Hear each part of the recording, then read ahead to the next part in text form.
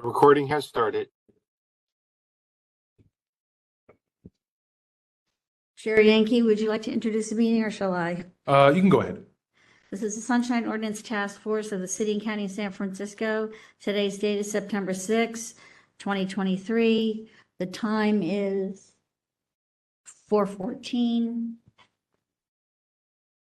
This is a remote access and our in-person participation. The Sunshine Task Force and its committees convene hybrid meetings that allow in-person attendance, in-person public comment, remote access for petitioners and respondents, and remote public comment via teleconference. The WebEx remote link login, TINYURL.com/BDF5WB6U. Password is Sunshine. Telephone call-in number 415-655-0001. The meeting ID is 2591-776-0254 ##. Press *3 to enter the speaker line. Do you want to read meeting decorum, Sherry Yankee? You can go ahead. Meeting decorum. Any member of the Sunshine Ordinance Task Force may call for decorum due to the disorderly conduct of meeting participants. Persons who engage in threatening and or menacing behavior may be asked to leave. Should we call item number Sure, one? item number 1, please. Item number 1, call to order, roll call, and agenda changes. We will start with roll call. Member Wolf. Present. Member Wolf present. Member Hill not present. Member Pilpel. Present. Member Pilpel present. Member Highland. Present. Member Highland present. Member Stein not present. Member Sugarman not present. Member LaHood. Present. Member LaHood present. Member Schmidt. Present. Member Schmidt present. Vice Chair Wong. Vice Chair Wong present. Chair Yankee. Present. Chair Yankee present.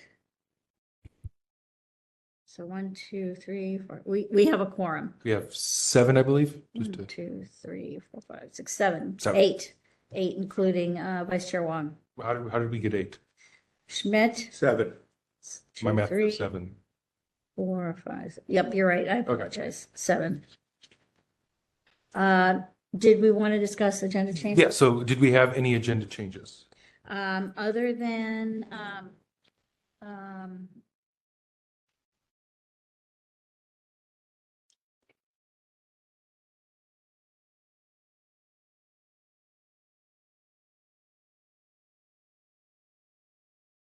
Well, I have it too, Cheryl, so I'll Yeah. discuss it.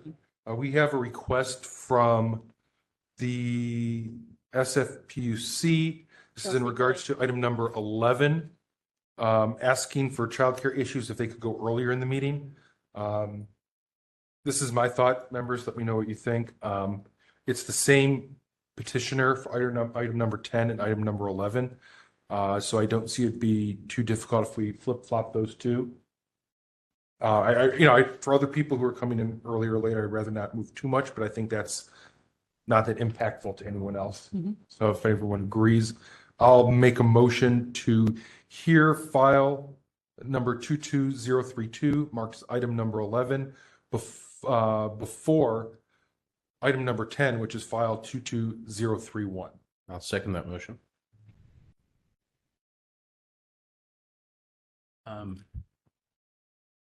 Yes. My recollection was in the past when we had a request like this, the chair just sort of announced it. It didn't necessarily require, the microphone. it didn't necessarily require a motion and We've vote. typically made motions since I've been Yeah, here. but then, so- okay. So here we are. Maybe we can do that now and in the future consider if the chair just announces it without objection, then we just do it. Okay. But that's fine. Okay. So moved by Chair Yankee, seconded by Member Highland. Do we have any public comment on that motion?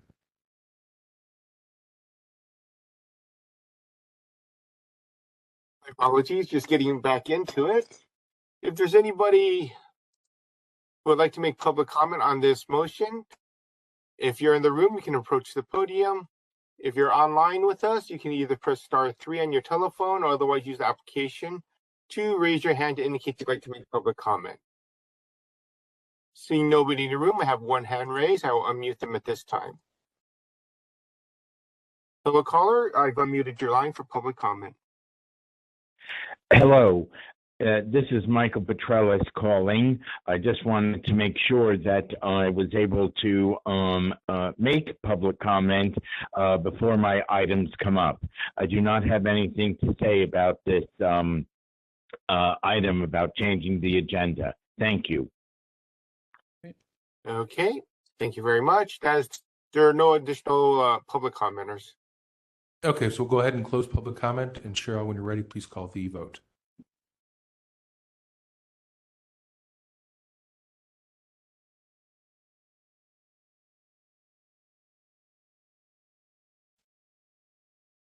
Chair Yankee. Aye. Chair Yankee, aye. Member Highland. Aye. Member Highland, aye. Member Wolf. Aye. Member Wolf, aye. Member Hill, not present. Member Pilpel. Aye. Member Pilpel, aye. Member Stein, not present. Member Sugarman, not present. Member LaHood. Aye. Member LaHood, aye. Member Schmidt. Aye.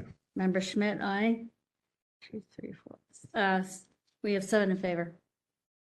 And I went. Did you call Vice Chair Wong, Cheryl? You have to call her. You didn't. I thought I did. Okay. Vice Chair Wong.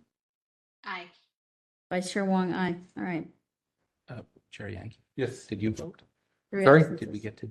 Did Yes, vote? you used to Okay, make all that right. motion. Yeah, got it. Yeah. All right, Bill, try and keep All that. right, sorry. Okay, 7 in favor and 3 absences. Okay. 7 in favor, 3 absent. Okay. Any other agenda changes from anyone? Okay, not seeing any. Okay, so I think we can move on to item number 2.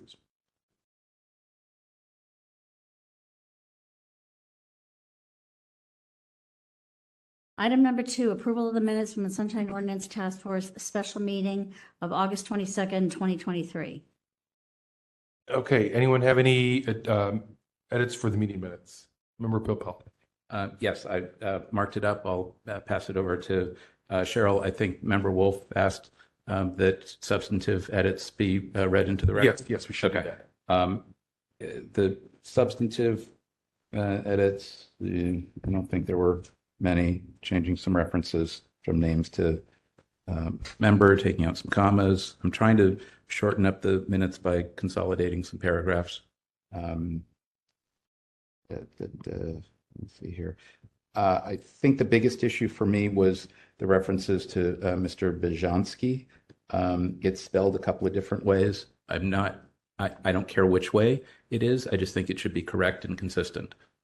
However, we've gotten communications from Mr. Bajanski. Let's just use whatever that is. The ayes and the noes. The split vote that we had on the amendment regarding the physically handicapped seat, I voted no on that. The minutes reflect that it was a unanimous vote. So Cheryl, that's item number 13. The vote for item number 13 was incorrect. You recorded them all as ayes, and Member Pilpel voted no on that motion. That's already been corrected on the record. Okay. Okay. And the rest of it is pretty non-substantive, just seeing. There was a reference to IDR and I spelled out immediate disclosure request. That's all. And the adjournment time I had is 10:46, not 10:36. Whatever. Anyway, I'll pass these up. There you go. Thank you for listening. Okay. Did you have a motion or did Yeah, okay. I'll let Member Yeah, Lewis go next. Go ahead. So of course, it's easier to notice things when it's your own words. So I'll wait till Cheryl, Ms. Leger is. So with item number 11, this was regarding closing Anonymous's cases. And the original wording says, Member LaHood stated that this petitioner filed many complaints over the years, filling agendas for training regarding sunshine work. Actually, now that I read it again, maybe it's clear. I don't know. Is that clear to you? No, Okay. it's like that. So I would say, Ms. Leger, when you're ready, I can dictate something that I think might be a little clearer. And I went back and listened to the audio on this.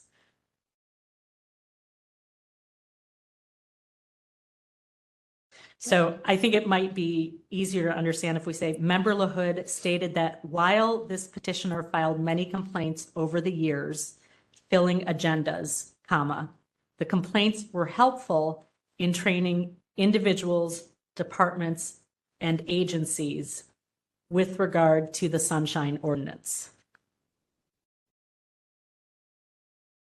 Does that make sense? Okay. Could we maybe add task force before agendas? Sure.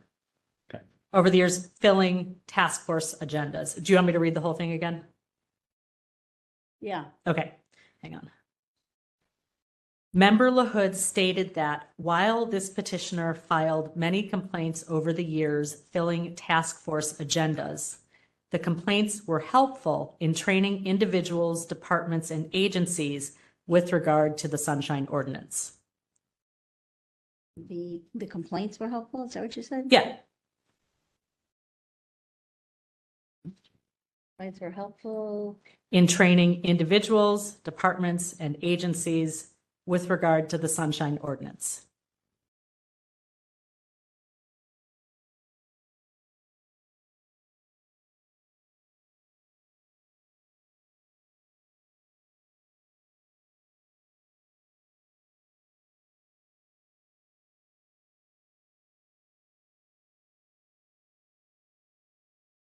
And I have two more when you're ready.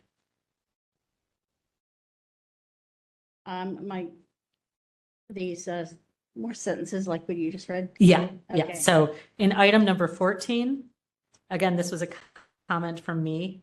And it just, this expands it a little bit. This is, do you want me to read what was there or do you want me to just read the new version? You just read the new version. Okay. Member LaHood noted that many who bring SOTF cases are frustrated about the process of getting their records, and then this is the addition, through the Compliance and Amendments Committee after the SOTF, or maybe we should say after the task force has issued an order of determination.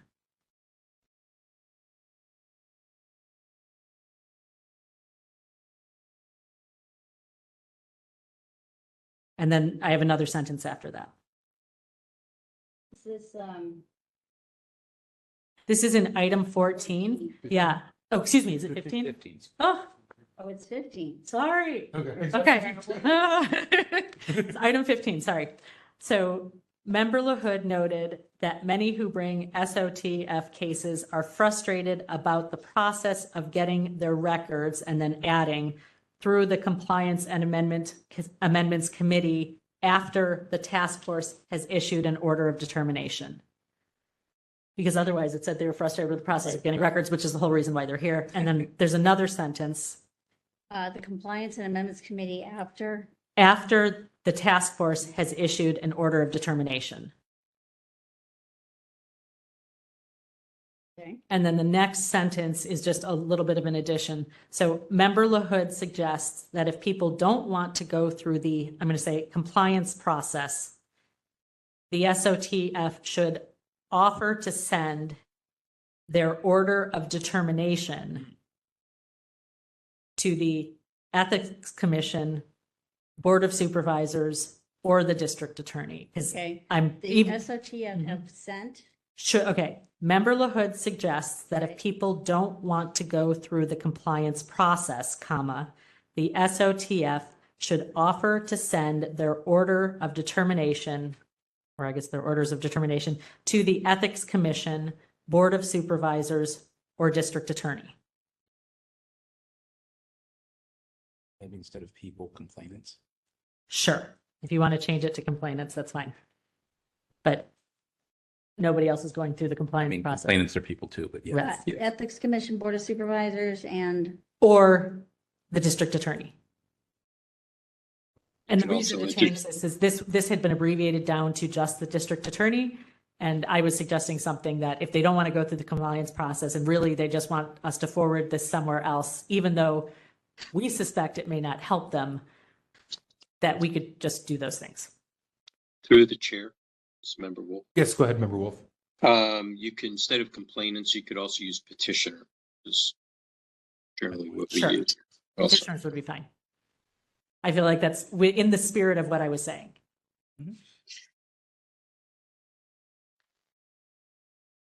And then the final thing, if we're done with that one, Is that also item 15? item 16. This was about receiving requests, and the comment attributed to me says I saw a coworker experience this scenario, but I was talking about myself. So I think you could just change it to Member LaHood said that she experienced this scenario due to being on vacation and not realizing. There was a request. Yeah, that that she had received an immediate disclosure request. Period. Yeah. Member LaHood shared this experience with a coworker. No, Member LaHood stated, if I'm keeping with your language, stated that she experienced this scenario due to being on vacation and not realizing she had received an immediate disclosure request.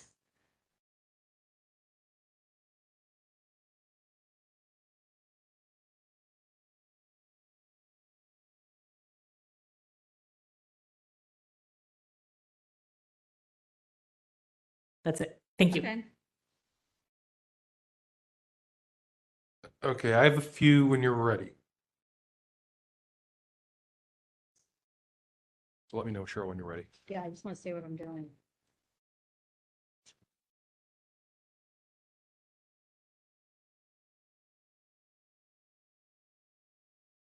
Okay, same minutes. Okay, so same minutes, we're going to go to item number 8.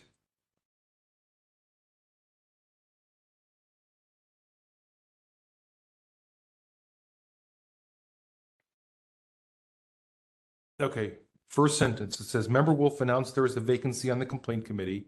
That's fine. And then put, and Member Highland announced there is a vacancy on the Education Outreach and Training Committee.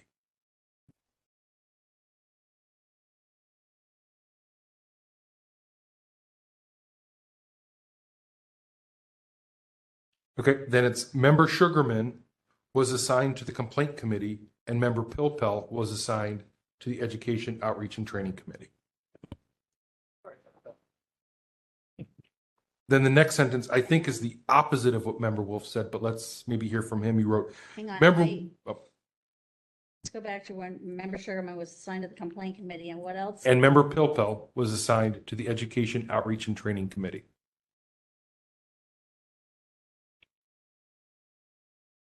So, Okay. Chair Yankee? Yes. So I actually had fixed the next sentence to read Member Pilpel questioned the value in listing all the incoming emails. And then the next sentence reads Member Wolf noted Administrative Code Section 67.23 states that. Okay, so I was actually the one who. oh, that's what I was going to say. Right. Okay, so that is substantive, I would say, if you're Yeah, attributing. yeah, I'm sorry. I Okay, missed that. so that's what it was. I didn't know, because I recall Member Wolf saying that we should have the emails in there. So, Right. So next sentence, Cheryl, where it says Member Wolf also stated, that should be Member Pilpel Questioned the value. questioned the value in listing, blah, blah, Yeah. blah. So it should be Member Pilpel questioned the value, and then you can keep the rest as it is. The value of the incoming email list? Yes, the right, yeah, exactly. I caught that in my notes, and then I added at the end, no action was taken, so it's very clear that we didn't change anything at that time Yeah. about the administrators. And that's fine, yeah. Okay, so that's all I have for item number 8. Let's see, I have, okay, Member LaHood got the next one, so we're good there. Okay, so I'm at item number 12.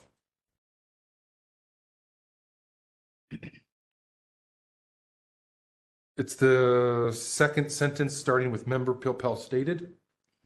It says, Member Pilpel stated he wants to work on the letter to the, I think we wanted to have, not to the city, but to the Board of Supervisors, because that's who we're writing the letter to. Yeah. So what I had in my rewrite was Member Pilpel stated that he wants to work on the letter, comma, referencing that requiring city agencies to issue city email accounts to members of decision-making bodies can be accomplished, period. So it just That's fine. streamlines. Yeah. Okay, if you already have that, yeah, that's Yeah. fine. All right, so Okay, he will, just one second, Cheryl. I think we should. Member Pilpel has the edits that he'll give them to you. You've It's got in that. here. Got it. I think that captures. That captures Yeah. what I was going to say. Yeah, you're on the same page. Yeah. Those are non-substantive edits. He will give it to you in the written thing. There it is. Or the one you already have. Yep. So that, forget about what I said on that one. Member Pilpel. Okay, next. but I do have a question. Why are you merging all this into one paragraph? I'm trying to get shorter minutes. So when we've got like a one sentence line and a one sentence line and a one sentence line, seems to me like it can be a 3-sentence paragraph. Because that's how it speaks. Shorter minutes, better world. Okay, next one. Sorry, David. All right. 13. Still love you. Despite We have Chair Yankee requested that the SOTF propose. It's yeah, you're right. You see where it says Chair Yankee requested that the SOTF propose? It should say Chair Yankee stated that the Mayor's Office on Disability requested that the SOTF propose.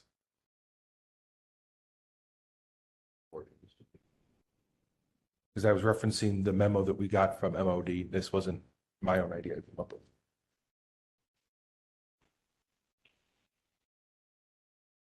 Requested, Chair Yankee stated that the Mayor's Office on Disability requested that the SOTF propose to the Board of Supervisors, and then, we can keep the rest as it is.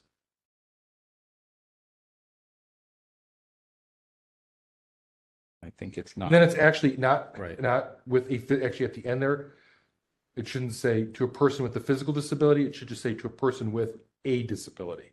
They did not make the reference to physical. That was the sticking point that we discussed. So you should strike that last physical in that sentence. And somehow there's also a word missing where it says a word change from a person physically handicapped. I think there was something else in between there. Word change. From a person physically handicapped. I think it's from a should person who with- is. I don't remember Oh. what the exact. Oh, text who was. is, yeah. Yes. Should say, like that. from a person who is physically handicapped.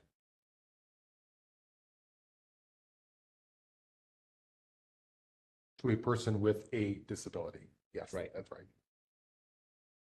we're taking out the word physical before the word disability, correct? Yes, and then before the word physically, add the words who is.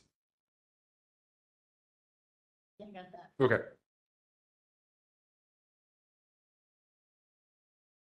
There's guys. Okay, the next one, same item. Final paragraph. Oh, the next paragraph that has me stating something.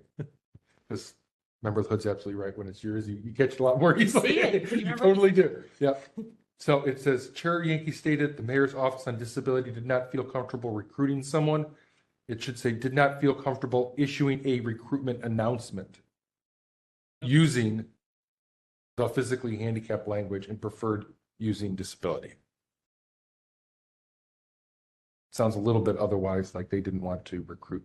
So then it's physically and not physical. Physically, yes. Meant we're recruiting someone with. It should say Chair Yankee stated that the Mayor's Office on Disability did not feel comfortable issuing a recruitment announcement using the physically handicapped language and preferred using disability. That's fine. Keep it as is. Okay, I got that. Okay, that's what I had on that one. But wait, there's more. There is more. Item 14. Okay, I have a question. Yeah. On some of these motions, David has reworded them. Can we still do that if it's already been acted upon and that's the motion? What are the rewordings? Can we finish, Cheryl? Can we just finish mine and then we'll get to that? I don't want to stop in the middle of what I'm doing. So let me just finish and then you can read those to us. He's on a roll. It's a Yeah. good one. All right, next one, 14.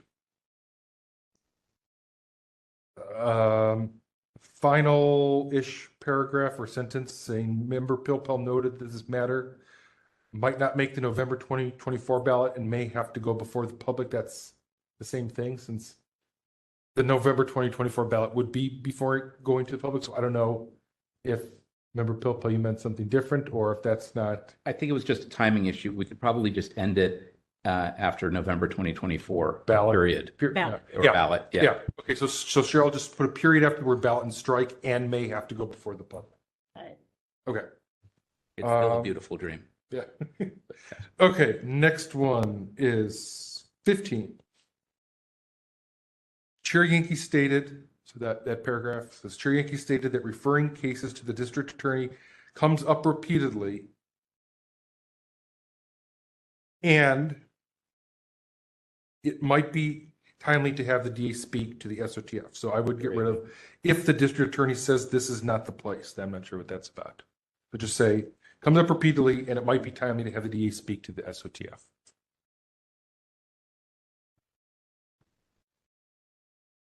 And I had spelled out DA there. That's Yeah. fine too. Okay.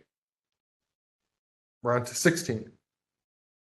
By the way, everyone, ordinarily I review these meeting minutes, but because this was last minute, that's what I'm doing. I usually get these to Cheryl ahead of time. Okay. For 16, it says Chair Yankee stated that not every city official is a full-time employee. Next sentence. Many city officials are volunteers or part-time employees. Because we talked about both scenarios. And then the rest you can keep as is.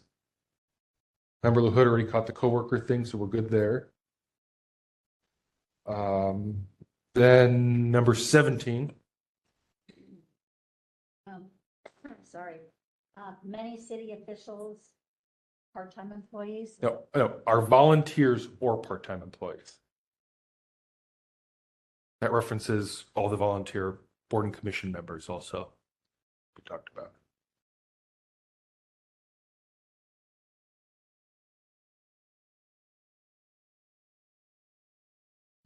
Okay, and then 17. This is my last one.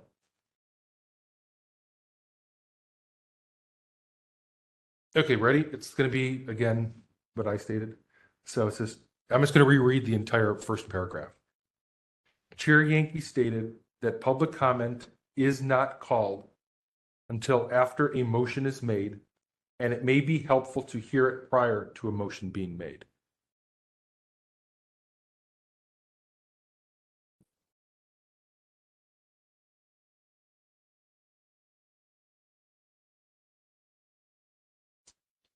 Chair Yankee stated that when public comment is called. No, the public comment is not called until after a motion is made. And it may be helpful to hear it prior to a motion being made.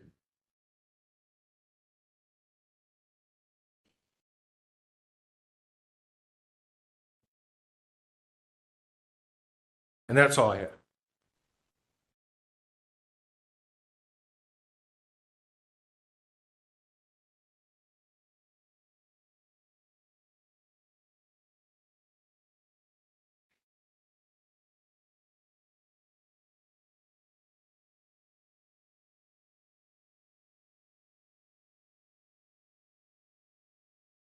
Okay, and then if you wanted to, that's all I had. So if you wanted to discuss any of the motions that you said were changed.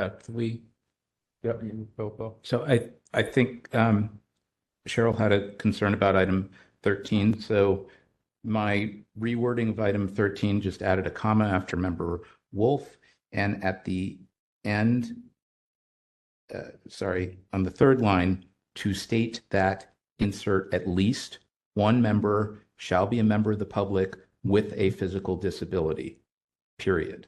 Because the rest of it, I thought, confused the issue as to the change in wording. That's a good point, because I think it's redundant with physical disability in there twice. I'm not sure Sometimes that. when you hear it and then you read it later.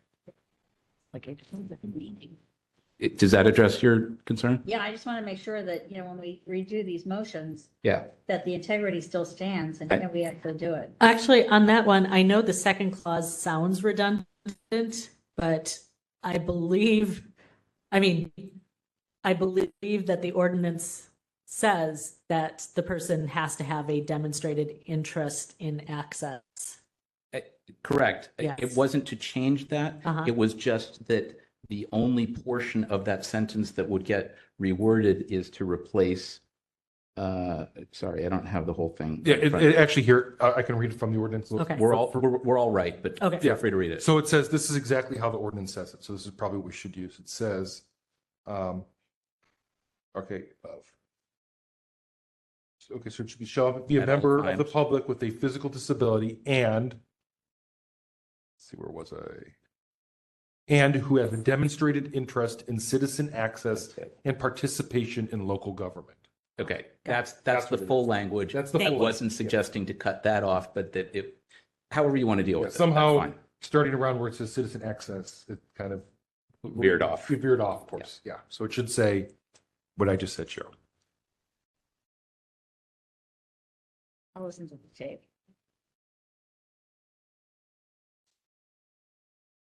Is it timely to have a motion?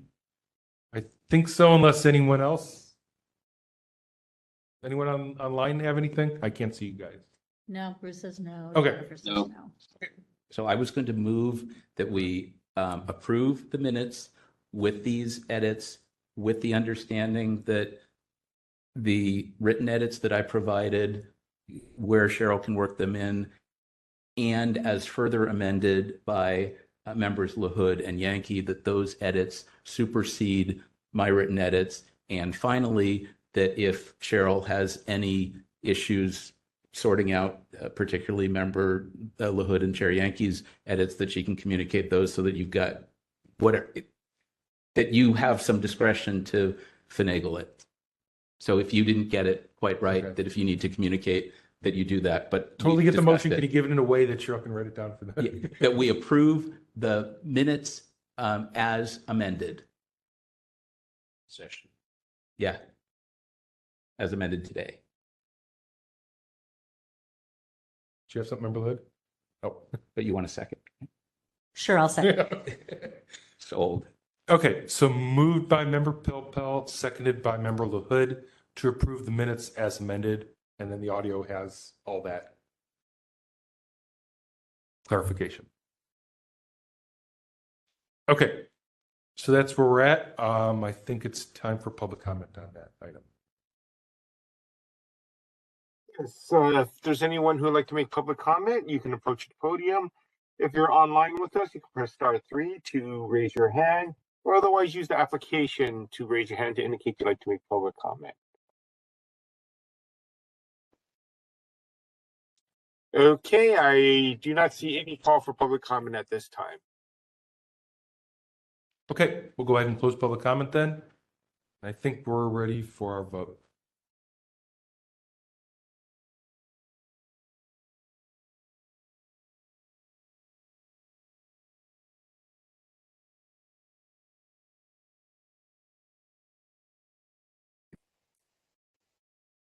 Member Pilpel? Aye. Member Pilpel, aye. Member LaHood? Aye. Member LaHood, aye. Member Sugarman, absent. Member Wolf? Aye. Member Wolf, aye. Member Hill, absent. Member Highland? Aye. Member Highland, aye. Member Stein, absent. Member Schmidt? Aye. Member Schmidt, aye. Vice Chair Wong? Vice Chair Wong, aye. Chair Yankee? Aye. Chair Yankee, aye. 1, 2, 3, 4, 5, 6, 7 in favor. Okay. 7 in favor, 3 absent. Okay, I think we're ready to move on to item number 3.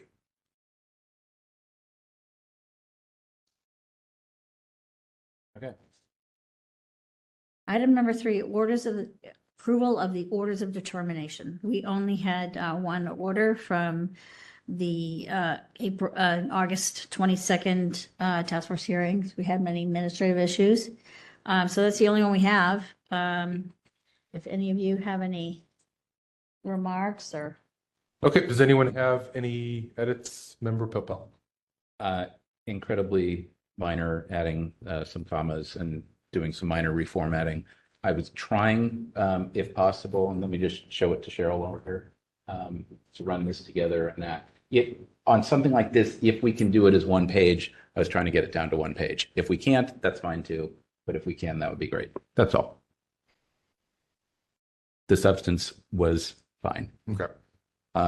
I would so move with the non-substantive edits. Okay, moved by member Pilpil to approve with the non-substantive clerical edits. Do we have a second on that? Second. Okay, seconded by member Wolf. See any members put their hands up, so let's go ahead and move to public comment on that. Hey, if there's anyone who'd like to make public comment at this time, you can raise your hand by using the application, *3 if you're on the telephone, and if you're in the room, you can approach the podium at this time. I do not see any indications for public comment. Okay, we'll go ahead and close public comment, and then Cheryl, if you can call the vote when you're ready. And Member also, Pilpil? if there's a way to update the template so that we're also shrinking things at the same time, that would be great. If we can, great. If we can't, No, we can update the template. The question is, we have to make sure that if we split the page, that either the full vote is there, you know, yes, I mean. insert a page break wherever you have to. But I'm just saying where we can shrink, I'm in favor of shrinkage. There you go. Okay. Thanks. Member Pilpil. Aye. Member Pilpil, aye. Member Wolf. Aye. Member Wolf, aye. Member Sugarman, absent. Member Hill, absent. Member Highland. Aye. Member Highland, aye. Member Schmidt. Aye. Member Schmidt, aye. Member LaHood. Aye. Member LaHood, aye. Member Stein, absent. Vice Chair Wong. Vice Chair Wong, aye. Chair Yankee. Aye. Chair Yankee, aye. 1, 2, 3, 4, 5, 6, 7 in favor, 3 absences. Okay, great. Let's go ahead and move on to item number 4. Item number 4, hearing Sunshine Task Force complaint procedures. Consider approving the attached amendments to Sunshine Ordinance Task Force complaint procedures. Okay, thank you, Cheryl. So these are just a few more so administrative cleanup things. It shouldn't change anything substantively. So there is an attached, call it red line version to it if you want to open it up, and I'll kind of talk about each one. So under subsection B, item number 4, it says, once we receive your complaint, we will send and it used to say relevant city or county agency written notice, and I'm putting the named respondent since it's, we recognize that everyone's a custodian of records as an individual. We don't have just general city and county agencies unless they only name a city or county agency. So we should say named respondent to be more precise. And then it adds a sentence, and this is something we ran into a while ago, and is actually a suggestion from former anonymous, number 3. And it has to do with what happens when we don't have the email address or someone's left city service. So it says, if a current email address for a respondent is not known, the notice shall be sent to the head of their department or agency or the public body of which they are or were a member.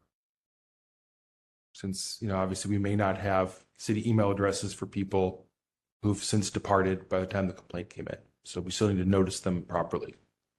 And I think if I recall, we had some issues where you were sending notices to SF.gov email addresses for commissioners that had since retired, and obviously no one was getting them then. So this makes sure that someone can at least get it and who's still here with the city. Okay, the next edit was in subsection C, item number 2. And this is deleting a sentence that says, prior to the committee hearing, the SOTF deputy city attorney shall prepare a memorandum to assist the SOTF in understanding the issues. Well, I think most, if not all of us, would still appreciate to have those memos. The fact of the matter is that the city attorney's office has told us they will not be preparing those. And this has caused confusion for members of the public who has sent in a sunshine request requesting that memo, which obviously doesn't exist because we're not getting it. So that, I don't think removing that language in any way changes our, sentiment that we would still like to see these, but at least reflects what our reality is, that these are not going to be part of the packet, at least at this time.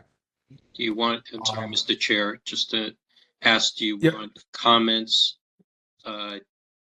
while you're on point by point, or you want me to want us to wait until you're done? Go ahead now, member Wolf, if you have one for this. Okay, so this one, I feel that we should leave it. Okay. I mean, this is a procedure. It's somewhat of an internal policy, so to speak. And I think that sentiment is we all remain interested to have those. This particular, the previous and the current city attorney has not wanted staff to do this, but maybe a future one will. And I would proffer that we leave it as being our sentiment. It's what we have relied on for many, many years. And unfortunately, it's not happening now, but it could happen in the future. Thank you, Member Wolf. Do you want to take discussion? Yeah, we'll take discussion on this part, Gary. Go ahead. Okay. Member Pompeo.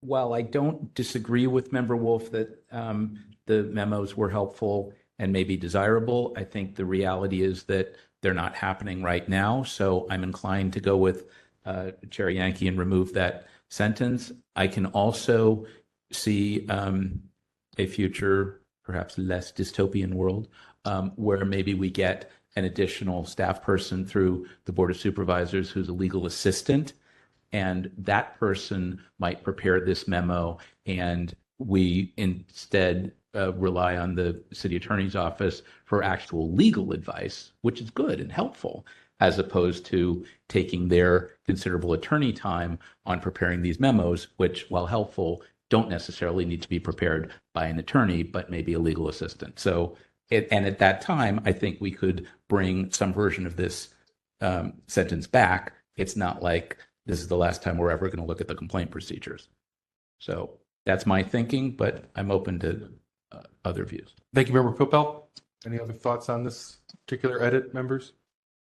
I'd like to respond, but I'll wait for others to speak first. Okay. Anyone else? All right, I'll speak briefly. I mean, I'm of the same viewpoint as Member Pilpel in this, and the reason being, I think we're confusing potential members of the public by talking about a policy or a procedure that doesn't exist. I absolutely agree that, I would love to see these memos, but I think that this document here should reflect what's actually happening versus what we would like to see happen. And for that reason, I think it's confusing to have that in there if it's not something that we're actually going to be seeing in the packets. But go ahead, Member Wilson. So I would, my concern about it is by removing it, striking it completely means that it doesn't exist anymore. And so there's nowhere for anybody to refer back to it once this whole body turns over to new people. So I would at least like to offer a reference in the sentence that allows future task forces to be able to return to that practice and know that existed in history. Otherwise, you're just wiping it from history, and only us here in the room know about that. Do you have proposed language, Member Wolf? This is Go ahead. I was just going to say, I mean, we could just change it to the SOTF Deputy City Attorney may prepare. So it's just a one-word change. Yeah, that might work, and there might be issues where that might actually, that's a good suggestion, Vice Chair Wong, because I think that may encompass those situations where we ask for additional legal advice. Mm-hmm. So there may be a memorandum of sort that goes with some, even though it's not the typical one we saw, and I think that kind of may leave the door open. But the shall part, I think, was the confusing part. So I'm amenable to that. I don't know what everyone else thinks. Although the interesting thing is, because these aren't memos that are public, when we're asking for legal advice, it's covered under attorney-client privilege, and then it won't be turned over. It may. That's right. It may be, I suppose, if we all agree that it's okay. Right. You know what? May covers it. I like May. There we go. Yeah, it kind of. Yeah. I think it keep. Member Wolf, what do you think? I think it keeps the sentiment there that we like it, but I don't think it also tells members of the public that they shouldn't necessarily expect it either. That was the part that we were getting confused with members of the public. I understand that, but it's not really about the members of the public for me. It's about whether we are asking, we are making a, more or less a directive in what our needs are, so that the public can be served. And by putting the word may in it, then you leave the choice up to now the city attorney to do that, and it takes it out of our desire for it. Member LaHood? I have another slight modification. Okay, we know that the city attorney's office won't authorize these for every case, but that we could request them on specific cases. So what if we changed it to the SOTF deputy city attorney may, upon request, prepare? I mean, would that cover us where there are certain situations where this could happen and could be made public, but does not promise that this will be done in every situation? I'm fine with that. Yeah. But my concern with this is that we are getting complaints from members of the public who are saying, why is my file incomplete? Where's my deputy city attorney memo? It's not in there. Okay. So I think we have to reflect the fact and make it public that they're not always going to have a city attorney memo. That doesn't mean that the file's incomplete. It's about managing expectations. It's about managing expectations precisely. So I'm fine with that language. Member Hood, I think that's great. Member Highland? Member Highland here. Further to Member Pilpel's point, do we also maybe want to work in that we might get that legal advice from the admin at this point, if we're going to do an all-encompassing document that says, prior to committee hearing, deputy attorney may provide memorandums to assist the SOTF. So deputy attorney or the administrator, just to open that door, because I think what Member Pilpel said is a more likely source of getting that summary memo down the road, and that would plant the seed, if you like, of possibly going down that way. We covered all our bases. Yeah, I think that's a great idea too. I mean, I'm totally in agreement that I think in an ideal world that's likely how we would see things brought to us. I think we've talked about additional staffing and how things would look. So I'm amenable to that as well. I think for me it was just removing the shall. So however we want to word it, where it's like Member Pilpel said, managing expectations. Right, because both bodies support us. Right, exactly. The question is, do we want to just go with may now? Do we want to finagle the language on the fly here? Do you want to, how do you want to I object. get out of it? I'm going to oppose it if you use the word. Okay. That's fine. So we could take votes for all three different edits, I suppose, what we'll do. I don't think this is that. I'd rather not see this come back again. I think Fine. very- We'd rather make the other changes and leave this one. No, I'd rather do all of them. We could Okay. use the word may now if we would. I just vote on it. And we could take three separate votes if someone's uncomfortable with this section. Okay, so let me just move on to the next one, and then we'll Fine, we'll we'll figure call the motions. Okay. Last one was all the way in subsection E. And if this is on P23 or PDF page 7. This is just removing a sentence that says a request for reconsideration form is available from the SOTF administrator. There is no form for reconsideration. The administrator has no such form. So the paragraph written as is, I think, outlines what someone from the public needs to submit if they want reconsideration. But again, managing expectations, there is no form. And I've confirmed that with Victor and Cheryl. So I suggest we remove that so people don't think that we're withholding said form from them. It doesn't exist. Member Popo? Couple of things. I did not spend a whole lot of time on these procedures because I just didn't this time. We don't need to make these changes tonight necessarily. I just find, for example, the item A on page 18, step 1 and B, step 2 to be confusing. Like, I'm not sure that we need step 1 and step 2. I get the contact the task force, file a complaint. So I might just eliminate step 1 and step 2 on the heading for. Member Popo, if I may. Yeah. Why don't we, if you have additional edits, why don't we return them? We can put those as a separate agenda item. That's why I just wanted to say, for example, along those lines on page 22, item D, if we're moving away, or at least in our procedures, from departments complying, then maybe D should be reworded to say respondent to comply with task force order. So there are a number there are a number of elements of these procedures that don't entirely align with the current reality. The boilerplate on our agendas we've talked about doesn't always align. I have, for the longest time, wanted to get rid of the addendum complaint procedure summary on page 25, which I find entirely redundant, repetitive, not consistent, and annoying. Other than that, I love it. So where we can conform the document to, the reality on the ground, the procedures that Cheryl and Victor use, the comfort level with the city attorney, all of that stuff. I think it would be great if we actually have complaint procedures that sort of reflect reality. We're not going to fix all of that tonight, so I'm comfortable with the changes that you're proposing now. I'm not suggesting that we do any of that other stuff now, but the next time we do a wholesale revision, maybe this is something the complaint committee could take yet another whack at because they haven't spent 5,000 hours on it already. That would work. Or maybe be something that I'm not volunteering to take this one on, but Chair Schmidt, does that kind of make sense to you? I'm not asking you to take it on right this second, but conceptually. Sounds like it's asking to take it on.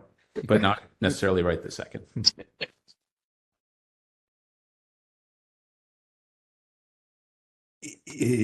I would just ask if anyone thinks that's not something that would belong in complaint committee consideration. Does it seem like it's part of our, I'll call it jurisdiction? Yeah, ordinarily I would say it's actually something that the rules committee would do. But, Rules committee. But the rules committee kind of is not allowed to meet since we're kind of limited. So I don't think it's inconsistent with your charge. I think it could work either way. or it could be EOT as well. I think it could be, educating the public about how to file a complaint. So I'm fine with talking about in our committee, talking about a revision and opening up a process where we look at things. I certainly am in agreement about the addendum, and I know that Member Stein has said to me that she wants to talk about some substantive changes. And so why don't we just wrap it in with that? Fine. And yet I don't want to exclude anyone else who thinks they have improvements from suggesting them. I don't necessarily care who does it and when. It's not something that needs to happen next week. I just think it's a good idea. And I think Member LaHood and the CAC are a little busy with their stuff. So that's why I wasn't suggesting it go there. Chair But Yankee, yes. quick question. Who is rules still? there's, it was Member Neighbors was the chair. I don't know. And I I think it think was you and Member Stein as well. two of us. Right? Yeah. I mean, the other idea, you could have a rules committee that maybe piggybacks an existing meeting if you wanted to have, like, maybe start with rules at 4:30 and then do EOT. We could have rules piggyback EOTC, and then So maybe we do that. and Member Pilpel could join rules either permanently or for that meeting, and hammer this out. I think that's a great idea. Maybe we do that. Yeah, I bet you. I wasn't volunteering to take. See, I volunteered it back to us. Damn it. When are you guys planning to have this piggyback? All right. meeting? Well, that's not within the purview of this agenda item to schedule a meeting. Yeah, but we'll do that. So, gee, what are we doing tonight so that So somebody tonight- can make a motion? So tonight, we can make these you know what, I'll make the first motion. I'll separate them out, and it sounds like there's hesitation to approve them all. So I'll make the first motion to approve the edits to the complaint procedure under B4. Just those for now. How about the title one, deleting the word process, which is way at the top of the page? Oh, I didn't even see that one. Okay, thank you. Remember that. Yeah, because we always call these the complaint procedures, but yet there was an able complaint process. So I think we always call it complaint procedures. So we probably should change the title since that we remember. Or maybe all of them except for the one that Member Wolf objects to, so we can just do two votes. Sure. Okay. Yeah, that's it. Okay. So I will. Yeah. Great. I'm going to amend my. So I will instead. I'm going to move Cheryl to accept all of the edits except for the edits on C2. Can I just ask Member Wolf, does that work for you? Does that work for you, Member Wolf? Yes, it does. Okay. Do you need a second? I do need a second. I will so second. Okay. And can I also ask whoever, the bylaws require a 10-day notice? They do. In the past, I don't think we've done that for complaint procedures. That's correct. So we're good to adopt that just as an agenda. That's how we've done it before. Okay, all right, just so that everyone, thank you. Good. Okay. Anything else on this particular motion? Who was the second? I'm sorry. Member Pilpel was.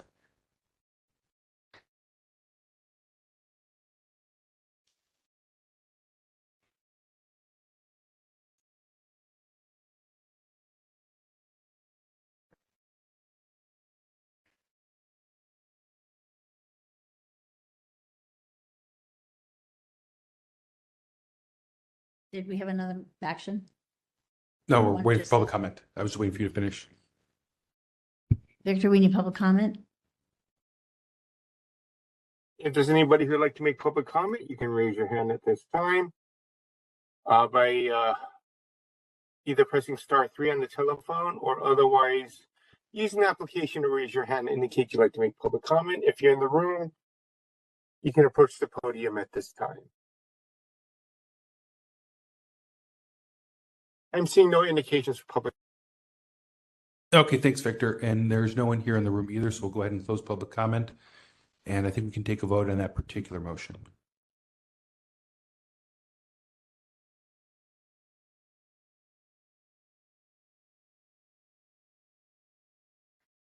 Chair Yankee.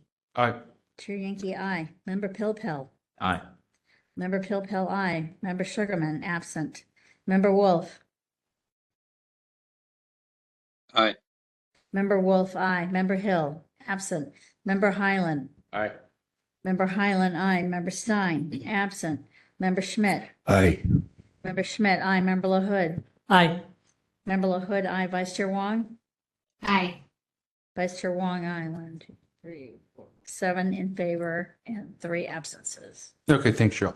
And then I'll make the second motion, and this will be for item C2. We will restore the deleted sentence, but have it say, and anyone jump in if I think I got everyone's suggestions. Prior to the committee hearing, the SOTF Deputy City Attorney or Sunshine Ordinance Task Force Administrator may, upon request, prepare a memorandum to assist the SOTF in understanding the issues. I can reread that, Cheryl, if you need me to. Let me know. Anyway, Yeah, so far.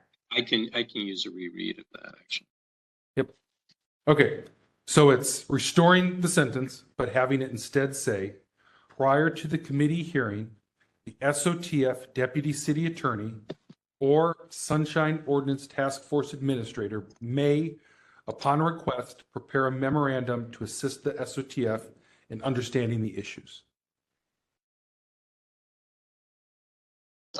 On your second read, you read out Sunshine Ordinance Task Force. Can we abbreviate that as That's well? fine. We can say SOTF Okay. Administrator if we want. Yeah.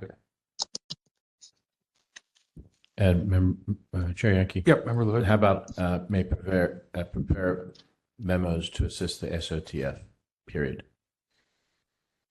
may prepare memos to assist the SOTF, just period. Okay, yeah, it's fine. So I'm going to reread it one more time, Cheryl. Sorry. So it's going to be prior to the committee hearing, the SOTF Deputy City Attorney or SOTF Administrator, Administrator or member?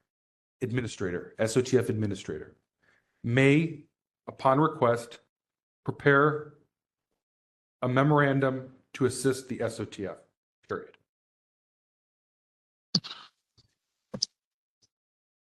Anyone else think that? So that's the motion. Yeah, I have a comment on this. Can we wait to see, Member Wolf, if we have a second on that first?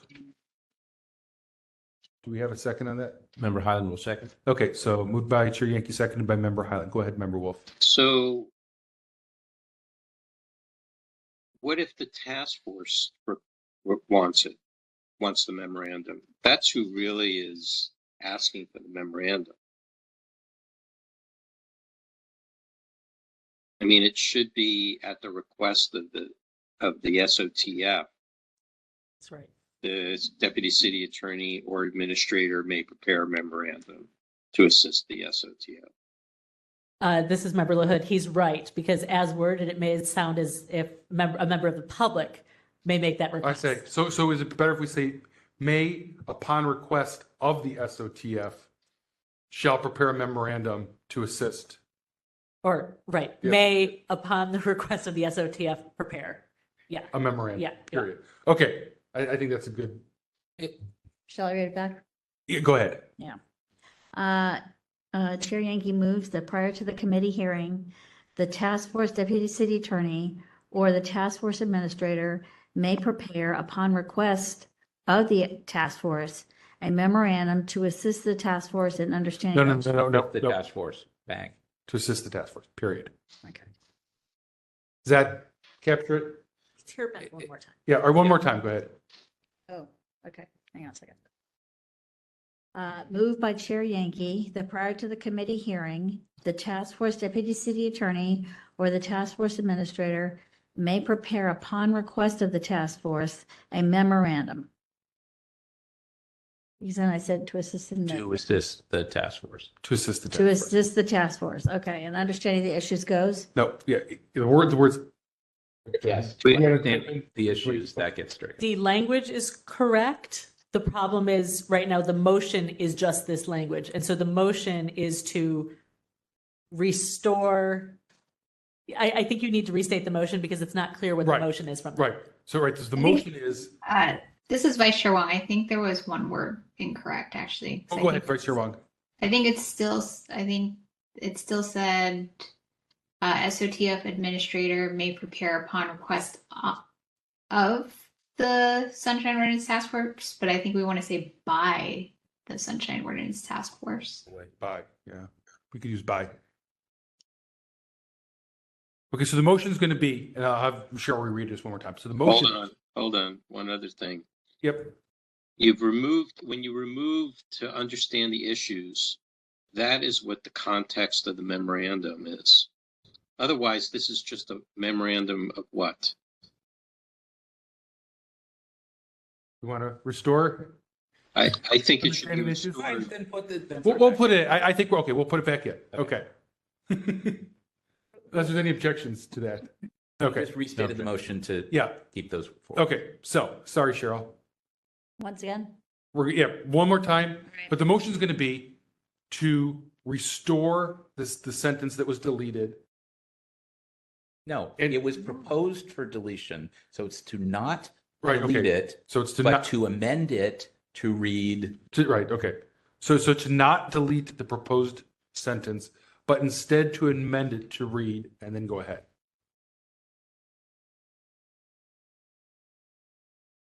moves to not delete the proposed.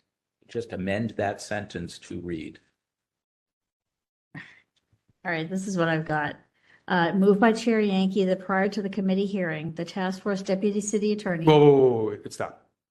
Moved by Chair Yankee to not delete, but To amend that sentence to read. Because if you say delete, then it's confusing because we're not deleting it, we're keeping it, we're just amending that sentence to read, fill in the blank. Member Hood. Moved by Chair Yankee to amend the following sentence in section C subsection 2, Mhm. and then There you go. proceed. Yeah. Okay, that you works. said. All right. Moved by Chair Yankee to amend the following sentence in section C2 to read that prior to the committee hearing, the task force deputy city attorney or the task force administrator may prepare, upon request by the task force, a memorandum to assist the task force in understanding the issues. I think we got it. Second, Chris. Yes. It was seconded by, yeah, I think, Highland. Member Highland. Yes, Member Highland. Is it, if he's okay with that still? Yes. Okay. Member Popo? I think this is fine. I think the wording is still a little confusing, in part because this is, the way it reads is prior to a committee hearing. It might also be prior to a task force hearing, not at a committee, but this is in the committee context. But it's also not very clear to me if this is the first time the task force or the committee is hearing an item, how would they have made a prior request for somebody to prepare a memo? That's a valid point. Maybe but we just, I think it's good enough for the moment. okay, I would say we could just remove the word committee. It's just as prior to a hearing. No, because the section C, because C1 talks about committee hearing schedule. Okay. That's why the whole thing needs a bigger look. Yeah, sure. I think it is good enough for tonight. Okay. That's my view. If others Okay. want to do something else, do it. Member Wolf? Yeah, I would just say that the reason why that is because if you wanted to make sure that that memorandum was available for the committee ahead of the task force hearing, that's why it's there. So that way it's part of the record at the very beginning. Because if it comes later, then the committee didn't have a chance to have the pleasure of the advice or the counsel at that point. Okay, so I think we'll leave the motion as is. I think we've done enough. Okay, anything else before we move to public comment? All right, I think we're ready for public comment then. Victor, when you're ready. Yes, if anybody would like to make public comment at this time, you can use the application to raise your hand by pressing *3 or otherwise use the application to raise your hand. If you're in the room and like to make public comment, you can also approach the podium.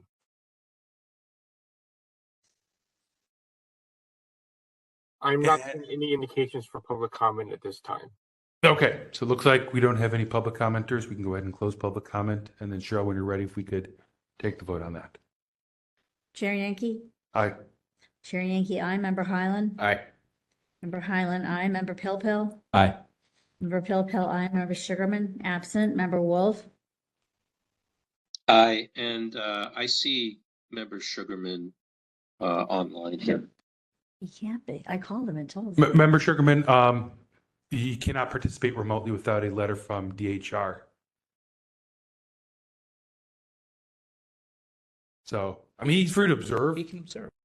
He can observe. He doesn't have to leave. We just can't call him for any votes, or he can't participate as a task force member remotely without a letter from DHR, which I'm not aware of him having. I'm not aware of that either. Okay. Okay, resuming the vote? What's that? Keep Resuming the going. vote? Yeah. Okay. Member Wolf? Aye. Member Wolf, aye. Member Hill, absent. Member Stein, absent. Member Schmidt? Aye. Member Schmidt, aye. Member LaHood? Aye. Member LaHood, aye. Vice Chair Wong? Aye. Vice Chair Wong, aye. 1, 2, 3, 4. 7 in favor, 3 absence. Okay, great. Do we have another motion we want to make on item 4? No, I think that was all of them, unless anyone else had anything for now. So I don't think it needs a motion or any further discussion, but is our process when we approve changes to the complaint procedures, Cheryl will perfect it, somebody else will proof it, and then it'll get posted online? Correct. That's how it should work. So, Cool. Excellent. Thank you very much. Yeah, okay. Matthew and I will work on that. Yeah, we'll work on that. Okay, Get it great. up on the website. Babu. Okay, I think we're ready for item number 5, and a little behind schedule, but not too bad here. We ready? Yes. Item number 5, public comment. Members of the public may address the Sunshine Ordinance Task Force on matters that are within the task force jurisdiction, but not on today's agenda. Okay, so Victor, anyone online for public comment? If there's anyone who would like to make general public comment, you can raise your hand at this time by pressing *3 if you're on the phone, or otherwise use the application to raise your hand. We have one caller at this time. I will unmute them. Hi, it's Michael Petrellis again. I want to make 2 points. First of all, I want to thank all of you volunteers for your service to local democracy. You're not being paid for this accountability and transparency work that you do. And I think it's important that occasionally you hear from at least one member of the public who salutes this volunteer gig that you have to keep the Sunshine Ordinance Task Force going. So thanks to all of you for volunteering on this panel. The second point is I hope that before the end of this year or maybe the beginning of 2024 that these full meetings of the Sunshine Ordinance Task Force are aired on SFGov TV. I think that the Board of Supervisors need to allocate enough funds to put your monthly meetings on TV, and it's really a blot of shame for various members of the Board of Supervisors over the years who have not taken an interest in putting your meetings on the web, and I hope that changes. That concludes my remarks. Thank you, Mr. Petrellis. Victor, do we have any other public commenters? I do not see any additional hands raised. Okay, thanks, Victor. And I do not see anyone here in the room at the podium, so we'll go ahead and close public comment for item number 5 and move on to item number 6.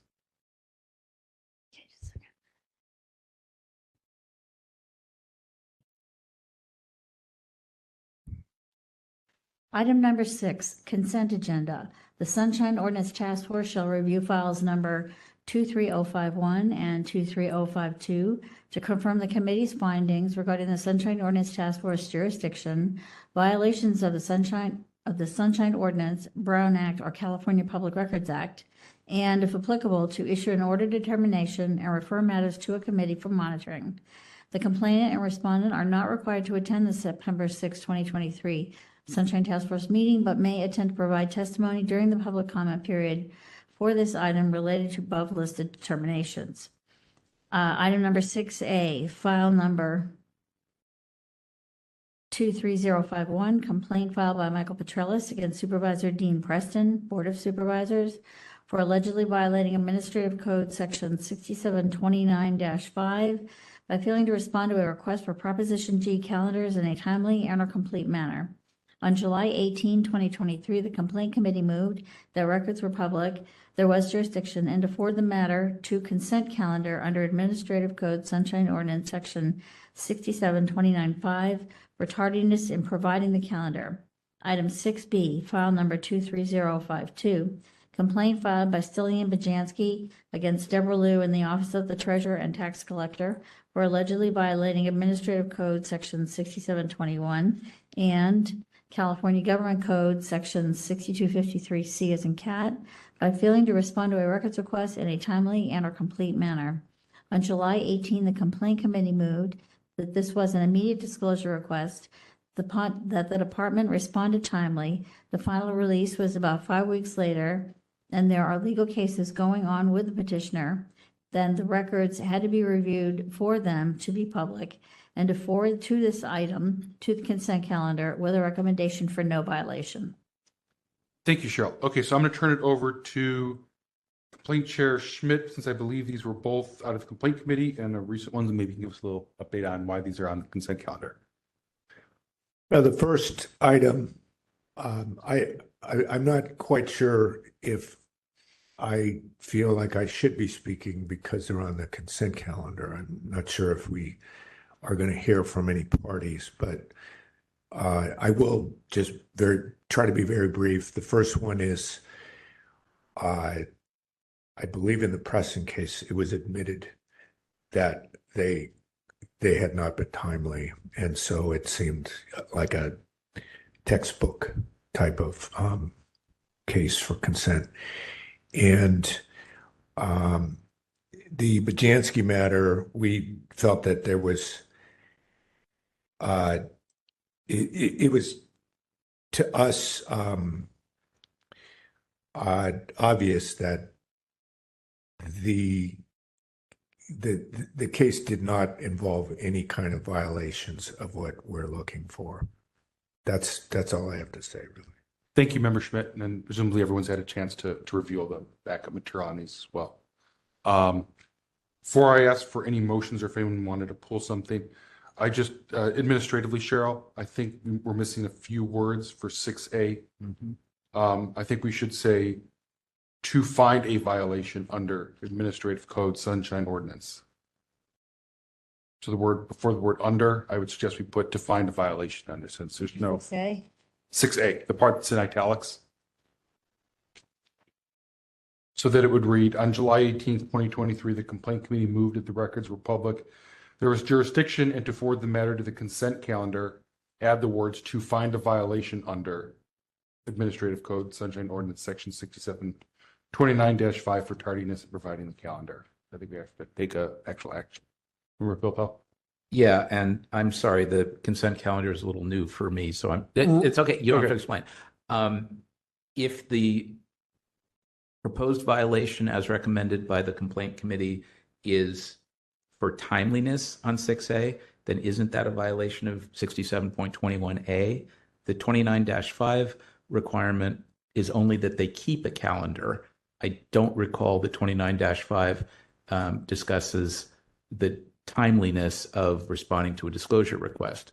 So I think they kept a calendar, but they didn't disclose it timely, and so the violation would be 21A. But I could be wrong, so. No, I think it's talking about within a certain amount of days. 729.5 talks about, this would be for a board member. So let's see where this is.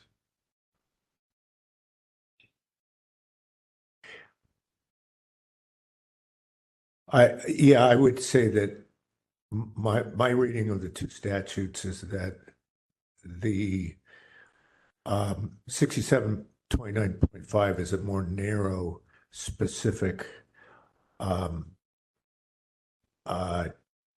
requirement, and it's actually a very fast turnaround that's required under 29.5. So I don't think 21 really comes into play here. Yeah, so it says, I found the language. It says such calendar shall be public records and shall be available to any requester 3 business days subsequent to the calendar entry date. That's part of 6729. Okay.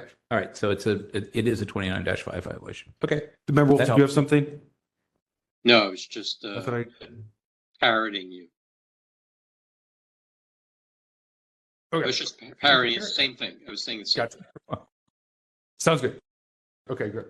Any other questions on that? If not, do we have a motion to approve the recommendations on the consent calendar, consent agenda? So moved. Okay, so moved by Member Wolf. Seconded by Member Schmidt. And we can go ahead and go to public comment on this. Pardon me, is this just for item 67? Oh, I'm sorry, what? Just this, is this addressing only 6A? This, the entire, so 6A and B. It's adopting the recommendations on the consent agenda. 29-5 violation on A and no violation on 6B. Yep, that's what it is. Okay. Okay, sorry about that, Victor. I think we're ready now for public comment. Yes, if anybody would like to make public comment, you can raise your hand at this time, star 3 if you're on the phone, or use the application. I'm not seeing any hands raised at this time. Okay, so we'll go ahead. I'll just note that if any of the parties to those matters, since they don't have their opportunity to speak, if they wanted to speak in public comment on this, they're welcome to in public comment. Just wanted to make sure everyone knew that. Still not seeing any hands? Anybody? No hands. Okay. All right, so we will go ahead and close public comment. And I think we're ready for a vote, Shell.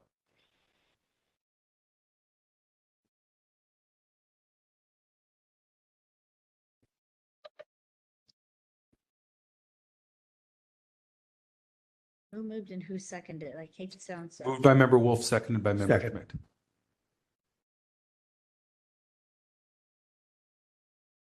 Who was the second? Member Schmidt? Member Schmidt. Thank you very much.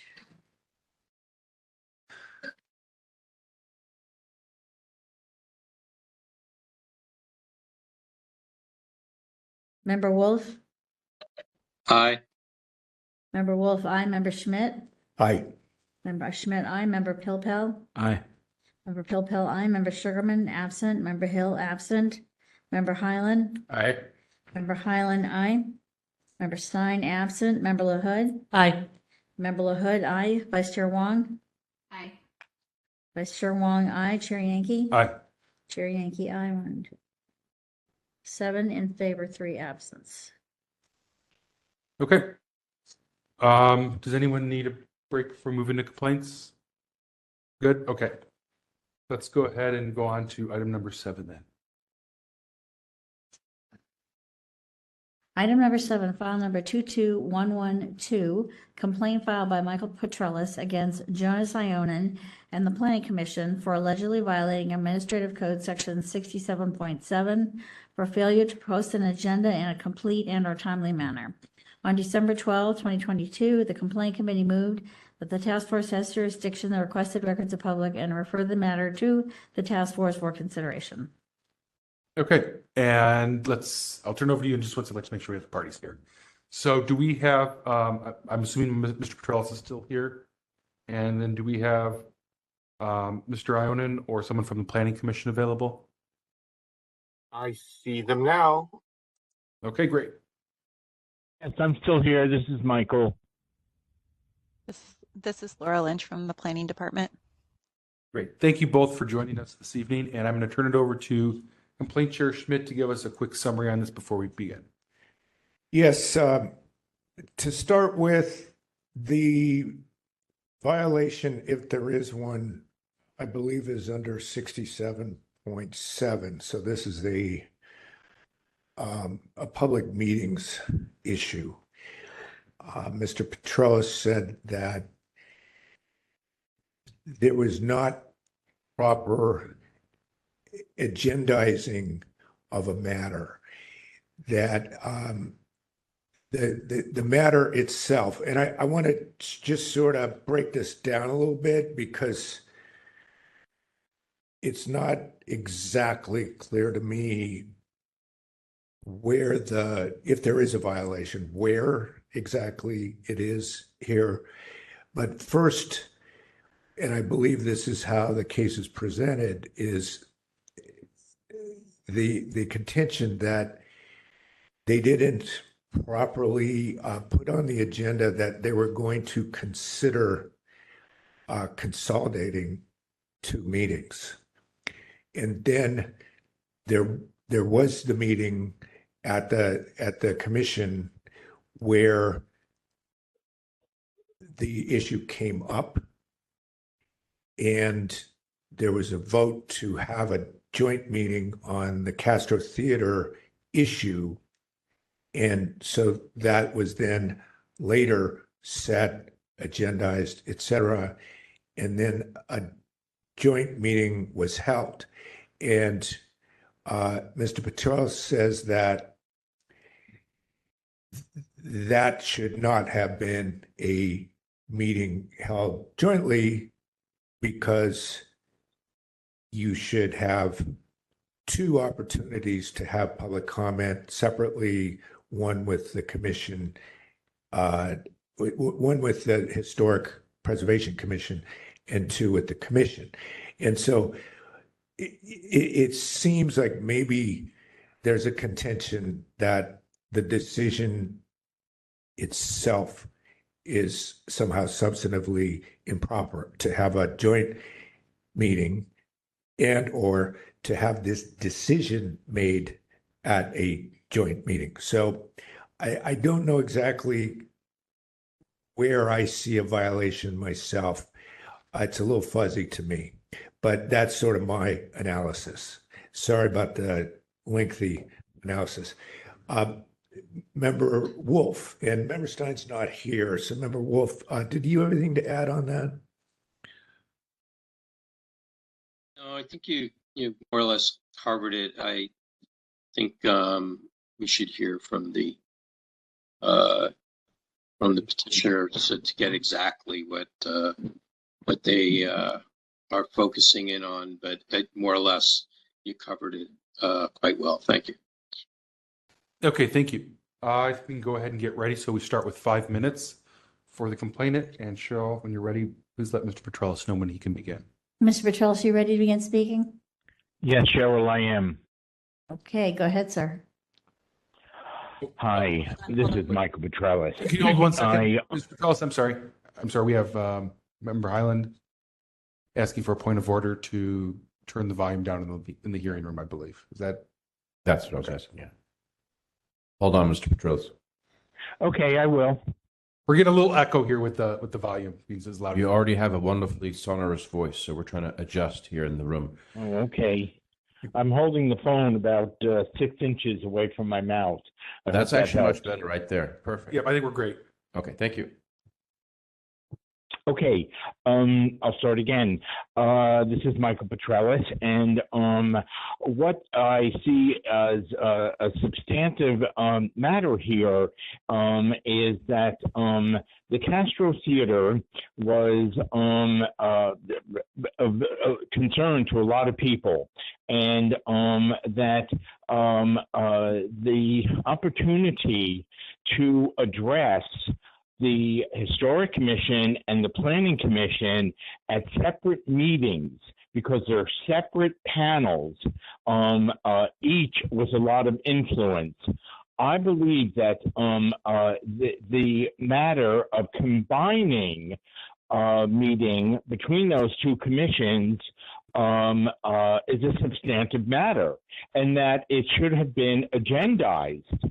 If I hadn't been monitoring the meeting, I would not have known that the commission secretary was making this proposal.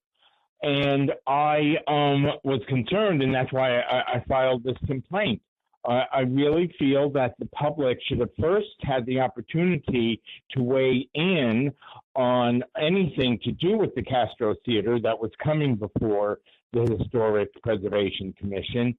And secondarily, we should have had the opportunity to speak up and say no to a single meeting between the two commissions, because I believe that many people should have had the opportunity to address separately the historic aspects of what was being proposed, and then separate from that would be at the Planning Commission for what was being proposed to renovate the Castro Theater.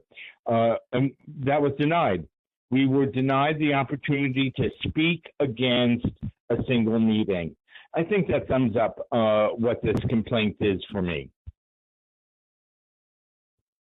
Thank you, Mr. Petrellis. Yes. And you're all set then. That's all. Okay, great. I just didn't want to cut you off. Okay, so are there any parties to provide facts or evidence on behalf of the complainant?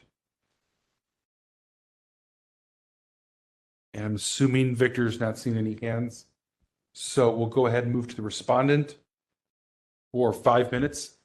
And if Cheryl, you can let them know when you're ready.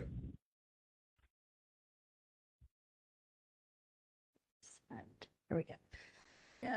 Ms. Lynch, I think it is. Are you prepared to speak, ma'am?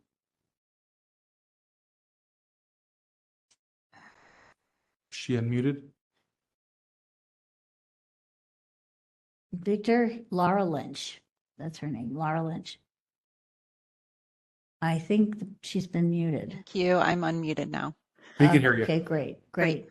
Are you ready to begin speaking, ma'am? I am. Thank you. Go ahead. Good evening. My name is Laura Lynch, Manager of Commission Affairs for the San Francisco Planning Department. I just would like to narrow the focus of the complaint filed by Mr. Petrellis. All of the information that was provided to us in advance of this hearing was related to whether the agenda was posted timely and whether the discussion around the potential calendaring of a special meeting was properly agendized.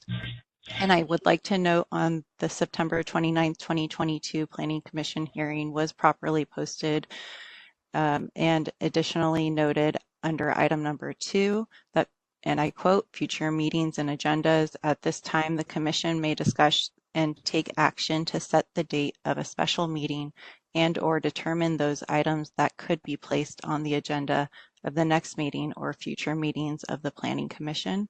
So under that specific agenda item, the discussion occurred and therefore the department respectfully disagrees with the complaint. Further, I sent an email but would like to follow up around the topic of the December 20th, 2022 minutes for the complaint committee. The meeting minutes do not accurately reflect the planning department's position nor the summary of what was stated by the planning department at that hearing. I believe there may have been some confusion on who was speaking, and my name was associated with comments made by Member Stein. I believe we both are named Laura, so that might have not helped. But I would like to update those minutes to accurately reflect what the planning department's position and what was stated then. This concludes my presentation. I'm available for any questions that you may have. Thank you. Thank you, Ms. Lynch. And do we have any parties to provide facts or evidence on behalf of the respondent? And hearing nothing from Victor, I'm assuming there's no hands on that. So we'll go ahead and move to questions from the task force. So members, if you have questions, now's the time. David Pilpel. So a couple of things. First, on our agenda tonight, I was a little confused. The italicized parenthetical, the complaint committee heard this back in December, so this has been sitting a while because of our backlog. But the complaint committee recommendation was that the requested records are public. This sounds like it's not really a records issue. It's a meeting issue. Should I just sort of ignore the verbiage and just get with the program that we're discussing a meeting? That sounds like a mistake. Okay. All right. Yeah, I think, Member Pilpel, I think that's typically the language they use when it's a public records one. I think Member Schmidt, you're right, that's probably a mistake. Yeah, that is just a mistake. Okay. I don't know why that mistake wouldn't have been caught, but this is not a records matter at all. All right. Thank you.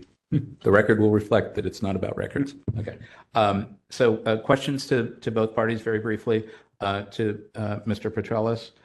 On the agenda for this September 29th, 2022 meeting, on page 121, for example, of our packet, item B, commission matters, sub-item 2, commission comments / questions, inquiries / announcements, blah, blah, blah, future meetings / agendas. If, Mr. Petralis, are you hearing me? Yes, I am. Okay. If under that bullet, future meetings / agendas at this time, blah, blah, blah, if there was a sub-item listed that said something like consideration of holding a joint meeting with between the Planning Commission and the Historic Preservation Commission in general, or on December 8th, 2022, or something regarding the Castro Theater, Another Planet proposal, blah, blah, blah. If there was some call out there under the second bullet under B2, would that have accomplished what you're looking for here? Okay, that was quite a bit, David, to digest. If I'm understanding correctly, and I'm looking at that page right now, B, commission matters, B2, commission comments, and then future meetings agendas. I do not see the Castro Theater or Another Planet listed there, and I believe your question was, would I have liked for that matter, the Castro Theater, to be mentioned in that section? Yes. Okay. And I guess my more specific question was, if they had called that out, either with something like what I just read out, indicating that that was to be considered at that time, would that have satisfied your concern here that they weren't giving exposure to that issue and potential discussion of a joint meeting with the HPC? My answer is yes. You've summed it up. Yes. Well, there you go. Okay, so thank you. So to Ms. Lynch, this is just sort of weird that you're not here and yet you are here. Can you hear me okay?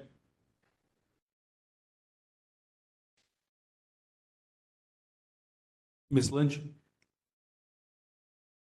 Ms. Lynch, are you there? Cheryl, Victor, can you double check that she's not muted? My apologies. Ms. Lynch, if you don't mind just leaving your microphone on. Yep. Every time you turn it off, can't turn it back on yourself. Yep. Sounds good. I'm here Okay. and I can hear you. Okay, Ms. Lynch, you understood my question to Mr. Petrellis. Mm-hmm. Are there instances that you can think of? I certainly can't think of any offhand, but maybe you would know. Under that bullet, the future meetings agendas, are there examples of where the commission has indicated that idea of something that might be considered for a joint meeting or a special meeting? Is there ever any call out under that to give the public notice of what might be considered there? Off the top of my head, I can't recall a previous agenda where we've specifically called out any type of special meeting or topics that may be agendized at a future meeting. I believe the intent of that bullet point is really to allow the commission the ability to discuss those topics on a regular basis as they come up. So to my knowledge, Understood. no. Okay, understood. If a commissioner initiates it, they might do so, what's the legal term, sua sponte?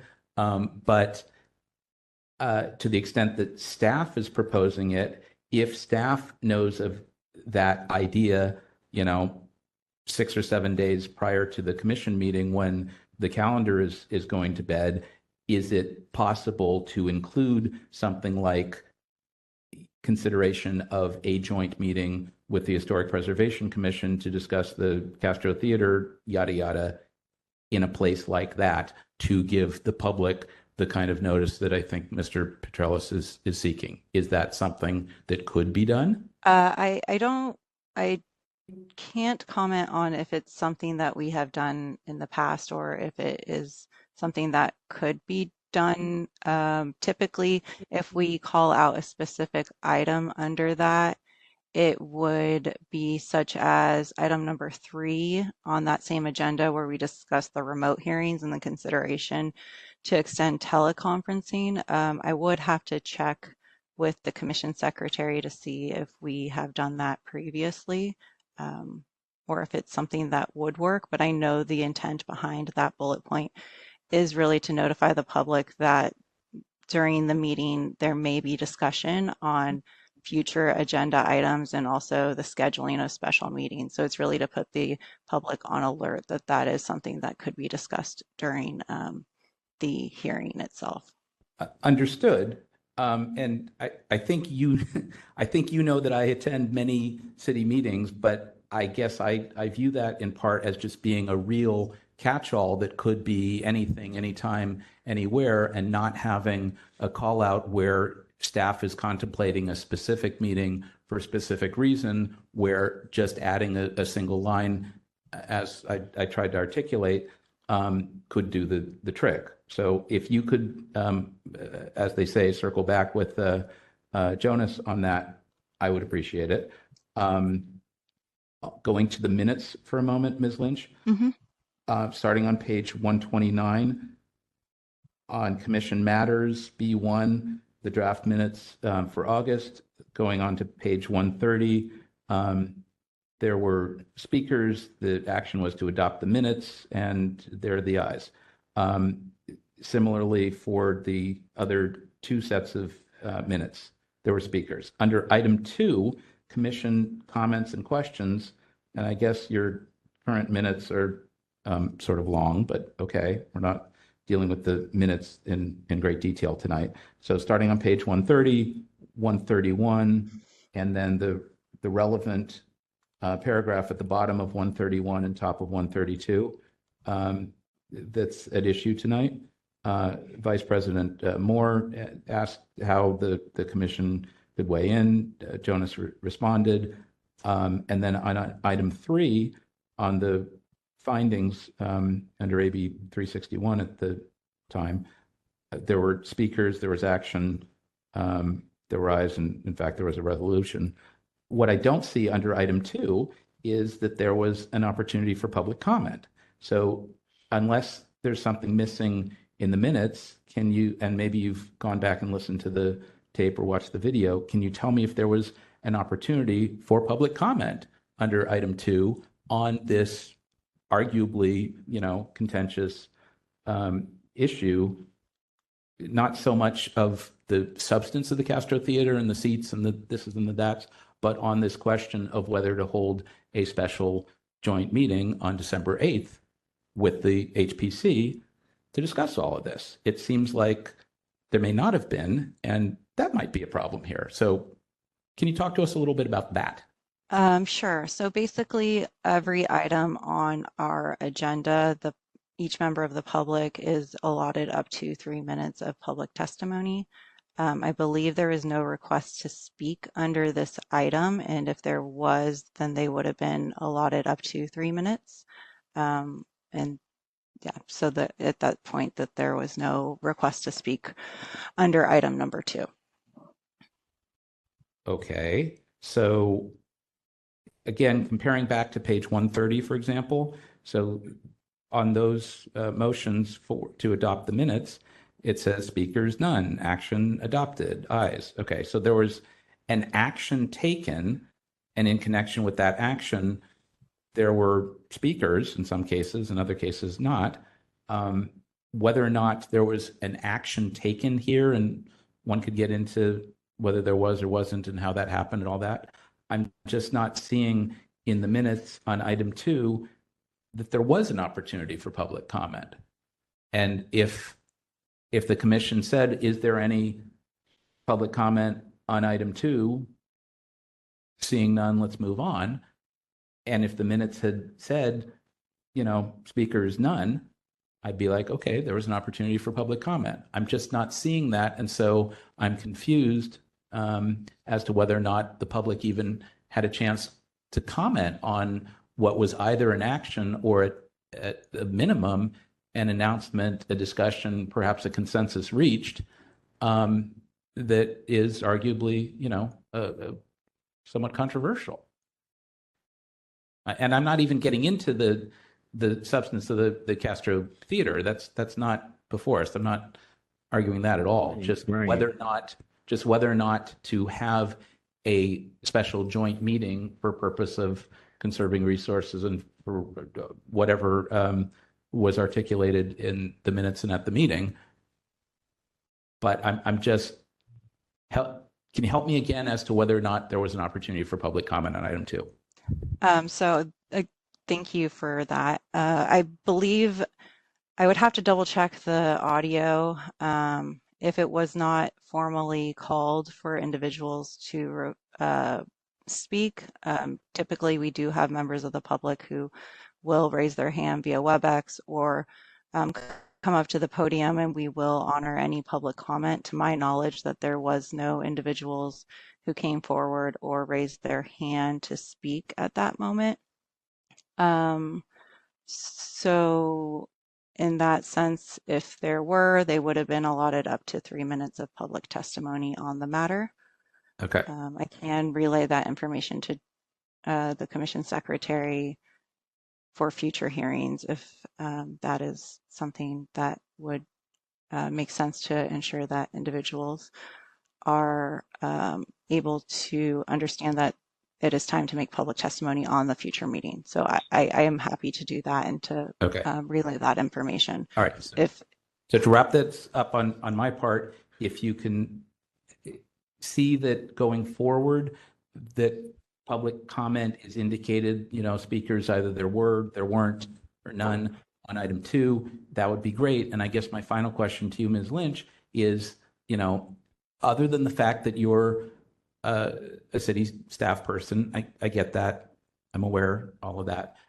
How do you think a reasonable member of the public would know, looking at the agenda of the planning commission meeting on September 29th, that there was likely to be, possibly going to be, could be discussion of a joint meeting between the planning commission and the HPC relative to the Castro Theater. How would a reasonable member of the public know to attend that their interests might be affected if it was nowhere on the agenda and just subsumed within a catch-all? We could always talk about special meetings of the commission or other things that a commissioner might bring up. I'm not trying to, I'm just asking you, looking at this from the reasonable average member of the public perspective, how would they know that?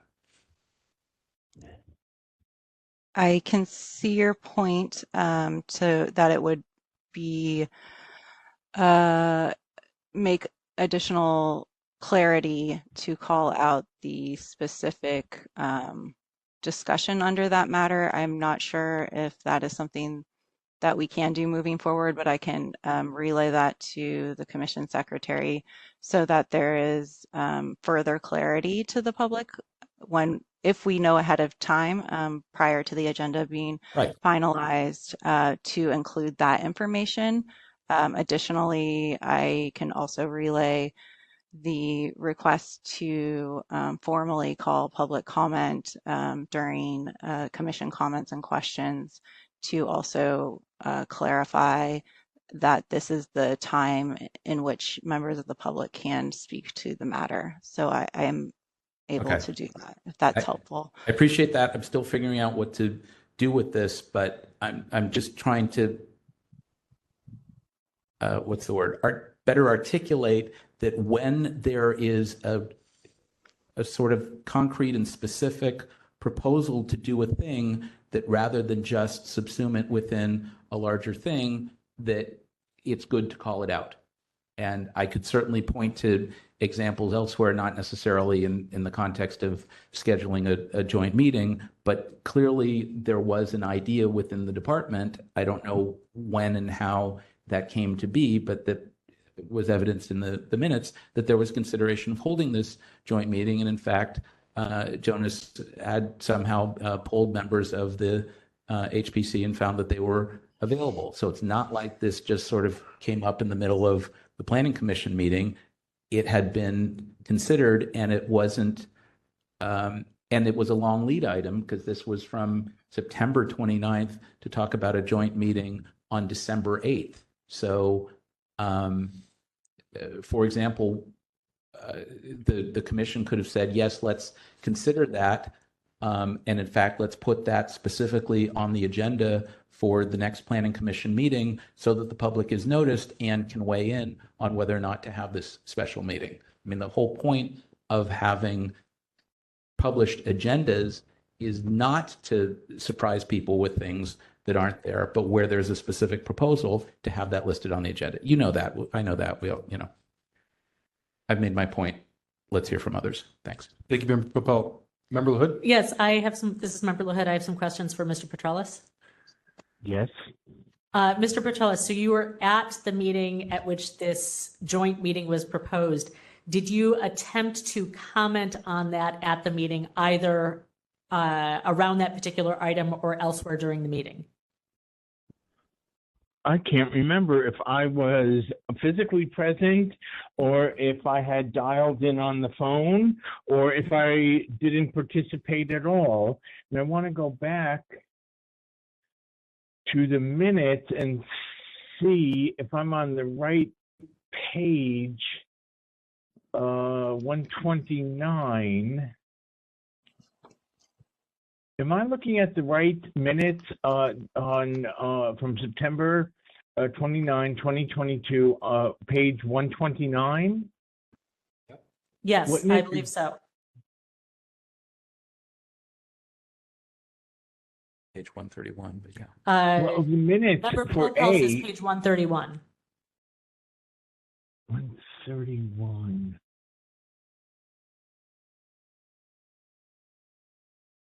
So at the bottom of page 131 is the text of Mr. Ionin saying, would you be available for a joint hearing with the Historic Preservation Commission at 10 a.m. on December 8th? And so that's when he brings it up. And I know, I'm just asking if you recall commenting on this anywhere, because I know minutes don't necessarily capture everything. But if you don't recall, you don't recall. That's fine. Yeah, but I am thinking, and I'm going to go back to my original complaint. I believe I was watching the meeting on SF.gov TV and did dial in and may have had trouble being recognized as having raised my hand. And I'm looking at page 106, which is my original complaint to the commission on Monday, October 3rd of last year.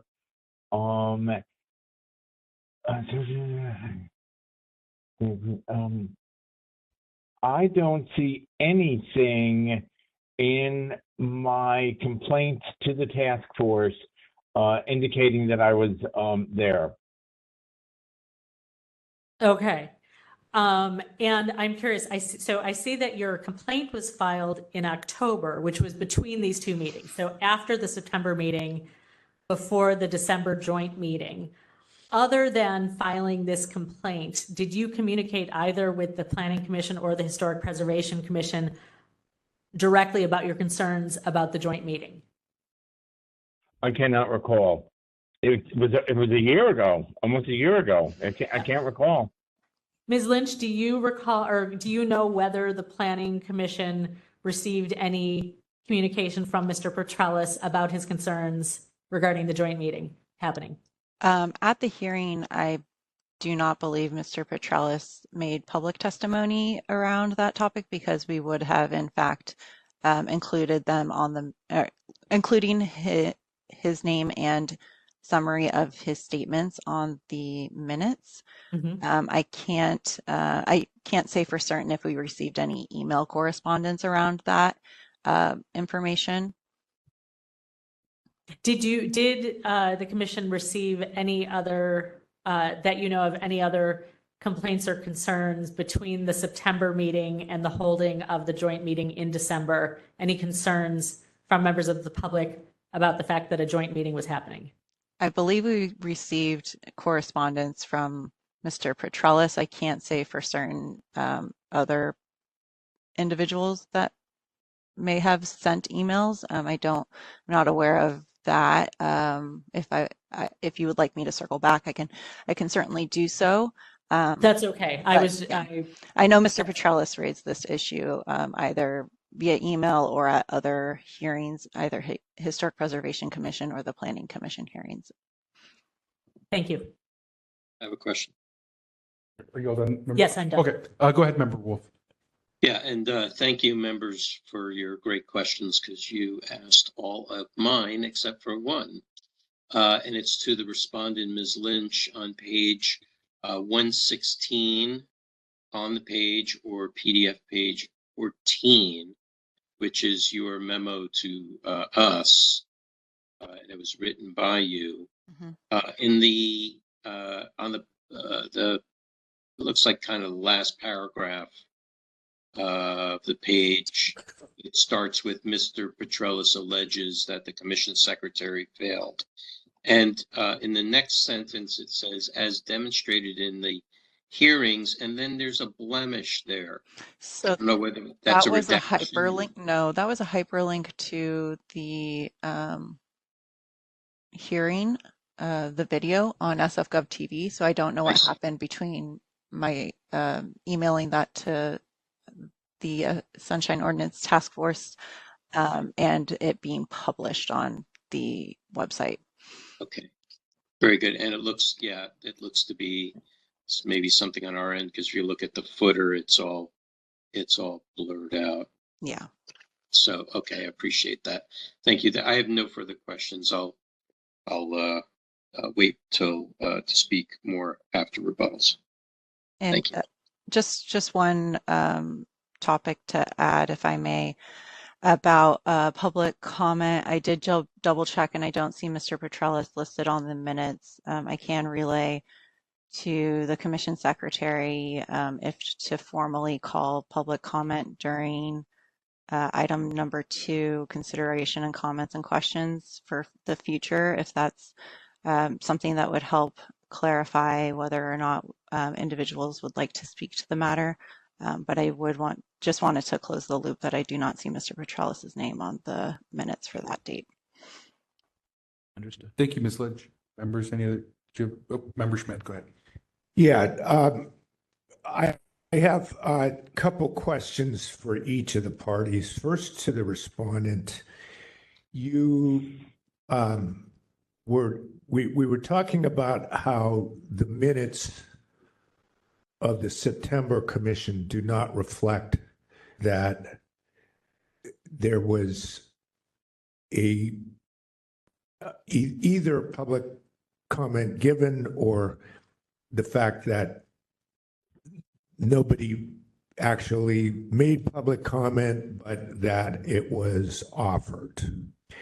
Is there a chance that that actually reflects that public comment was not offered because this was considered to be a scheduling matter, a procedural matter, and that at your commission, typically you would not allow for public comment on such matters? Yes, I think that's a good way to explain it. Basically, on these types of items, there's no action, no motion or resolution that is drafted typically associated with these topics in numbers 1, 2. So therefore, public comment may have not been formally called, but we would not deny an individual the request to speak if they would like to speak on that matter. So that I think that is an easier way to explain the process and how the hearing is called to order. And you just said something about they would be allowed to speak. Is that something that is understood by members of the public, that even though comment is not called, that they can speak to the matter and talk about their opinions on the matter, the consideration of a scheduling issue? So the rules and regulations do state that each agenda item allots individuals the opportunity to speak for up to 3 minutes. Again, I can relay to the commission secretary if it would make more sense if there is a robust discussion around this topic to formally call it, to make that extremely clear to the public. But currently we have had, I can remember instances where individuals request to speak, or even sometimes public comment is closed for an item and individuals come up during the item or raise their hand via WebEx. At that time, the commission secretary makes sure to confirm with the chair to reopen public comment to ensure that those individuals are allotted the 3 minutes, even though they may have joined late or had technical difficulties earlier on in the hearing. Okay, thank you. Now to the petitioner, Mr. Petrellis, you said Yes. that you believe that this was that there was substance here, that it was a substantive matter because, one, the Castro Theater is a big issue. Two, they're talking about not just scheduling one commission, but scheduling 2 commissions at the same time. Can you tell us what's the substantive problem with setting those 2 commissions at the same time and holding a joint meeting of those 2 commissions? What problem do you see in doing that? Okay. If there are going to be separate meetings for each commission, that would mean I would have 2 opportunities to petition my government. And the commissions were considering separate matters related to the theater. And it was not easy to incorporate my concerns that were before the planning and then before the historic commission in just one presentation, in just one 3-minute presentation. I wanted the opportunity to petition the historic commission about what they would be voting on, and a full 3 minutes allowed to do that. And at the same time, 3 full minutes to address what the Planning Commission was voting on. And I feel that the fact that 2 meetings turned into just a single meeting, it diminished my capacity to petition my government. And that's because the 2 commissions have different considerations to deal with in making their respective decisions. Is that what you're saying? Yes. Okay. Lastly, you had specified that the Castro Theater issues, it's one that's pretty significant in terms of sort of public interest. Do you think that we should identify those issues that are sort of more widely there's a wider concern? Should we identify matters where there's a wide concern and say that if there's going to be a scheduling discussion, then you have to say ahead of time that a scheduling discussion is going to include scheduling with regard to that specific matter? Because it sounds like you think that the standard here should be that the agenda where they're talking about a joint commission, they should have said in the agenda that they were going to discuss the Castro Theater. Is that correct? Yes. Just solely on the matter of the Castro Theater was the reason why they would be having a joint meeting. That needed to be presented to the public on the agenda before this meeting took place in September.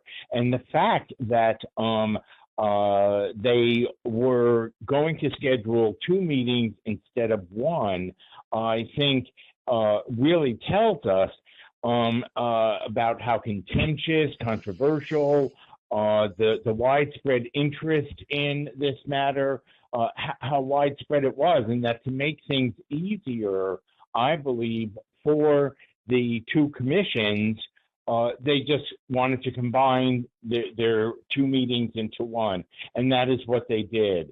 And I'm not sure that there would have been many folks speaking at the September meeting if it had been properly agendized. And it wasn't. And I really think that the fact that they combined the 2 meetings had more to do with their needs than in allowing the public the opportunity, 2 opportunities to petition the government.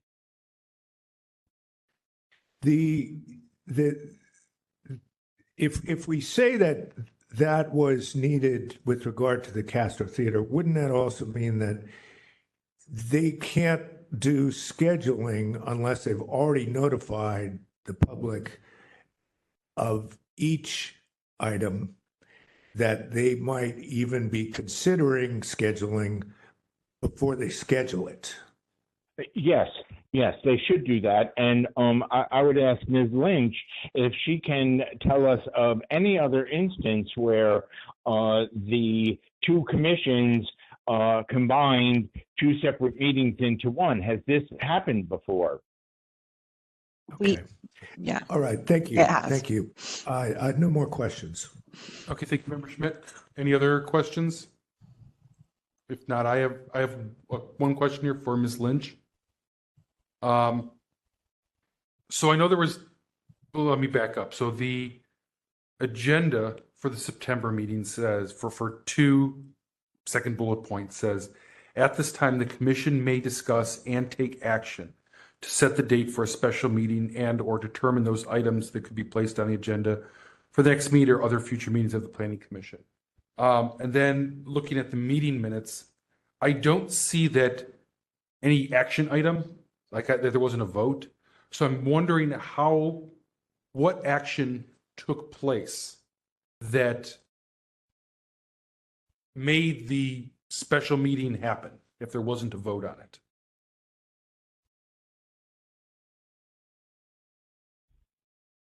Do you understand my question? Yeah, one moment. Thank you.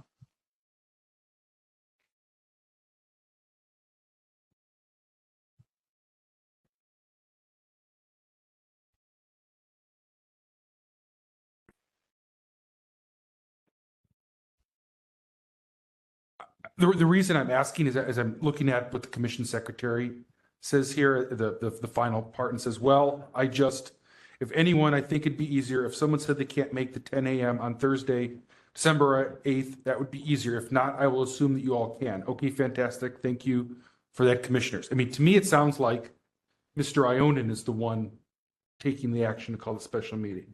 I don't see a vote. Yeah, there was or I no don't see an action by the president for it. There's no formal vote. I think it was just a discussion matter to go ahead and create the agenda for the schedule for the future joint meeting, but there was no vote on that matter. So under what authorization did the special meeting occur? If there wasn't a vote that authorized it? I would have to confer with the commission secretary on that. Okay. That was the only question I had. Thank you. Any other questions? If not, we can move to rebuttals. Yep. I'll have a motion when we get there. Can I just state on the record, no offense to Ms. Lynch, you're great. You're doing a job here. In the future, if we've got a complaint like this that's relative to a commission meeting, it would be great if we had the commission secretary here so we didn't have to have this you as the go-between. Thank you, Mr. Papel. I think I just wanted to clarify that this complaint was not about the joint hearing itself. And so I just wanted to keep us on topic for that. Yeah. I wasn't able to confer with Jonas ahead of time on that matter because that was not the complaint. The complaint was related to a September 29th agenda and not the process for calendaring special joint meetings and when joint meetings are allowed for and what action items are allowed to be calendared on those meetings as well. Understood. And I'm not getting into the planning code text changes or a conditional use or a certificate of appropriateness or any of that substantive stuff. I'm focused on the September 29th meeting and the public comment. Thank you. Thank you. Anyway, I appreciate it. Thanks. Before we continue, I just wanted to give a little pushback on that statement there because part of what was discussed at the September 29th, 22 meeting, it says, I think the indication through the number of emails we have been receiving associated with this project indicates strongly that a large number of people, period. So to really prevent that members of the public to have to queue up twice in a row on 2 days, we thought we might see if we could accommodate them and hold a joint meeting on this matter. So I think there is some type of discussion at the September meeting that the point of the joint meeting was to avoid 2 opportunities for public comment. Fair enough. Since that was obviously something discussed, I'm reading exactly what was in the meeting minutes. So, and I do know that Mr. Petrellis pointed that out in his complaint to us. But we can get to that under deliberations. Okay, any other questions before we move to rebuttals? If not, I'll go ahead and let Ms. Lynch give her rebuttal. Not seeing anything from the members. I mean, it's just sort of interesting, the framing. Is consolidating the meetings, is it a convenience or is it a suppression? Right. Are they making it convenient for the public so people don't have to show up twice? Or is it limiting chance for public comment? It's an interesting thing to consider. I have thoughts on that when we get to the deliberations. That's what I'm thinking too. Yeah. Okay, let's go ahead and just move to rebuttals. So if we could start with Ms. Lynch, rebuttals are going to be 3 minutes. And so we'll start with the respondent first and the complainant. So Cheryl, if you could let Ms. Lynch know when she may begin again, it's for 3 minutes for rebuttals. Ms. Lynch, are you ready to begin speaking? Yes. Go ahead. Thank you, members of the Sunshine Ordinance Task Force, for your time this evening. I don't have much to add. I think we've had a robust conversation around how to improve any public agenda process. But I would like to let you know that if you have future questions regarding any of these topics, please let me know, and I can provide you with a more detailed response in the future. Thank you. Thank you, Ms. Lynch. If we can go to Mr. Petralis then for a 3-minute rebuttal. Are you ready, Michael? Yes, I am. Thank you, everyone, for this terrific discussion. I say that even though I am so disappointed in how City Hall was not responsive in numerous ways to the public interest regarding the Castro Theater. And the process that was used really every step of the way, from the Board of Soups to these 2 commissions to the Small Business Commission, the public was really seen as an inconvenience or as something the panel members or members of the Board of Soups, they had to tolerate us. That decisions were already decided behind closed doors, and they had to go through the motions of allowing the public to speak. And that what happened in September of last year was the commission secretary, I believe, with some coaching before the meeting, said, oh, by the way, I'm going to bring up, let's consolidate 2 contentious long meetings into just one. And that was not okay what he did. And I also think Jonas really had a responsibility to be here today. That concludes what I want to say. Thank you, Mr. Petralis. Okay, so members, it's our time to deliberate and formulate a motion or motions and go ahead and conclude this matter. So open it up. Member Wolf? When you want. Okay, I can start. Go ahead. Go ahead. Thank you. So trying to find the page real quick. Just pardon me for a second. Just so I can direct you to the page I'm looking for. Okay, on page 107 or PDF page 5. This is a transcript of the Planning Commission's September 29th hearing. And it starts out with Jonas P. Ione and the Commission Secretary speaking. And in the 3rd paragraph, he says, and after some conversations internally, we thought it might be prudent for us to sort of consolidate our resources and so on. I have grave concerns about that because internal conversations about something as substantive as a matter that might be decided by either commission independently should be discussed publicly as to whether it's appropriate to have a joint meeting or not, and the public should have opportunity to be able to have a voice in that. Plus the context of and the scope and jurisdiction of each of those commissions may be so distinct that having a joint meeting would just simply be 2 separate meetings, in one time space, and thus, as the petitioner has suggested as part of his complaint, was meant to possibly quell public comment, on the matter.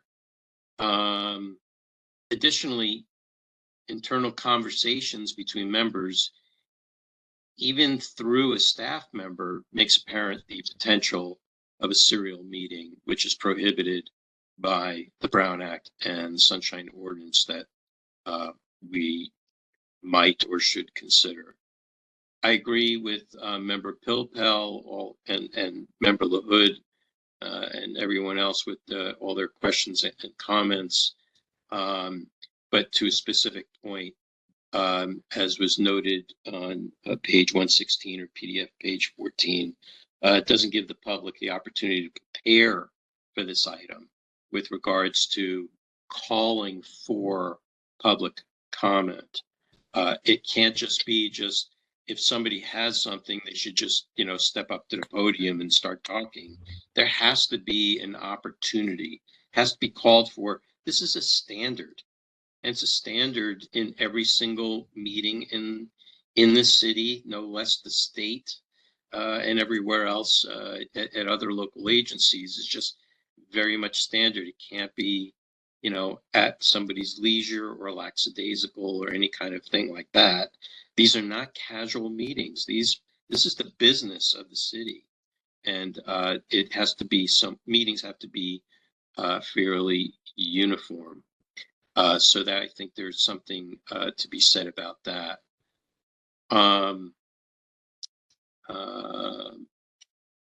Let's see, the last point is, the task force, this is not the first time the issues around joint committee meetings or commission meetings have come up before the task force.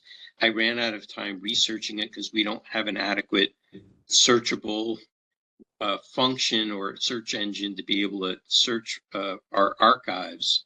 But I vaguely recall that at least one complaint involved the Planning Commission having done this before. But what I do recall pretty clearly is that in the issues regarding possibly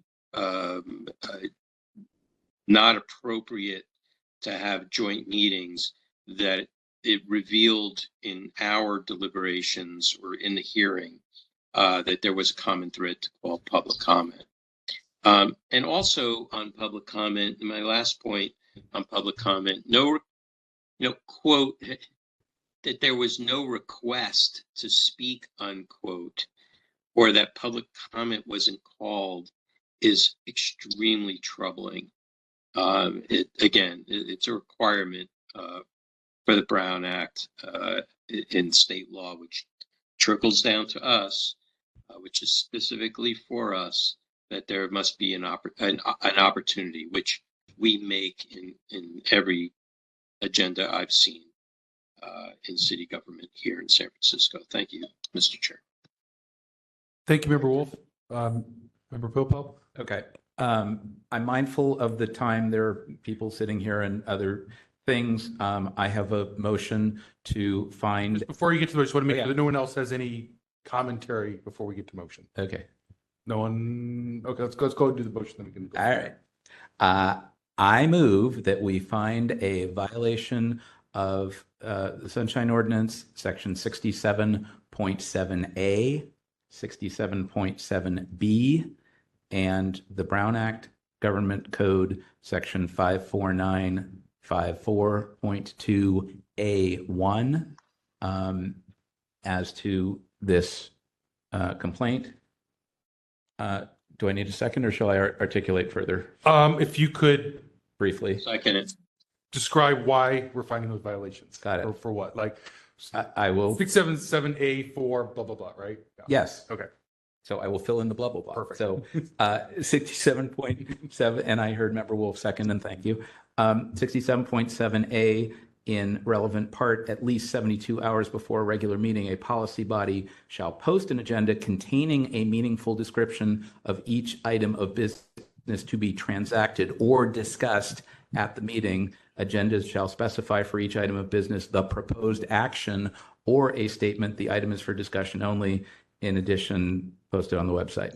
B, a description is meaningful if it is sufficiently clear and specific to alert a person of average intelligence and education whose interests are affected by the item that he or she may have reason to attend the meeting or seek more information on the item.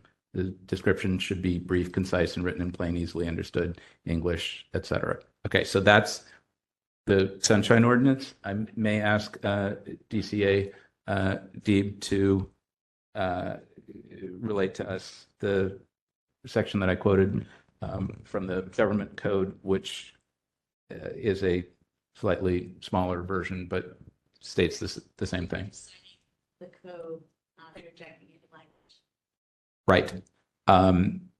And there's an additional section that I'm not citing that defines action taken, and we just looked that up. It is my view, perhaps the view of the task force, depending on how the motion goes, that taken together, there was an action taken or consensus reached by the members to either hold this joint meeting on December 8th or, by some negative checkoff thing to not hold it because they were all available and therefore Although there was no vote taken, consensus was reached. I'm not getting into the issue right this moment of whether or not there was public comment, just that the agenda itself did not call out specifically consideration of holding a special joint meeting on December 8th between the Planning Commission and the HPC. And I believe that that in this instance, that violated the Brown Act and the Sunshine Ordinance. I'm not reaching a broader view on joint meetings or scheduling or interpreting the Planning Commission's rules and regs about how meetings are scheduled or any of that, just that in this case, the staff and the commission could have included in their agenda a call out so the average person would have seen that and could have sought more information, attended the meeting, et cetera. That's where I'm going. Does that more than fairly articulate the basis for the motion? Yes, I think so. Okay, Cheryl, you got that? enough to... Yeah, I'll second Bruce, that. Bruce, that all works for you? That all works for me, except I want to also add another point, and I found at least one other instance. It was complaint file number 16118, Tom Borden versus the Planning Commission and Recreation and Parks Commission for a pretty similar a finding of violation that the task force was unanimous on. And this meeting was held June 5th, 2017. So I don't know, I think the issue. Just referencing it. I'm referencing it because this is not the first time that the Planning Commission has effectuated a joint meeting for the similar purpose. That was probably a Shadow and Parks thing. Doesn't matter. Anyway, I think we're good on this. Let's see what's next. Okay, so I have a question, I guess, for Member Pilpel, to understand the motion. Okay. Obviously, we even have issues, general agenda items on our own agenda that talks about scheduling conflicts, and we've just, I think in our last meeting we discussed that to a certain extent. Is it the fact that they're calling any special meeting, or the fact that it's a specific joint meeting that's making you feel that what was on the agenda is insufficient? For me, on these particular facts, again, not reaching a broader thing, since the staff had discussed and formulated the idea of a joint meeting of the two commissions to conserve resources, or however they described it, in the context of a continuance request that they had received for an item that was proposed for the following week's agenda, that they could have, in my opinion, called out that specific item within the item 2 description to be more specific, that there was that proposal to have a joint meeting between those two commissions on this issue for a date certain. It's not that this is always wrong. It's that they knew in advance that this particular thing was going to be discussed and did not call it out on the agenda. That's all. Member Hood? I think this is interesting because one would expect that a commission or a task force might discuss its own scheduling issues, whether it's needing to move a meeting to have quorum or needing to swap meetings. But it would be unusual and unexpected to say a commission or task force is suddenly going to be meeting with a different commission. And I think I agree with Member Pilpel in that this rises to the level of this is not just a scheduling thing. Right. And that's, I guess, trying to see what you guys felt was the triggering mechanism, why what's in the agenda is insufficient. Is it and maybe it's both. Is it that it's a joint meeting, or is it that it's specific, like almost staff presentation? Or maybe there was, a mix of both?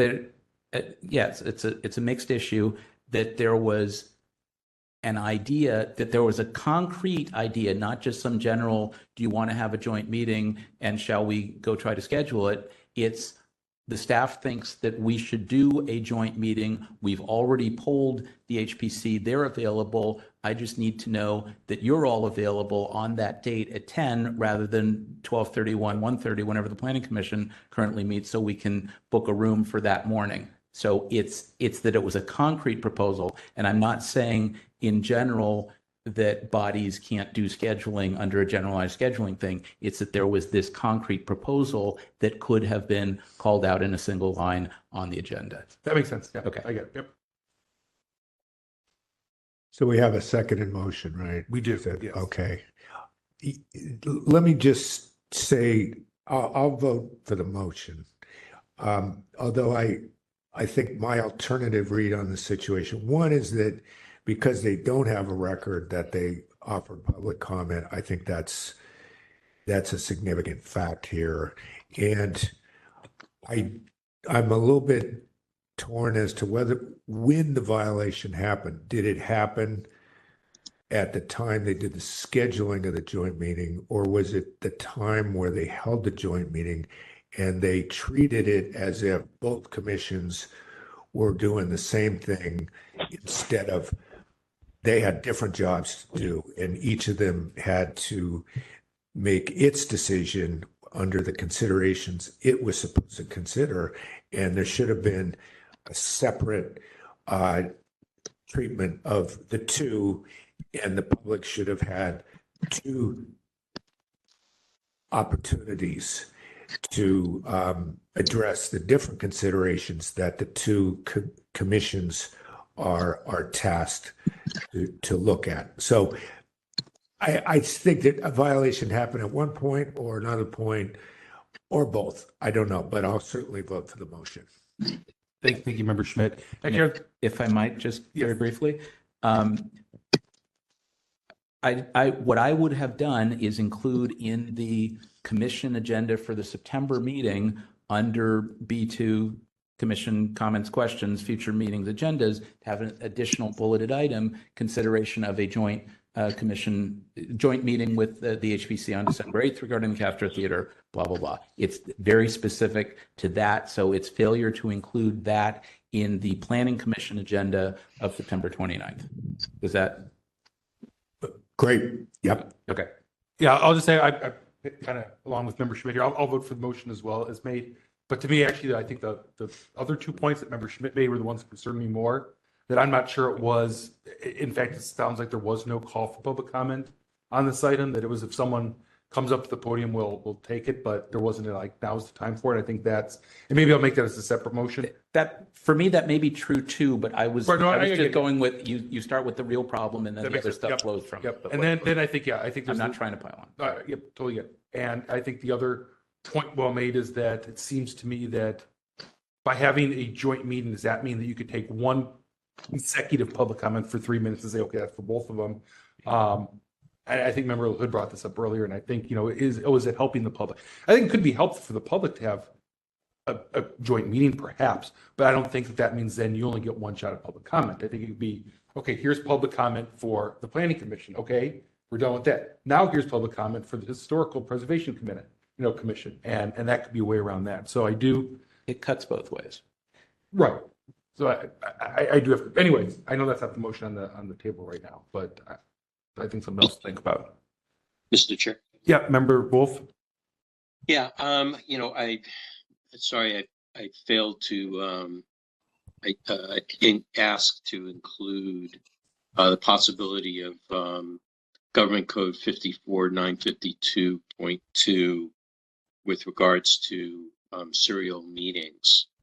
I mean, it was clear in the transcript that the decision and it was discussed here in our commentary, in our deliberations, that that the decision to make a joint meeting was not public. It was not made public, and it was decided behind closed doors and discussed through an intermediary between the two bodies and all the decision makers, which is clearly a serial meeting violation. So I'm wondering if that should not also be included in this motion. Member Wolf, may I suggest that we dispose of the motion on the floor and then we talk about other motions? I think some of us have ideas of what else might we want to consider. I understand that, but the context of this motion is that, and there's a clear violation of that context that should be included. You could make a motion to amend to include unless Member Pilpel wants to put it in his motion. Member Pilpel here. I just think we've talked about this for over an hour. I think Ms. Lynch, here's what we're saying, is going to certainly have a little convo with Mr. Ionin after this, regardless of what happens. I think if we find this violation, that will send the right message, whether or not there was public comment, whether or not a joint meeting was a good idea or not. You can reach all kinds of other things, and I'm not saying how I might vote on any other motion. I just think this sort of does the trick, gets us out of here, sends the message. If we choose to send this to another committee to follow up, whatever we do, I think for me, at least this does the trick. Let's see where we go with this. But others may feel different. Member LaHood? This is Member LaHood. I don't think we actually have enough information in front of us about the content of those discussions. If they were purely Mr. Ionin saying, would you be available for such and such a meeting on this date? To me, I don't know if that rises to the standard of saying that there were consecutive meetings. I mean, right. Checking in with members of a committee about whether they could attend something on a particular date is not the same thing as asking them, do you think having a joint meeting is a good idea? And I don't think we have the information we would need to make that kind of judgment call. So I would recommend that we not do that. Yeah. And I would just add too that to me, it's not entirely clear when they say the internal communications. That could theoretically be, let's say, Cheryl and Victor and Angela and Elisa talk. That might be considered internal communications, even if none of us were involved. And so I'm not clear based on what's written there, to your point, that there was actually a majority of planning commissioners or, who were involved in this. Mr. Chair, I don't understand then what the purpose of this motion is. The purpose of the motion in some context is that there wasn't a clearly agendized motion to have a joint meeting. Instead, it was decided outside of a public meeting. That is a direct definition of a serial meeting. How is that? How can we not find a violation of that? I mean, if it's not going to be included in this motion, then I withdraw my second. Okay, so are you withdrawing your second? I withdraw my second. Okay. Motion on the floor. Do we have a second for Member Pilpel's motion? Certainly with the idea in mind that there can be subsequent motions.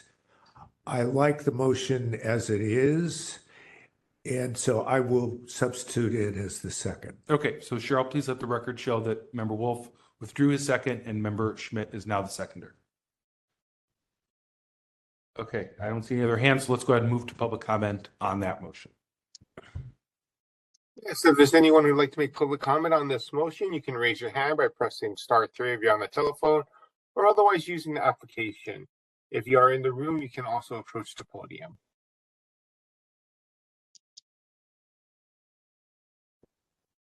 I am not seeing any raised hands at this time. Okay, thank you, Victor. And I don't see anyone here in the podium, at the podium in the room.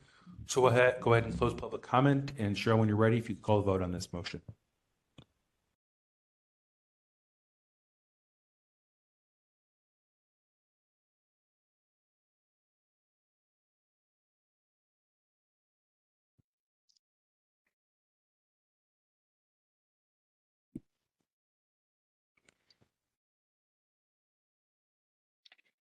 Mr. Chair, I'll make a motion now to move to amend. Okay, so what motion are you making? I'm making a motion to amend the motion on the floor to include a violation of Government Code 54-952.2 for violation of for serial meeting in that the evidence by transcript in our record shows that the Planning Commission Secretary had admitted internal conversations to create a joint meeting that was to create a joint meeting that was not prior approved by either of the commissions. Okay, do we have a second for that motion?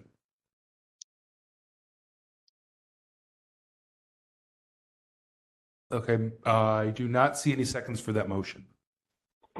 So I'm going to declare that motion it does not have a second. We're going to close that then. So we're back to the original motion without any amendment. And Cheryl, if you call a vote on that, please.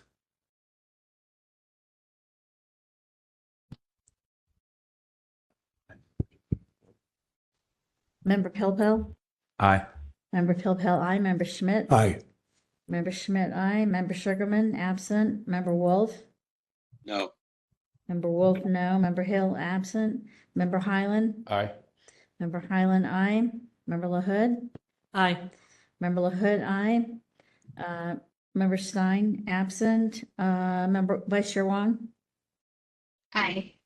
Vice Chair Wong, aye. Member Chair Yankee? Aye. Sorry. I before Chair Yankee, I'll change my vote to yes, but under my prejudice, as I had explained before. Thank you. Okay. We'll go ahead and let the record show that Member Wolf has voted yes on that motion. Always introduce another motion. Okay. Do we have any other motions on this item? You want to declare that passed? Oh, yeah, that passed by what, seven ayes, 3 absent. Correct, Cheryl? Okay.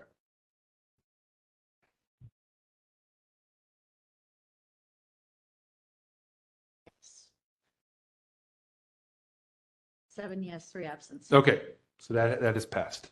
Do we have any other motions?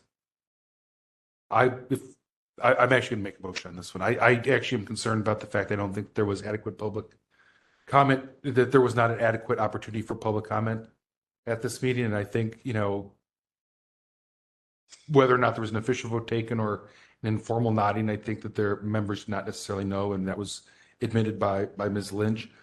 So I will make a motion to find a violation of 6715A, stating that there was not an opportunity for members of the public to directly address the policy body on items of interest to the public. I'll second. Okay, so moved by Chair Yankee, seconded by Member Wolf. Do we have any discussion on that motion? Opportunity by members of the public to. I'm just reading from an opportunity for members of the public to directly address the policy body on items of interest to the public.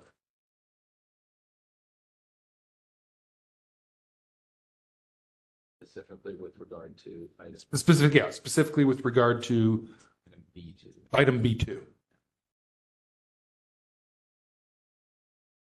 With regard to item 2, you said? B2, B as in boy.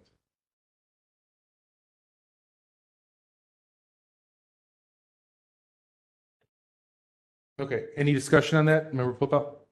Yeah, we may have gone over this already, but if I could just ask Ms. Lynch if she has any further information on this, whether or not you've been able to figure out if there was an opportunity, because it's just not entirely clear on the record if there was. The minutes don't seem to indicate. I believe that public comment wasn't formally called, but again, if members of the public did wish to speak, we would have absolutely awarded that opportunity. Okay. Right. Yeah. So I'm still sticking with my motion. That and I appreciate your candid response, Ms. Lynch. I think that though we do need to send the message that we should, particularly items of this importance, we need to call for public comment. This is. Who is the second? It was Noted. Thank you. Member Wolf. I think messages are being sent here. I think so. Okay. So go ahead and call for public comment on that. If there's anybody who'd like to make a public comment on this new motion, you can raise your hand at this time. Star 3 from the phone, or otherwise use the application. I'm seeing no hands raised at this time. Okay, and I don't see one at the podium here, so we'll go ahead and close public comment. And I think we're ready for a vote on this one too. So Cheryl, when you're ready.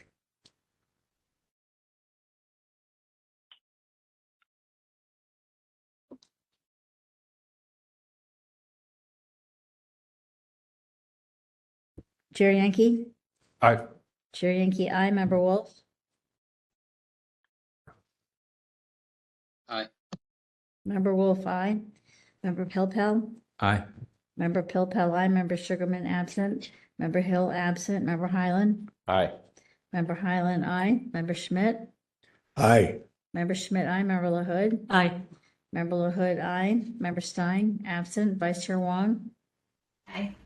Vice Chair Wong, yes. 1, 2, 3, 7. Seven in favor, 3 absent. Okay.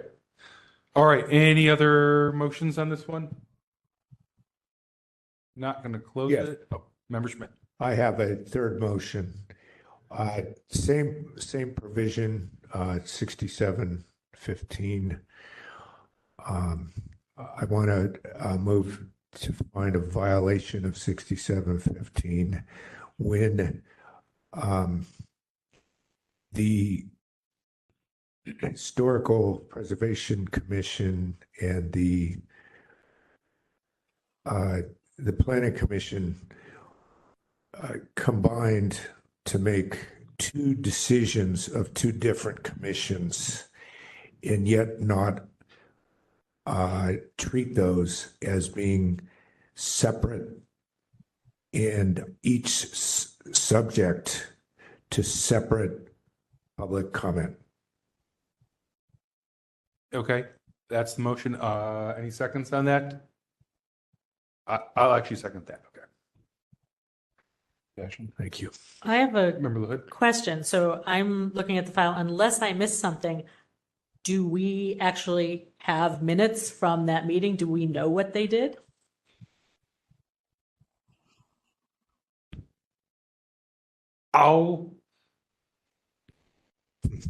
We have the transcript. That was certainly their intention.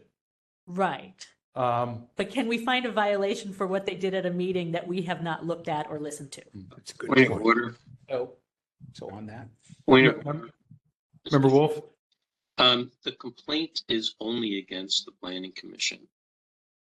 It is not against the Historic Preservation Commission. So I don't know that we have the ability to extend a violation or determination in that direction. Yeah, my motion would just be directed toward the Planning Commission's involvement, although also, Member LaHood, that's a great point, because I'm possibly going off of partial limited information. I'm not sure if we do have evidence of that. I know that they talked about combining so that they didn't have to allow public comment on both. So maybe I'm assuming that they went ahead with this. So I'm thinking maybe I'll withdraw the motion because of that. And it's also something where we have cited a violation, and technically that's not what was asked for by Mr. Petrellis. Yeah, and So, I mean, LaHood. yeah, this is Member LaHood. Mr. Petrellis, I don't know that he wants to, but could go back and file another complaint regarding what happened at that December meeting if he thought that, and because we don't have the transcript and none of us, I didn't listen to the audio for that one because I didn't think that's what we were paying attention to. But, if there are other issues with that meeting, someone, Mr. Petrellis or others, could bring that up in a different complaint. Withdrawn. Thank you. And I'll withdraw my second as well. Okay, so I appreciate that the motion is withdrawn. I would have voted against for all of those reasons. I did vote for the second motion on 67.15, even though that was not a basic allegation of Mr. Petrellis's, but I'm also very mindful that the allegation was specific to the September meeting and the conduct of the Planning Commission. I would neither encourage nor discourage Mr. Petrellis from filing further complaints. I really do think that the action that we took here sends all kinds of messages, and I would ask Chair Yankee, what we used to do, I don't know if we still do, is when there's a violation found, is to decide if it needs follow-up, to send it to either compliance or EOT. And in the past, meeting issues have been sent to EOT, and records issues have generally been sent to compliance. But I don't know if that's our current practice. Typically, if we plan to do that, that's usually part of the motions that we pass. Otherwise, I don't. All right. Well, in the past, we've not. Okay. Sometimes we have. Sometimes we haven't. In my experience, the chair generally has discretion to say, okay, and let's follow up with this. I think this is the kind of thing that now that we've made a decision, we'll issue an order next time. But if we sent this to EOT and have a follow-up discussion with Ms. Lynch and possibly with Mr. Ionin, we can say, okay, so going forward, you're going to do blah, blah, blah, you get da-da-da, whatever. And that would be a way to resolve it with all kinds of those messages sent, received, yada, yada. But I leave that to you. Okay. Member Wolf? Yeah, Mr. Chair, along the same lines, again, this isn't the first time on this very same issue that the Planning Commission has not been involved in a joint meeting violation with these same issues before us. Okay, and I would just note that obviously anyone who's part of EOT, or if you feel that that's something that Jen, you want to look at the Planning Commission, just in general compliance as joint meetings, you certainly could bring that up as a topic. It doesn't need to be necessarily related to this one complaint. So that could be something folks could look at. Okay, so Mr. Petrellis, I don't see any other motions here. I think Member LaHood's point is good, though, that if you wanted, right, and we're not saying to do it or not do it, but that just so you know that our motions tonight are limited to the September meeting and not the December meeting. If you feel there are other things that happened at the December meeting, you could certainly submit a separate complaint for those. Do you understand? Understood. And by the way, that joint meeting took place in June. There were so many machinations going on behind the scenes. The joint meeting did not take place until June of this year. Well, good that they were all available the morning of December 8th.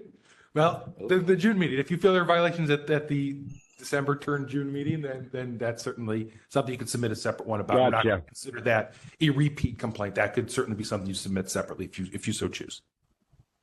Okay. I think we've been on this for an hour and a half. We've also been at it for 3 hours. So I'm going to go ahead and say we're done with this item. And why don't we take a 5-minute restroom / We have a few more than 5 minutes. Let's do 10 minutes. 10 minutes would be 10 minutes. Okay, we'll do 10 minutes. Thank you. So it's 7. Very much. Thank you. Bye-bye. Thank you. While we're on recess, 7:12. While we're on recess, could Cheryl check that the other folks are ready for upcoming complaints? Yeah, Okay, that would be great. maybe cut the mic.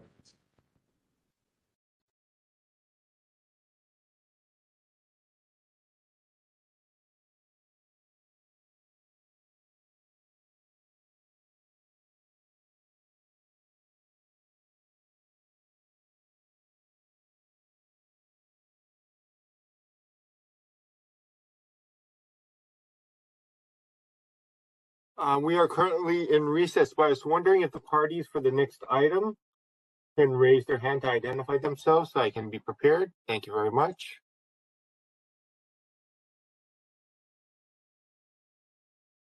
Is the police department representative here for item number 8?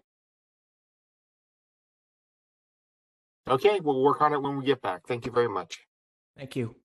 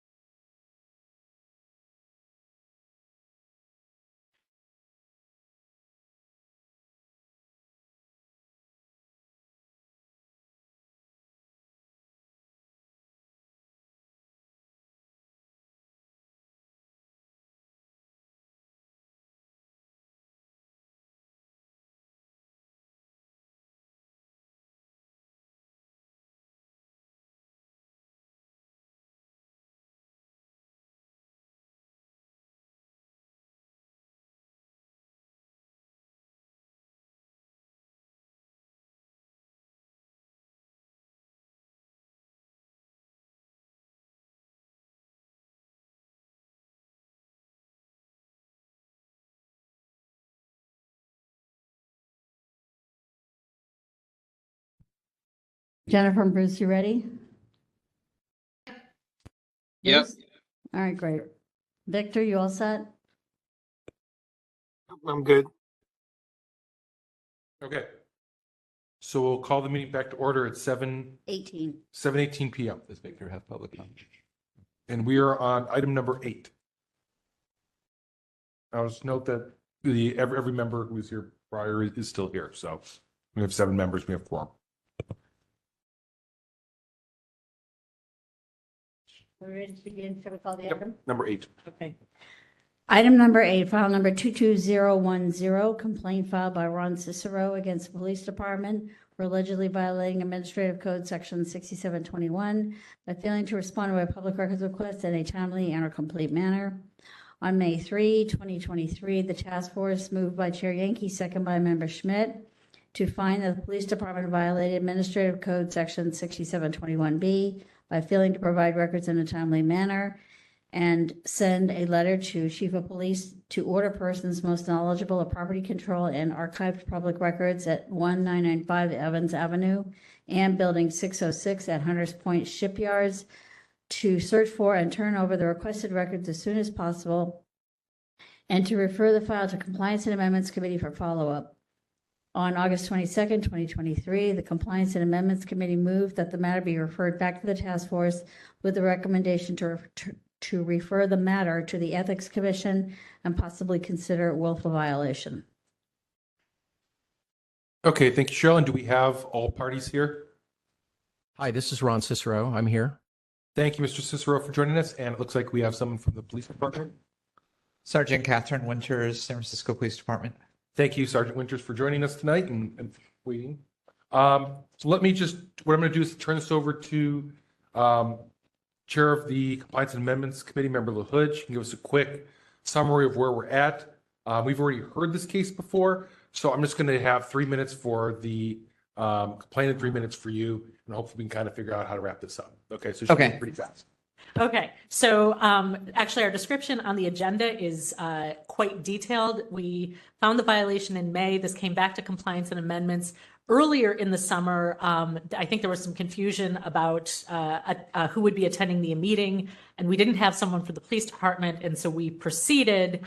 But then once we found out about that confusion, we rescheduled it for August 22nd and referred this back to the task force with the recommendation to refer the matter to the Ethics Commission.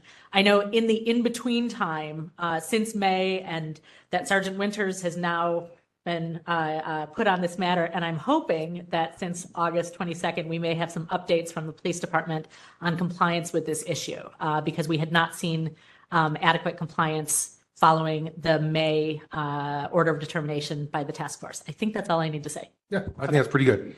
So let me go ahead and let Mr. Cicero start and give us a summary of where he thinks we're at, and then I'll let you go, Sergeant Winters, okay? Okay. Great. All right, so Cheryl, if you can let Mr. Cicero know when he may begin, we'll give him 3 minutes. Mr. Cicero, are you ready to begin speaking? I am. Go ahead, sir. Great. Thank you so much. I appreciate everybody's help. So after the August 22nd meeting, I met Sergeant Winters, and she was very responsive for a couple days. She did say that 2 boxes of the 10 or 12 boxes were found in evidence, and they were going to be shifted over to the homicide department for their review. Since then, I have not heard anything else. I don't want to jump the gun, but I am a little concerned because this has sort of happened before, but let's see how this plays out. I think at this point, another area of my concern is that a letter was sent to the chief of police, and although I don't expect him to be here, I was hoping that somebody in the evidence department, instead of just the, with all due respect, instead of just the media department, would be addressing this, because it has not escalated to any higher level than when this started 3 years ago. But let's see, I guess, what Sergeant Winters has to say, and we'll go from there. Okay, thank you, Mr. Cicero. And Sergeant Winters, Cheryl will let you know when you can begin. Perfect. And like Mr. Cicero said, we did have a conversation after the last meeting. I only took this over, I think, a day or two before the August 22nd meeting. But since then, I have worked with the lieutenant of homicide, the lieutenant of our property control division, the sergeant who oversees the property control division, and collectively they have located at least 2 boxes of evidence at Building 606, some additional evidence that was located within the case file boxes. And they are in the process of searching 606 to see if there are any additional boxes of evidence present there. I did speak with Mr. Cicero about the supposed existence of boxes that was transferred to our Evans Street Crime Lab. There's no specific evidence that those boxes ever existed. My predecessor had actually gone to that building, spoken with the commander there, without anything more specific from Mr. Cicero's source. The possibility of even locating these boxes is difficult at best. So where things lay right now with what we have located, those are in the process of being transferred to the homicide detail, who then, my understanding is there's approximately, don't quote me on this, about 15 case numbers associated with the zebra killings. Some of those cases are still considered open because they have not been charged and prosecuted. So the homicide division is going to have to go through that evidence, determine what evidence belongs to which case number, and whether that's considered an open case or a closed case. That's kind of where we stand right now. Yeah.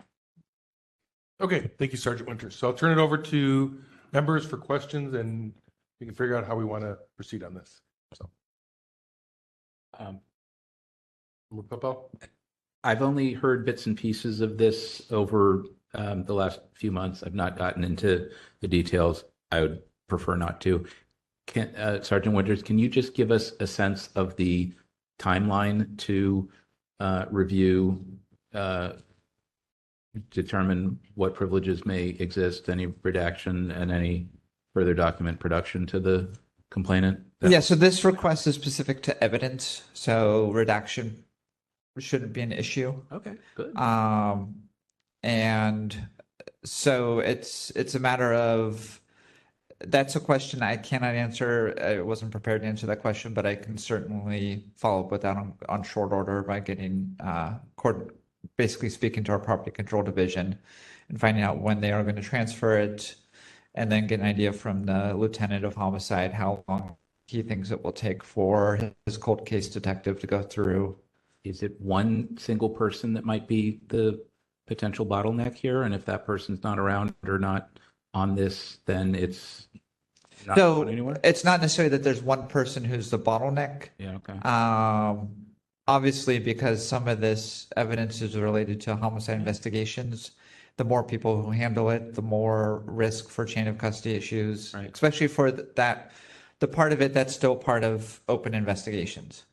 The closed investigations, but because we have to tease out the evidence that is still classified as part of open investigations, we can't just willy-nilly, Nor am I suggesting. Yeah. I guess what I'm asking, and I don't know if I'm out of turn here, can you light the proverbial fire under the right people so that stuff happens, so this isn't still? Yeah, and I feel like I've done that because as of, a couple of weeks ago when we came here, there was zero progress in the last few weeks. I think we've made substantial progress from what was done before. And I will say the one challenge we're running into is, since a lot of this evidence was initially filed back, I believe in the 70s, our case number system has changed. Of course. And so being able to punch it up in a database, they have to go in there and physically search for the boxes. So that's currently probably the one bottleneck we have, is searching through a very large facility for boxes that may or may not belong to this case. I only have one other thing, and it's not so specific to this case, so I don't need a great answer tonight, but I'm sure we will see other cases involving the police department.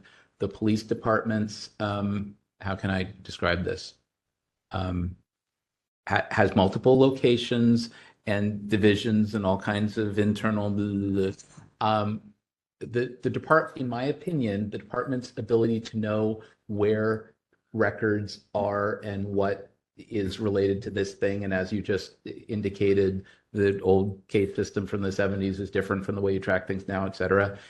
If you can talk to the chain of command folks and get some sense that you or someone can share with us in the future about the department's plans to better get a handle on all of its records in all of its disparate places, whatever that means, and if that's a resource question of if we really want to clean this up, it's $5 million and at least a 3-year project in digitizing this and centralizing that and field operations and yada, yada, yada. Having some better sense of how records are dealt with at the police department is kind of a good thing. And it's not a simple answer. So feel free if you want some insight into the property control division part of it, that's one I thing. know a bit of that, but there's not only property control, there's investigative case files, there's incident reports. And stuff goes through legal, and then it goes back and up and down. And I'm at media, so I only deal with media requests. So that's what I'm saying. If you can get somebody to say, yeah, you're right, and to really do this, whatever, it's an issue. It's not a new issue. It's a big issue. Yeah. And it makes my job harder if it's not done. And anything that makes my job easier. Yeah, well, there's a motivation. All right. Yeah. Okay. Thank you. Member Schmidt? Yeah. Can you give a sense of, have you narrowed down which facilities may contain records that would be related to this request? From what I've been able to locate or ascertain at this time, only one facility that we can say for sure. Well, actually, so two. One being the homicide offices, their old case files did contain some evidence. The other location being building 606, that contains evidence. I got really lucky, and the sergeant who transferred there not too long ago, when he did his walkthrough, one of the things that stuck out when he was in awe of all this evidence was like, oh, those boxes say zebra on them.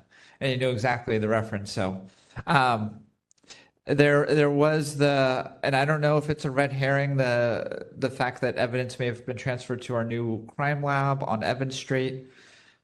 To date, we have no way of proving that or locating that. Like, everyone in the building says, no, there's nothing here. We do not store evidence. We don't have anything here. Okay.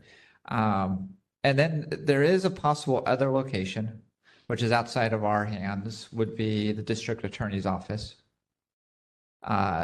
Sometimes when cases are prosecuted and evidence is pulled out, the district attorney will sometimes retain that evidence.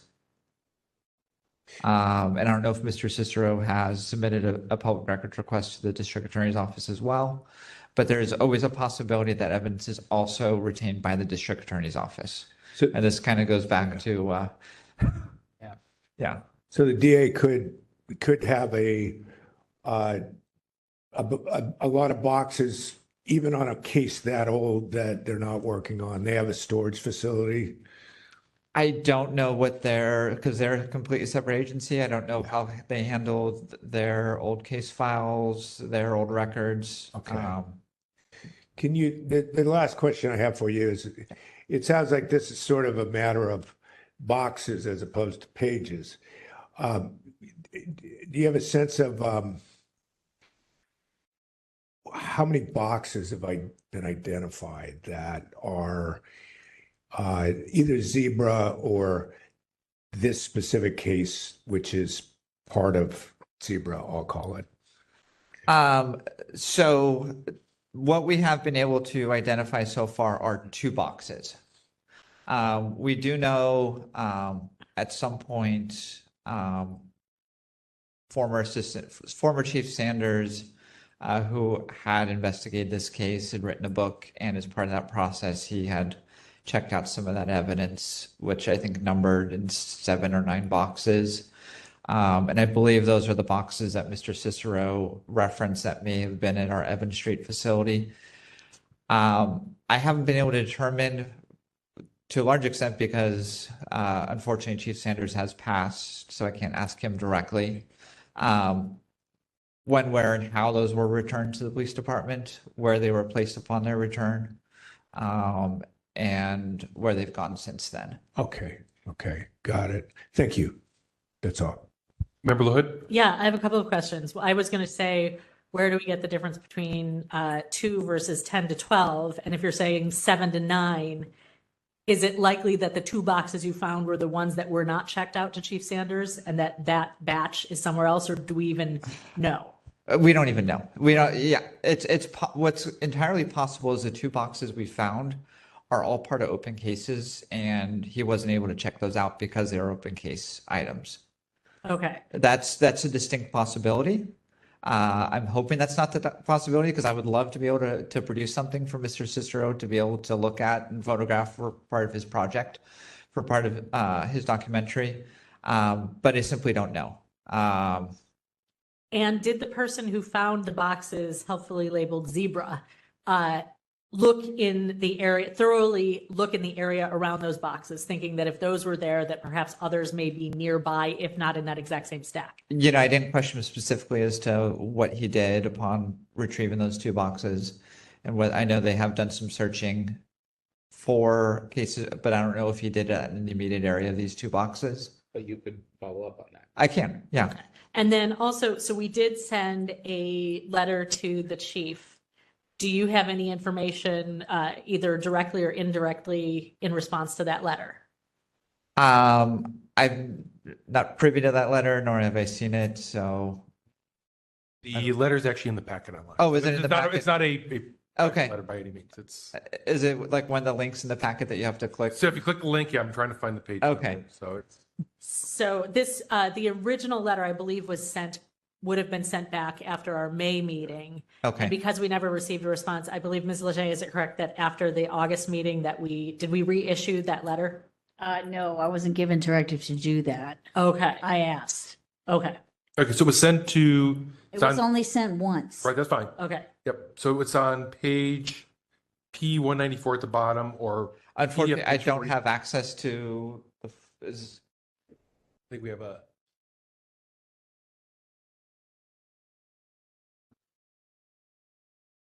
And actually, while they're looking for that, Mr. Cicero, I just have a quick question for you. And Yes. I don't remember that we discussed this before.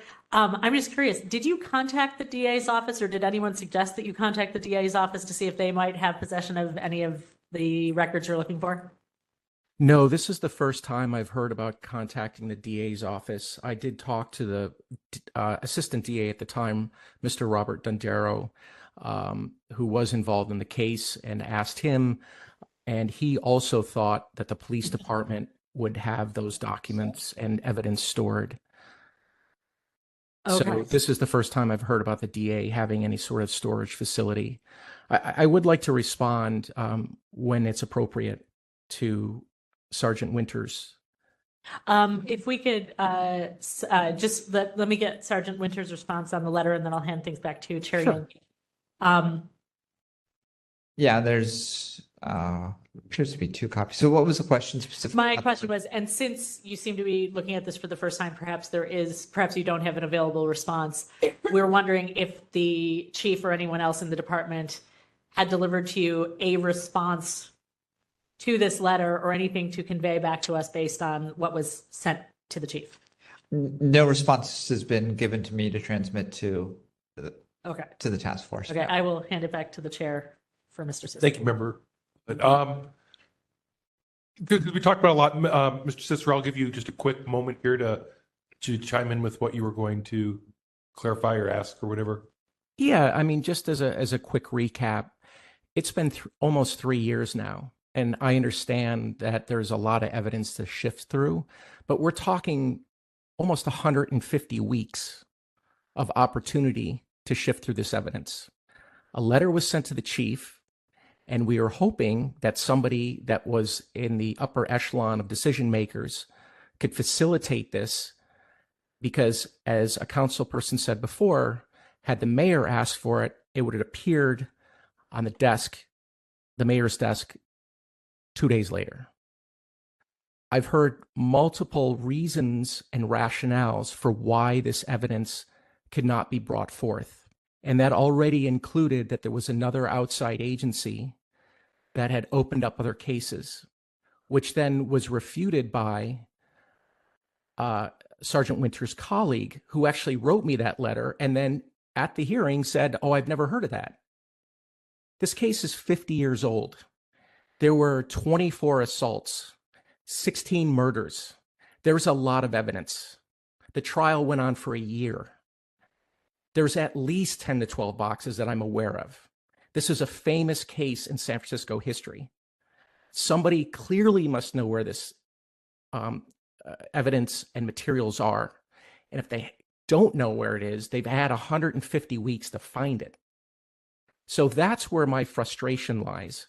And I guess I just don't understand how we can send a letter to the chief and then yet we end up back in the exact same place where we were before the letter was sent.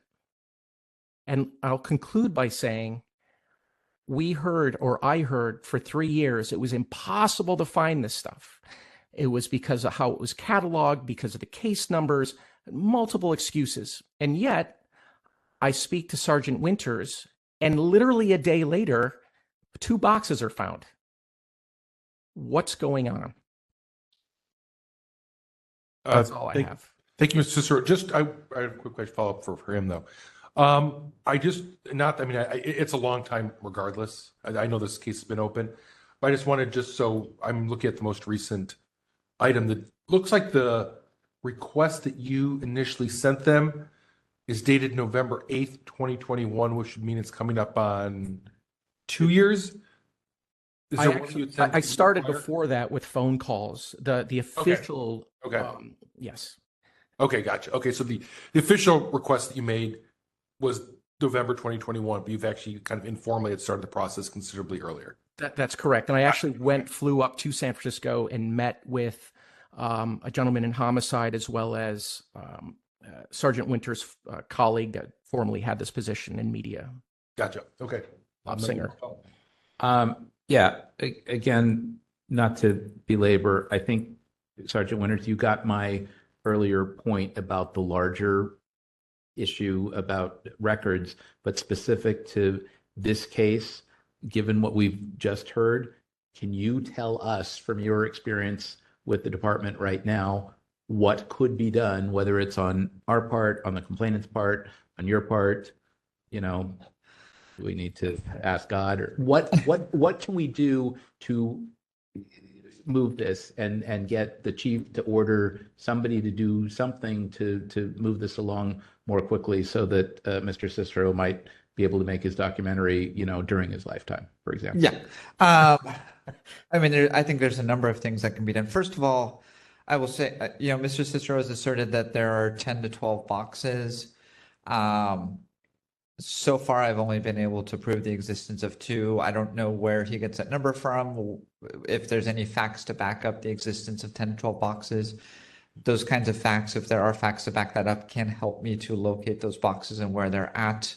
I have asked Mr. Cicero if he could please reach out to his source, and without giving any information that would divulge his source or anything,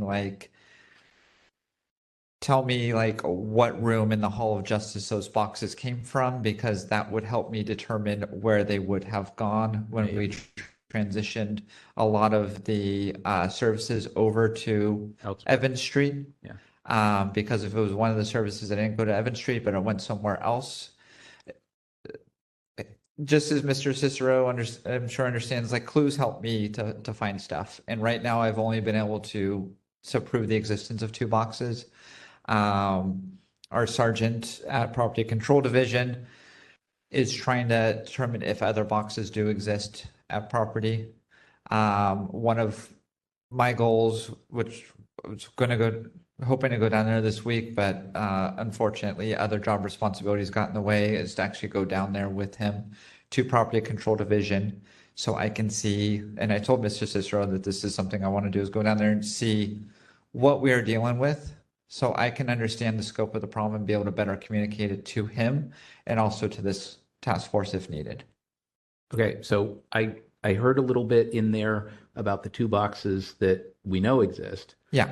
And if you can do all within your power and escalate and tell them What I will do with those is, rather than waiting on locating more boxes, is I will ask that those be transferred forthwith over to homicide and reviewed for whatever. Reviewed, Yeah. and determine what of those can be released. Okay. And that's something, and I know, Mr. Cicero asked the question, what is going on? I don't know entirely what happened before me. I can only say that I have been able to accomplish what I have because of the relationships I have in this department, the questions I ask, and I'm kind of a dogged person. If you give me a bone, I'm going after it. So, okay, that's good. But what I'm getting to is, other than the 2 that we know exist, and thank you for moving on that as much as you can with whatever you got to do, to the extent that there may be other stuff. I know they've looked here, they've looked there, they've looked wherever.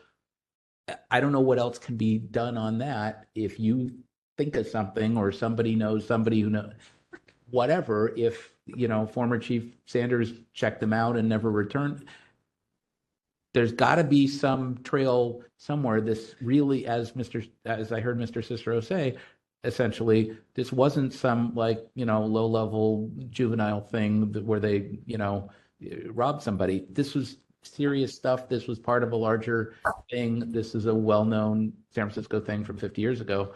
There's got to be some stuff somewhere. You don't just destroy evidence. So, particularly for something that may have still some open elements. So, and that's why I want to go down to Property Control Division to Building 606 in person, because there's only so much you can do with phone calls and emails. Unless I can go down there and understand the scope. If there is a legitimate roadblock that is preventing us from moving forward, if I can't put my eyes on what that roadblock is and identify it to you and describe it to you, then if it turns out that part of that is that it's a cavernous warehouse with a bunch of boxes that are labeled, case files from the 70s, and that it's going to be a huge project to go through and deal with that, then somebody needs to know that. We need to escalate that and say, okay, what are we going to do about that? Because that's not cool. And as was said, if the mayor said, I want something on this, she'd have it in 2 days. So I'm just going to okay. All right. Thank you. I'm done. Just 2 quick questions. When we say that former Chief Sanders checked out 7 boxes, does that mean Chief Sanders took those boxes to his office, or that he took them home offsite? And if he took them to his office and then materials from his office were taken somewhere, can you tell me, were they taken offsite or were they taken to his office? I think, Mr. Cicero, if I'm not mistaken, you know more about that than maybe I do. Yes. So I am in touch with the co-author of the book that Chief Sanders wrote, and he told me specifically that the boxes were delivered to his house. They were at his house. They used many of the items in there. They scanned some of them, which you can see in the book. And then those boxes were then returned back to the SFPD. And that would have been around 2005, 2006. And then, as I expressed earlier, the boxes were recently seen by a contact that I have inside the department. I don't know to what extent, because it was a bit of a side conversation that I had with this person. And I don't know if they just saw them in passing, but they did tell me they saw specific evidence, 32 caliber handgun, which was the primary weapon used in most of the assaults and murders. So I know for a fact he must have seen the boxes and peered into the box, because this person was not an expert on the case, knew nothing about it. So clearly they're there. Well, that is good to hear that they, or at least there's an assumption that they are within the possession of the police department. And I'll just say this quickly, Sergeant Winters, at a previous meeting, when I believe we were talking with, was it Lieutenant Toomey, Sergeant Toomey? I can't remember who we were talking to, or Probably Lieutenant Toomey. yes, Yeah. or Lobsinger. Lobsinger. Sergeant Lobsinger. Sergeant Lobsinger. And I said, is it like grandma's attic there? And if so, it seems like a great shame that the police department would have evidence from one of the biggest cases in San Francisco history and not keeping better track of these materials. That's it. That's all I have to say. Getting back to one of the follow up on one of the questions Member LaHood asked earlier, getting back to the letter and everything. I think number one, I really appreciate Sergeant Winters the time you've taken to come before us in our prior meeting and how quickly things have moved, right? That's great. And I think we're finally making some progress here. But to Mr. Cicero's point, we're at least almost 2 years in from the initial request that he made. We're months after we wrote a letter to the chief of police. How can we be assured that this momentum will continue and that for future people who have issues with obtaining public records, that they won't have to jump through all these hoops, right? You and the other people, you all spend a lot of time in front of us, and we spend a lot of time with you now. And I think, we got to know each other pretty well. That's great. But how do we avoid that in the future? How can we make sure that when we send a letter to the chief of police, something happens, right? I think I'm still worried that there's a systemic issue that's going on in the police department where, while we're lucky that now finally you've been assigned to it, it seems that not much happened until you came here. And so how do we make sure that either you get here earlier or someone else takes it as seriously as you do? I wish I got here earlier. I don't know that I can answer all of those questions because, and this goes back to Commissioner Papel's question and suggestion earlier. When it comes down to it, when it comes to public records requests within the San Francisco Police Department, depending on the nature and type of request, it can go to one of several different divisions. My division gets assigned all public records requests that come from members of the media or persons who are producing media, such as written or documentaries. So those requests come to my unit. I'll admit that the public records request process within my unit was broken when I got there. It is actually one of my biggest priorities to fix that process. I was previously in the unit as an officer and I was trying to fix it then, and I made some progress, and all that progress was lost after I got promoted and left. And it got lost twofold from what it was before. For me, as a head of this unit, when our process is broke, it's reflection on me whether I did it or not. And it's my responsibility to fix it. It's my responsibility to own it. It's also a reflection on our organization. I'm a proud member of the San Francisco Police Department. I'm a second-generation member of the San Francisco Police Department. Anything that reflects discredit on our department, I want it fixed. I want it fixed now. I can't fix this overnight. I can't promise to fix it overnight. I can only promise that I will do everything I can to fix the process and make it better, and to build a process within my unit so that these public records requests are handled in a timely manner. And if they are something that are complicated and take a long time, there's a regular and constant communication and evidence presented as to why it's taken longer or can't be done. That's all I can only give you that. All that. Yeah. I can tell you generally are interested in, like you said, sometimes you inherit problems, and I appreciate all this steps. And I actually geek out on public records requests. we appreciate that. Yeah. I think, I just want the reassurance, we don't send letters to department heads throughout the city, like all over the place, right? Yeah. I've been on the task force for 4.5 years. This may be the first, maybe the second letter that we've directed to the chief's attention. I just want the reassurance that if we send a letter to Chief Scott in this instance, right, that's a warning saying, look, okay, this really needs to be taken seriously now, Yeah. right? That's the part, I guess, that concerns me, that you weren't even aware of the letter, right? If you're the one working on public records and we sent the chief a letter about public records, how did that not even make it to you? That still shows me that somewhere at the top, someone's not taking this seriously, I guess. That was sent back months ago. I was assigned to internal affairs when you sent that letter, so I had no idea it even arrived at the department. And I don't entirely understand when you send a letter, like what happens to it at the chief's office, because I don't know if it made it to my predecessor or not. Right. Feel free to ask. Yeah. I guess that's what, Can you communicate up the chain that, if it makes it up that high that we're sending a letter directly to the department head, Yeah. we really, really want someone to take this seriously, because we only do that when we feel that something's not being taken seriously. Like I said, we'll issue orders, and there's a lot of our process that arguably is inefficient. But one thing we don't do is send out letters all over the place and that they should just be thrown in a trash bin or disregarded. Yeah. We really mean it when we send a letter to the department head. Yeah, and I will make that one of my follow-ups, is that figure out what happened to that letter when it got to us. Yeah. And if it didn't go to where it was supposed to go, why it didn't. If it did go to where it was supposed to go, why no action was taken when it got there. I mean, I can't correct what happened. Yep.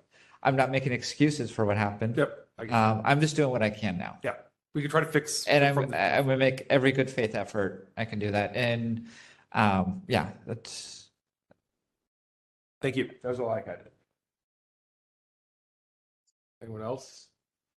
I don't have anything new to ask. What are we doing on this? Well, Are we that's referring, not referring. I know that was part of one of the questions I was getting. Yeah, I mean, I think we have in the agenda that we were recommending a referral to the Ethics Commission. Right. What I don't want to happen is that we make a referral and then everyone thinks, okay, this process stops, because I think, Right. we're still looking for, compliance. And I understand that progress has been made. We appreciate you being here. It's just, as Mr. Cicero says, we issued our order of determination. We tried to get compliance on this. I understand the staffing changes. I don't know. That's a valid concern, because if we do go into make that recommendation for Section 34, then they may be advised by the city attorney to just stop everything, and we don't want to halt this momentum. Can I make a point in regards to that? Sure. So when I was up at the Media Relations Unit as an officer, we had one individual who chose a lawsuit to address a public records request that was behind. And the city attorney's advice to us was actually work on it faster, get it done. Oh, that's encouraging. Okay. Yeah. So that may, and my intention, if you send this to the Ethics Commission, I'm going to still work on it just as hard as I was before.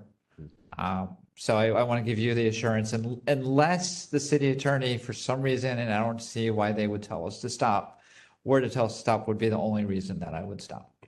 Right. Or maybe if the mayor told me to. So just to complete my thought, we could continue this to call the chair within a time frame, get some answers to why the letter was never acknowledged, why the chief didn't respond to us, and perhaps be back here in 30 days with hopefully the chief here able to explain any progress between now and then. I mean, that might keep the investigation going, and issue the special invite to the chief to be here with Yeah, actually, I think that's a great idea, Member Highland. I think if we were to, what we're considering, Sergeant Winters, is that, I think we talked about this a little bit in compliance amendments. Member Hood brought it up, Member Highland did, is that while we super appreciate the work you've done on this, right? It's that we still have that larger concern of why did our letter to the chief go, ignored? Absolutely. Right? And there's a part of, every department head by the Sunshine Ordinance is supposed to make sure that their department complies with the Sunshine Ordinance. If we alerted the top person in the police department, hey, there's a real issue here, and it seems like we got ignored, that's a concern for us, right? So I think, do we send this over to the Ethics Commission and say, separately from the work you're doing, and say, look, we're very concerned about the fact that our efforts to hold the department head accountable to get involved when ignored, or maybe like Member Highland said, maybe we see, maybe Chief Scott can come here next time and really sincerely show that your department is invested in this. This is Vice Chair Wong. Just a small note that the police commission meetings happen at the same time as ours. Oh, so yeah. Very unlikely we would be able He's to get literally Chief like 2 Scott rooms here. down. Oh, well, maybe he could pop over at a 15-minute break then if he's right here. We're a less hostile crowd. Are we exactly the same time? Actually, It's yeah, do not- our meetings start earlier? Sorry. You start earlier, but go longer? It's not unheard of that we've had folks come. Yeah. Same time. Okay, so we could work on the scheduling of that. Yes. Piggyback. Something. Member Pilpel? Yeah. I think our range of options after this discussion is send it to ethics and kick it out of here all the way down to close the case and do nothing. I'm not prepared to do either of those. I think we could send it back to compliance. I'm not sure that that makes sense right now. I like the continue it to the call of the chair. Here, if you can arrange for the chief, or I don't know if it's currently an assistant chief or deputy chief, somebody at a very high level to come visit us and give us a little, yeah, we're looking, or here's whatever's going on, to just get something there. I'm comfortable with that. So yeah, I'm kind of in the same place. I think if we can get like literally the chief or like his number one assistant in here to take this matter seriously and to reassure us. And that's not your job to do. Yeah. Right? We like I said, I personally really appreciate all the time and how much you've invested in this, but I think we need that upper level assurance. Yeah. And I agree. And you need to have the assurance that you need. Right. There needs to be a commitment from everyone. And that helps you too, right? You need to know that you have the department's, resources behind the work that you need to get done. Yeah. Right. So we're all in this together. So I'm comfortable if it sounds kind of we all are at. Maybe if we, I could work with Cheryl and whomever to see if we can get maybe for October, November, the chief to visit us. And if that ends up being unsuccessful, then maybe at that point we say move it to the ethics commission. I think if this is member Hood, I think if you can get it for the October meeting, I think that's a great idea, because compliance and amendments doesn't meet till later in that month, and then there would be too much of a gap. Yeah. Or not enough of a gap.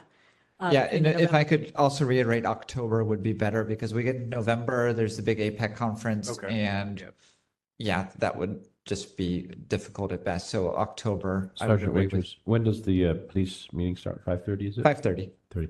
So we could get them right very early on the top of the agenda. Yeah, we could even make it a special order if we wanted to. I or could make take it out of order. Yeah, we could even whatever. do it at 4:00 if need be, or 4:30 or whatever. We might need a larger room if he agrees to come. I mean, it's a pretty interesting topic. You want a joint meeting with the historic? No. Just So whatever. Joint meeting with the police commission? well, we could sell tickets. I mean, I don't know. Might need a large. Okay, we want to make. Do we need a motion, or is this just, do we make a motion to the call of the? I'll make the motion. Okay. I'll make the motion to continue this matter to the call of the chair,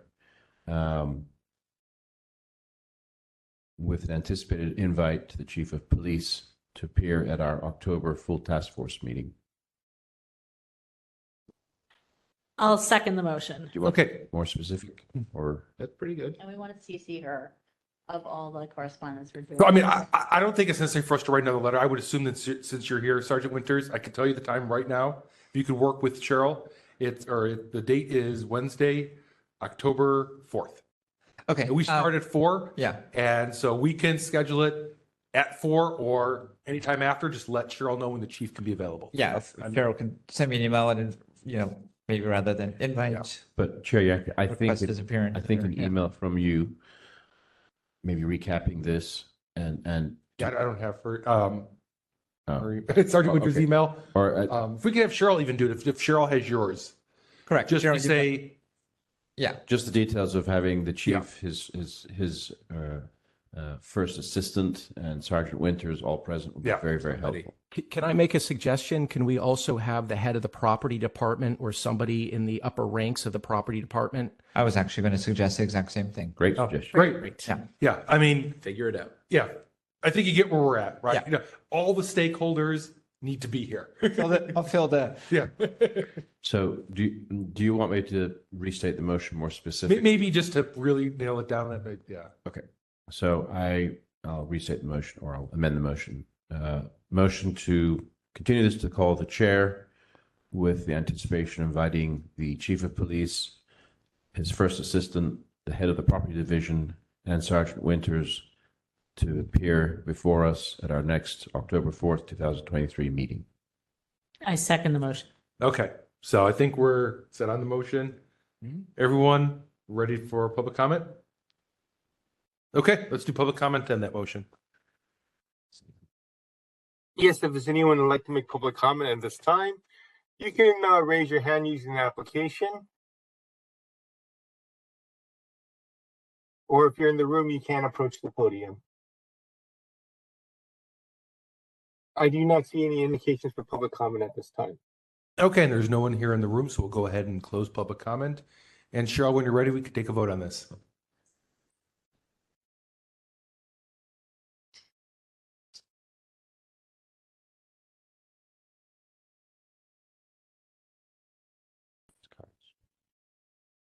Yours.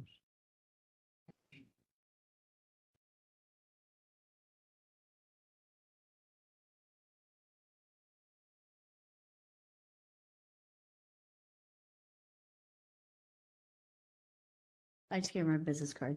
Okay, so ready for a vote on the motion. Yes. Member Highland? Aye.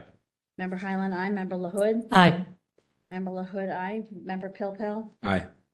Member Pilpel, aye. Member Sugarman, absent. Member Wolf? Aye. Member Wolf, aye. Member Hill, absent. Member Schmidt? Aye. Member Schmidt, aye. Member Stein, absent. Vice Chair Wong? Aye. Vice Chair Wong, aye. Chair Yankee? Aye. Chair Yankee, aye. 7 in favor, 3 absent. Sounds good. Okay, thank you, Sergeant Winters. We'll see you next month. Thank you very much. Thank you, Thank you. Mr. Cicero, as well. Take care. Item number 9. Let's go on to number 9. Yep, item number 9. Item number 9, file number 22141, complaint filed by Stilly and Bajanski against Deborah Liu and the Office of the Treasurer and Tax Collector for allegedly violating Administrative Code Section 6721 by failing to respond to a public records request in a timely and or complete manner.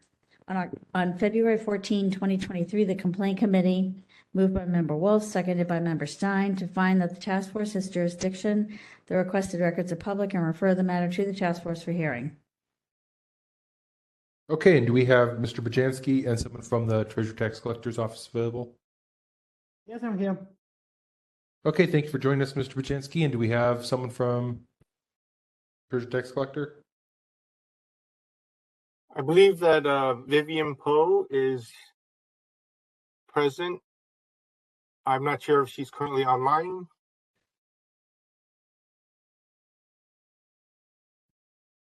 Is she unmuted? I have unmuted her.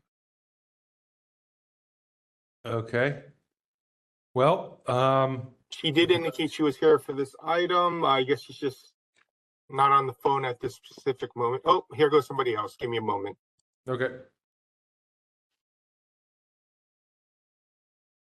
Mr. Tyrell, are you here to represent this matter? Yes, I am. Okay, no problem. Okay, thank you both for joining us. This went to the Complaint Committee, so I'll turn it over to the chair, Member Schmidt, to give us a quick summary of it. So this is not too different from other cases we've seen where the petitioner periodically is looking for records relating to himself from the Treasury and Tax Department. He submitted this and called it an IDR. You can see from the file that the response is hundreds, thousands of pages. I think we can potentially take issue with the time it took to produce the pages. There may be a delay situation here. Although you can also see just sort of on a granular level how they're spending their time in trying to crank out the product in terms of responding to this. So we may have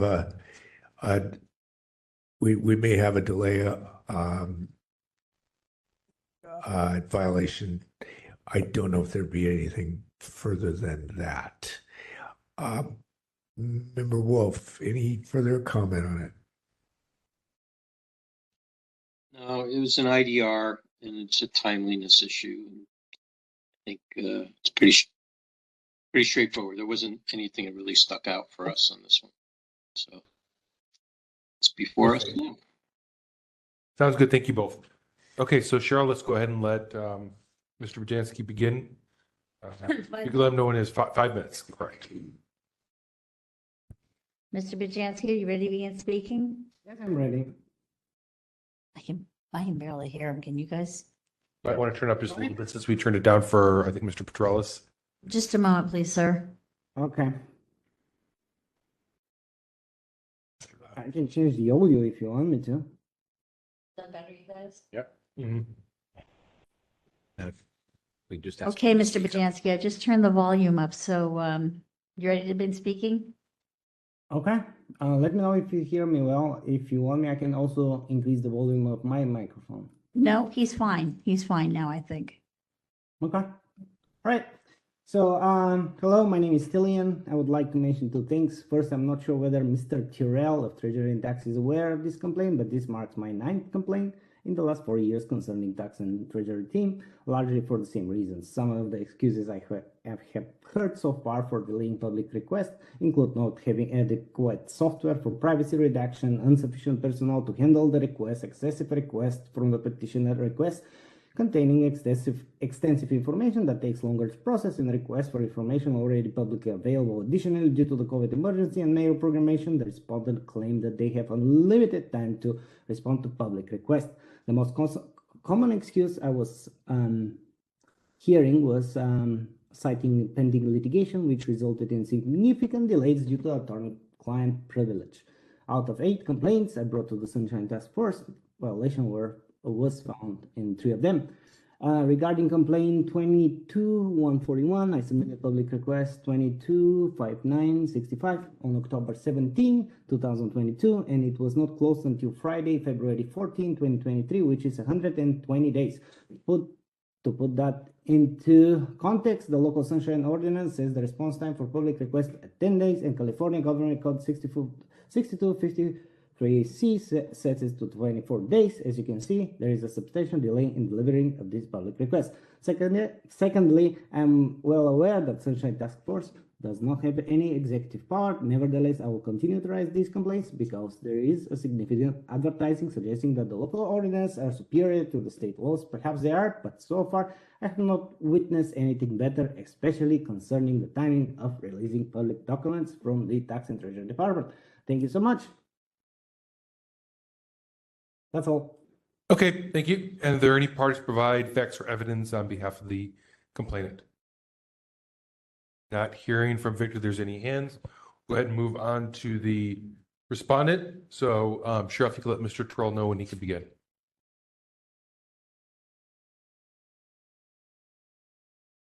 Mr. Tyrell, you ready to begin speaking? Yes, I am. Go ahead, sir. Good evening, honorable task force members.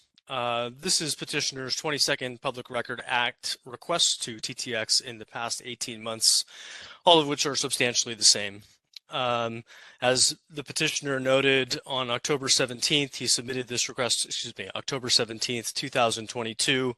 He submitted the Public Records Act request, and that very same day, our staff requested the IT section to pull the responsive records. Over 1,000 responsive emails were produced, which, given the attachments to those emails, totaled over 1,500 documents. We replied to the petitioner the following day that due to the size of the documents that were responsive, that additional time would be needed to respond to the request. As our response lays out, at the time the response was provided, our staff had spent over 85 hours going through 795 emails.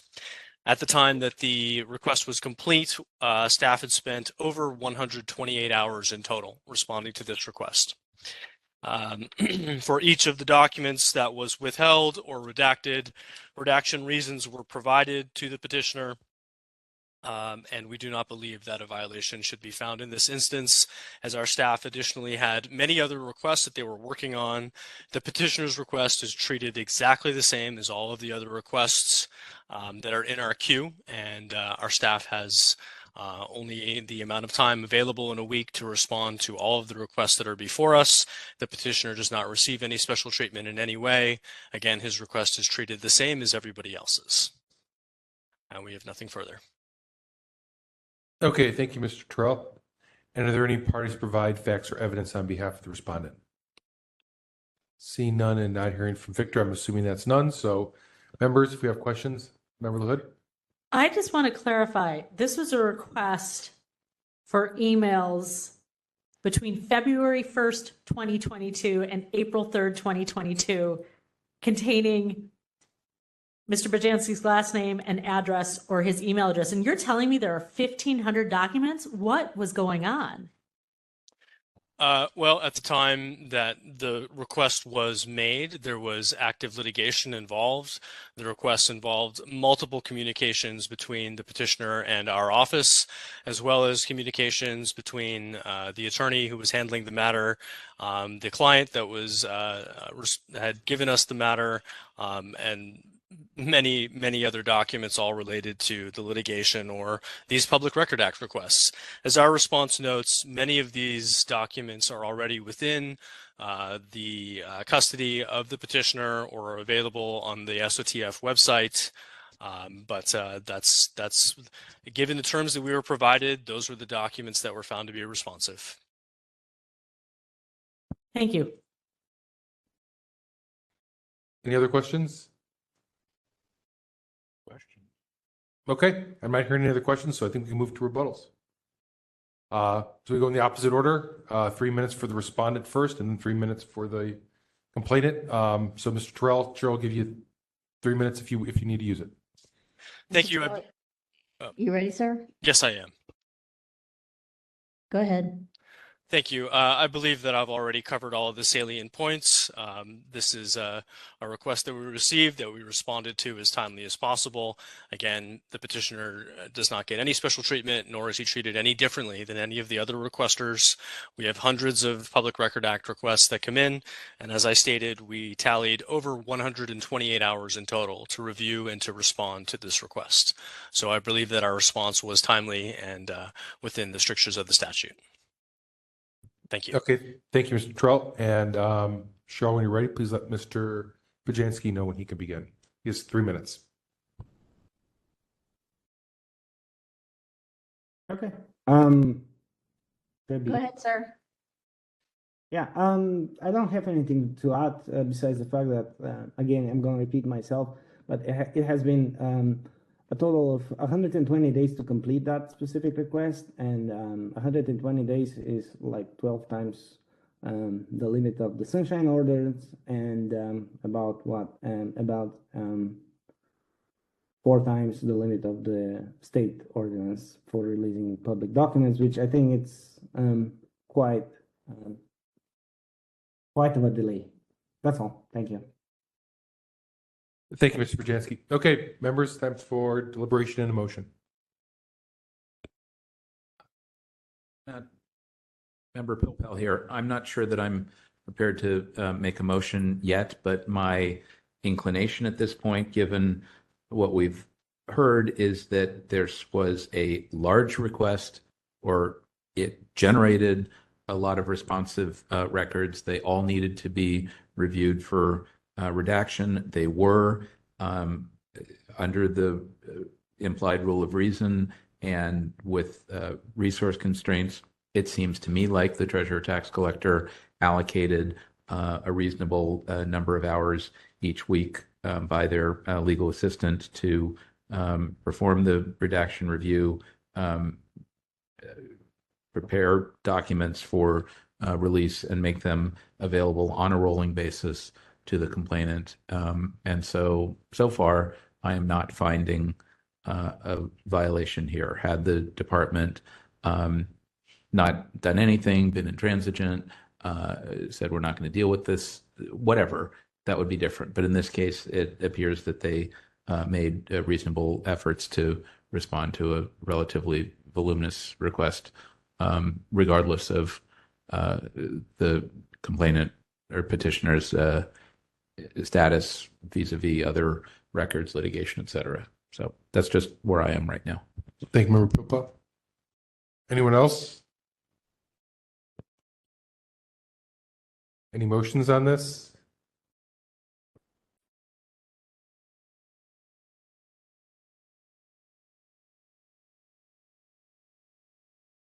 Right, I'll just state that I'm along with Member Pilpel. That's why I'm seeing this one as well. You want to make the motion and I'll second? I will make a motion to find no violation. All right. I'll second. Okay, so motion to find no violation by Chair Yankee, seconded by Member Pilpel.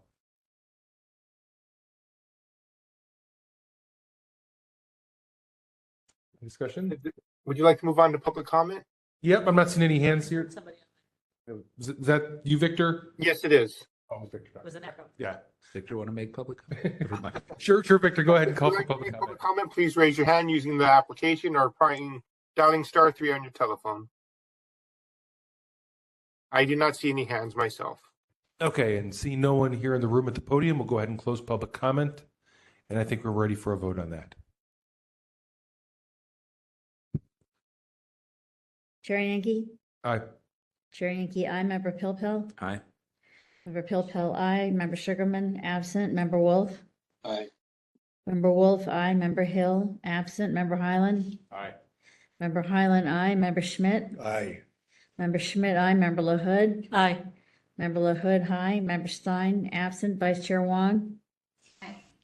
Vice Chair Wong, aye. 1, 2, 3, 4, 5, 7 in favor. Okay, great. I think we're all set with this case. Thank you to Mr. Rajansky and to Mr. Troll for joining us this evening. Thank you very much. Okay, so I think the next one is the one we're going to hear out of order. So we're going to hear number 11 next, which is 22032.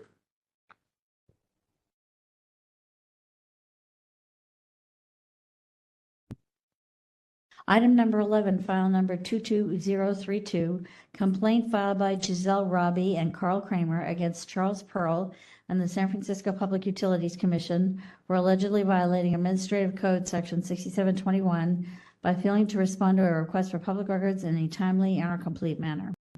2022, the complaint committee moved by Chair Schmidt, seconded by Member Stein, to find that the task force has jurisdiction, the requested records of public, and refer the matter to the task force for hearing with the recommendation that be a finding of no violation. Okay, thank you, Cheryl. And do we have the parties here? I see someone here, and you are? My name is Chelsea Boylard from the San Francisco Public Utilities Commission. Okay, thank you for joining us, even in person today. So thank you. For sure, thank you. And then do we have someone for the complainant available, either in person or on phone? Carl Kramer. Okay, thank you for joining us, Mr. Kramer. Okay, so let's see, this went to complaint committee. So Chair Schmidt, did you have anything to add to this? Yeah, just that we recommended a finding of no violation. It seems like the request was made, timely response of did not have the requested information was made. I know that there's often in these cases involving Mr. Kramer's organization's requests, he's maybe seeking information that either has not been generated, maybe it should have been, maybe it shouldn't have been. Maybe also he's looking for information that just doesn't exist. But in this one, we didn't see a violation. Thank you. Okay, I think we can go ahead and start then. So we'll give Mr. Kramer 5 minutes to start. Are you ready, Mr. Kramer?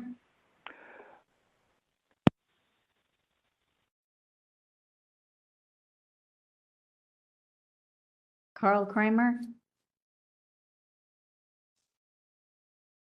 Did he have the phone? Looks like he dropped off. Let's give him a few moments. Okay. The telephone line is not there anymore. He probably tried to hang up without realizing that he shouldn't do that. Sorry, we'll hopefully get this resolved in a couple moments. You could hear the other case first. Just a joke. It's also his, right?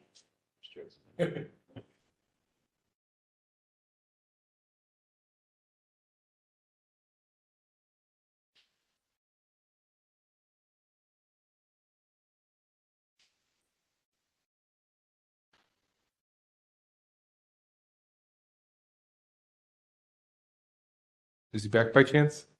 Doesn't take too long to call back. Not yet. Okay. I'm watching the line. Thank you, Victor. Call him.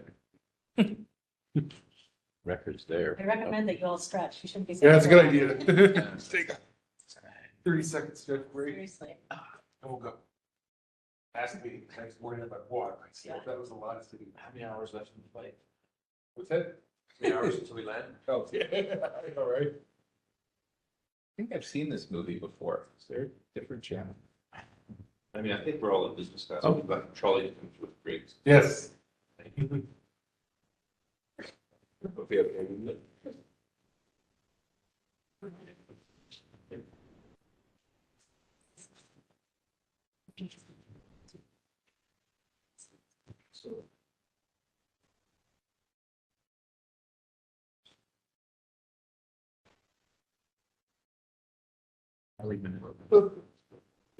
I can't even email them to say we're here. I can't. that's I have too to bad. handle on computer. Yeah. Okay. Well, you should know. I mean, Hmm? you should know we're all waiting for. I mean, he just. He probably thought, That's fine. oh, I'll just hang up and I'll wait. Without realizing he may have disconnected himself. We should call him back. We call this. Can we call him? I don't Do we know know his telephone number. Victor, Victor. Victor might have it in the system. Yeah. Victor, do you have a way of contacting Carl Only Kramer? whatever is on his application. He's I'm part of the SF planning Living board. Wage. That one, that's an email, so that's really not useful.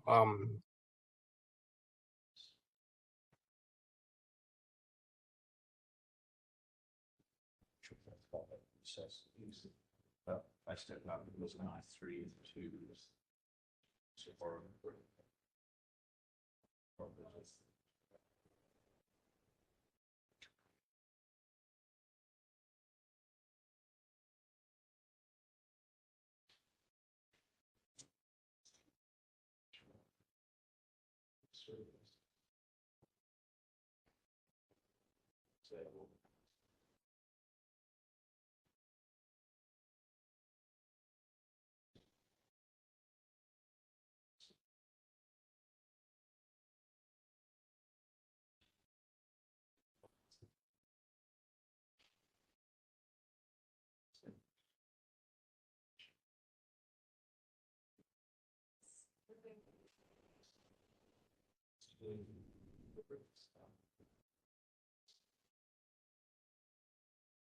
Yeah.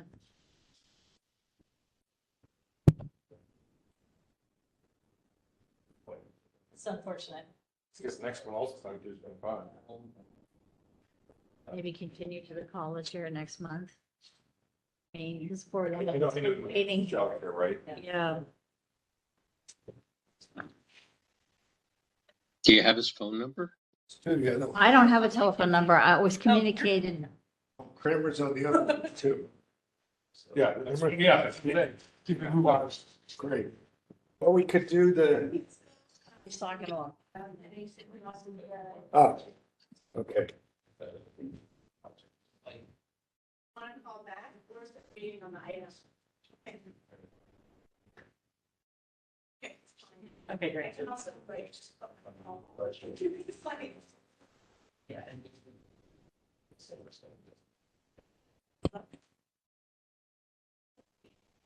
Should I just put the mic? Can he not call back? You're calling in, is that right? Okay, all right, we'll talk to you soon. Thanks.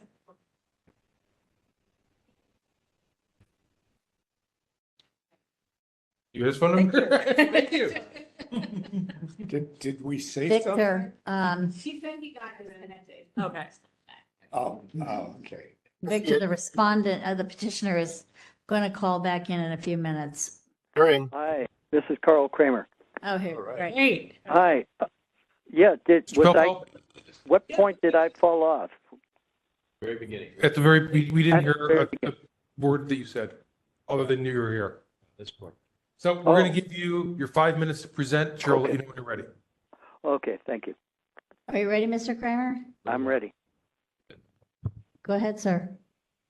Okay. On December 23rd, 2021, we requested the information on the allocations to nonprofit organizations with which their department contracts for the additional minimum compensation ordinance funds and the cost of doing business funds as separate figures for fiscal year 2019, 2020, and for fiscal year 2020 to 2021, and that we were looking for figures to each specific nonprofit. On December 29th, 2021, they responded that they had no records responsive to this request, and the request was closed.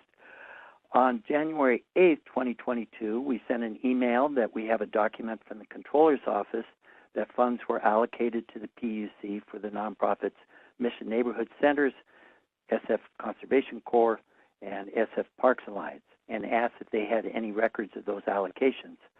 On January 12th, the department responded again that they had no records responsive to the request.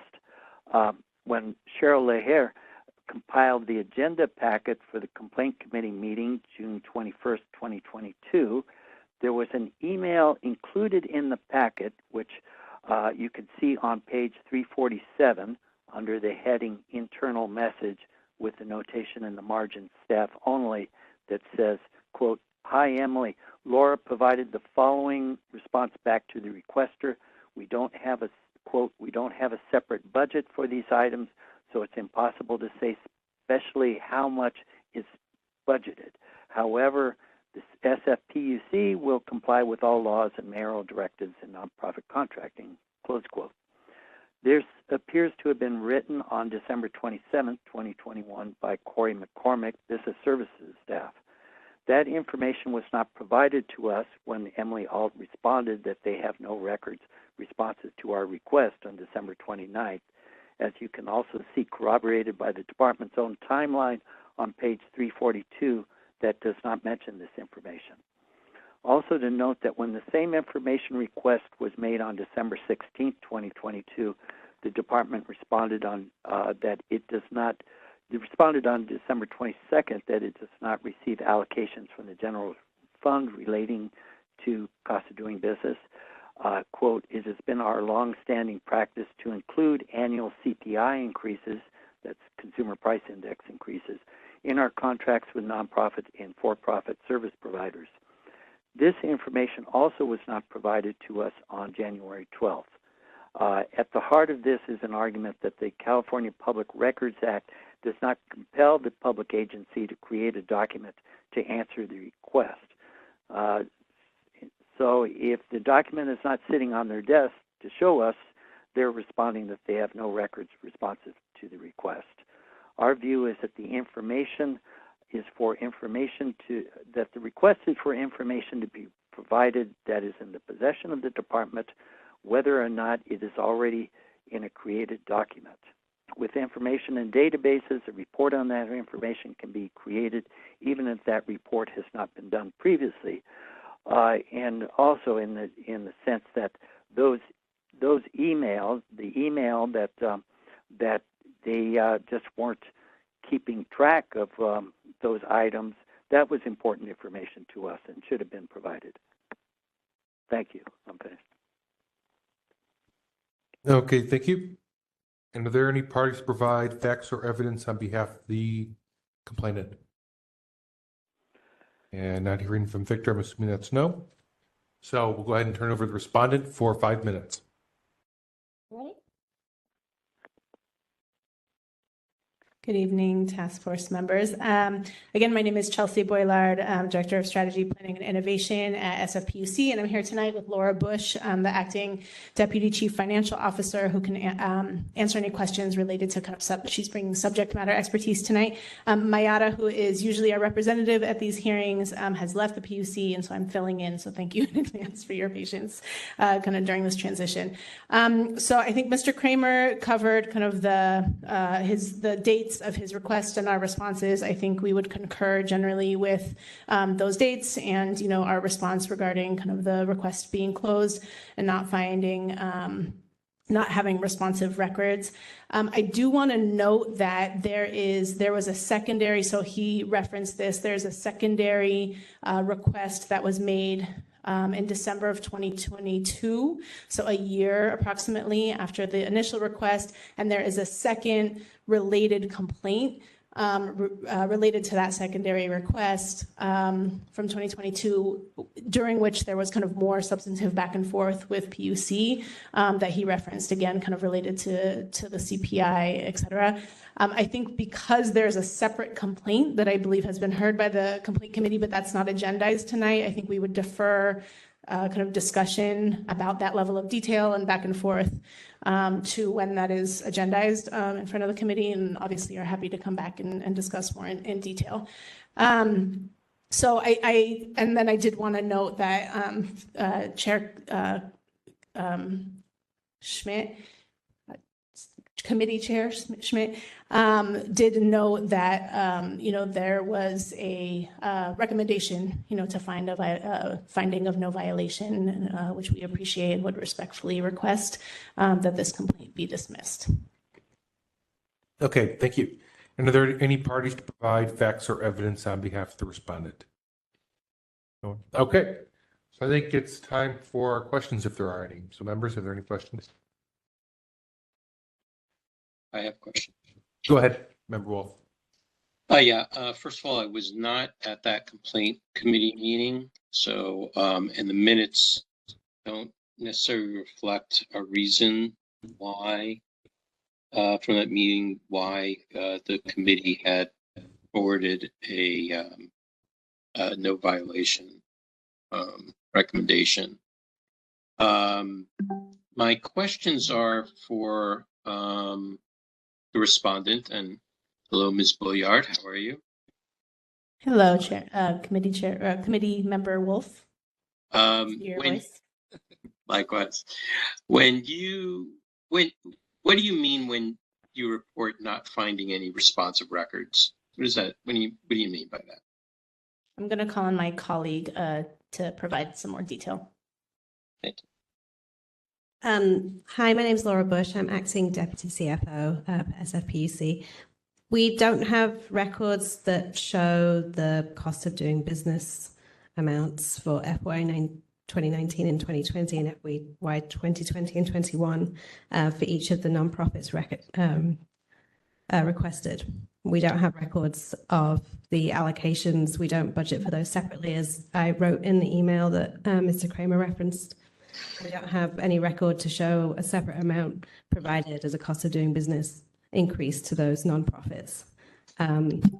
As practice, we provide annual CPI increases to contractors, both nonprofit and for-profit, and that is supposed to cover cost of doing business, but we don't have a record of cost of doing business related increases on these contracts. Therefore, we couldn't provide one. So, Mr. Kramer testified just now that your response to him would be that you would have to create a new record.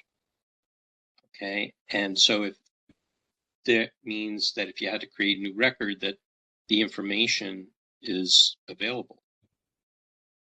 That's not the case. I don't want to muddy this with the other complaint, but I feel... Well, it doesn't matter. Don't worry about the other case. Okay. We're worrying about this one. We don't have a separate record of the increase related to cost of doing business for each of these contracts. And why is that?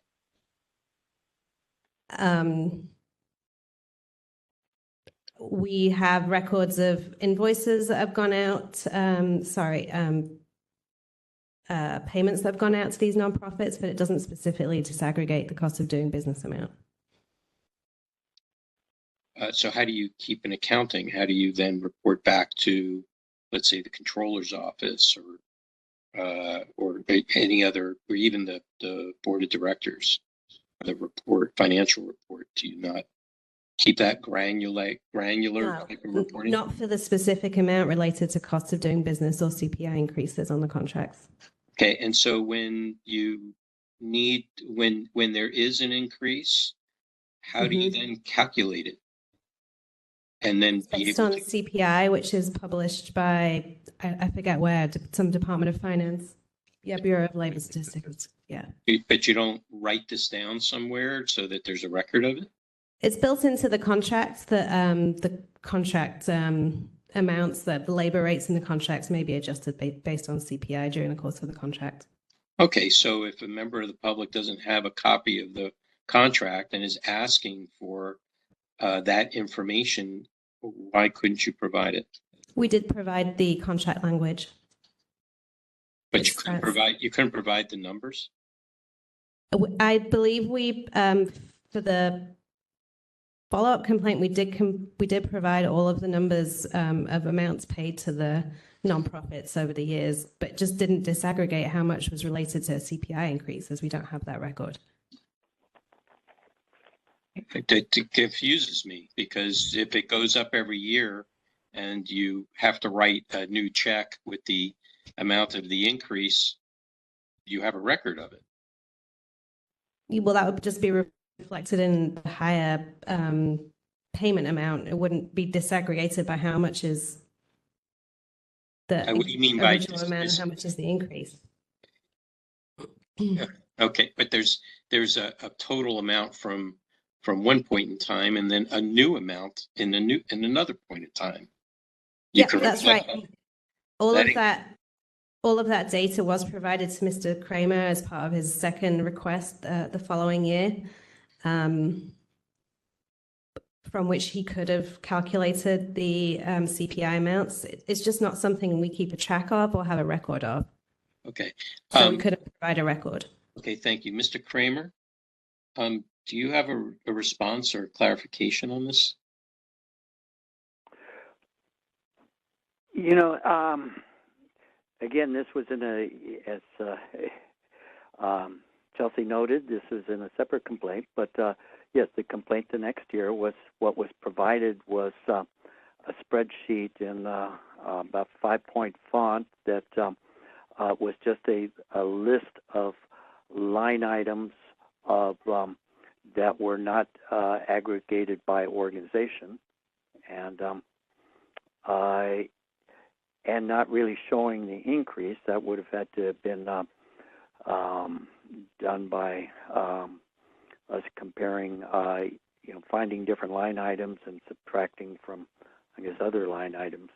But yeah, that information just was unusable. I think the information is in a database, and it could be calculated. Not by trying to calculate from what they provided. Okay. Let me ask a different question then, Ms. Bush. Let me ask you this. Under the Sunshine Ordinance, there's another section called 12L, which is the Sunshine Ordinance for nonprofits. There's a requirement for city, quote unquote, city contractors, could be anybody receiving money from the city, to provide financials on the money that they received. Do you not have those? Me? Does the PUC have those documents? I don't know the answer to that question. Okay. All right. Thank you. I'll stop there for now. Let others chime in. Okay. Thank you, Member Wolf. Member Bilpel? Okay. David Bilpel. So first to Member Wolf, I'm not sure, and maybe I could inquire of Mr. Kramer.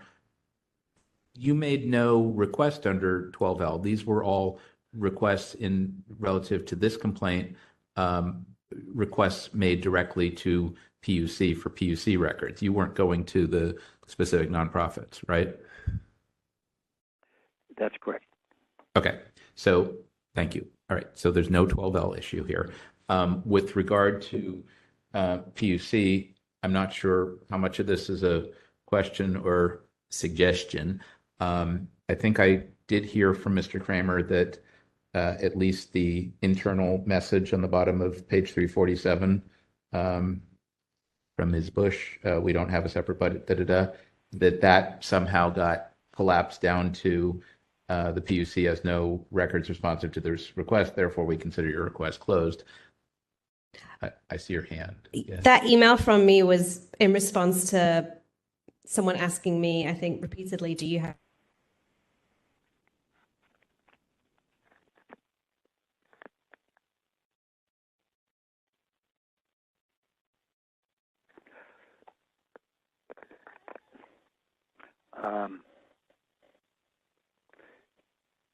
providing that to the requester to clarify that, yes, not only do we not have responsive records, but we don't have a separate budget for that. So it's impossible to say that. So it's like, yes,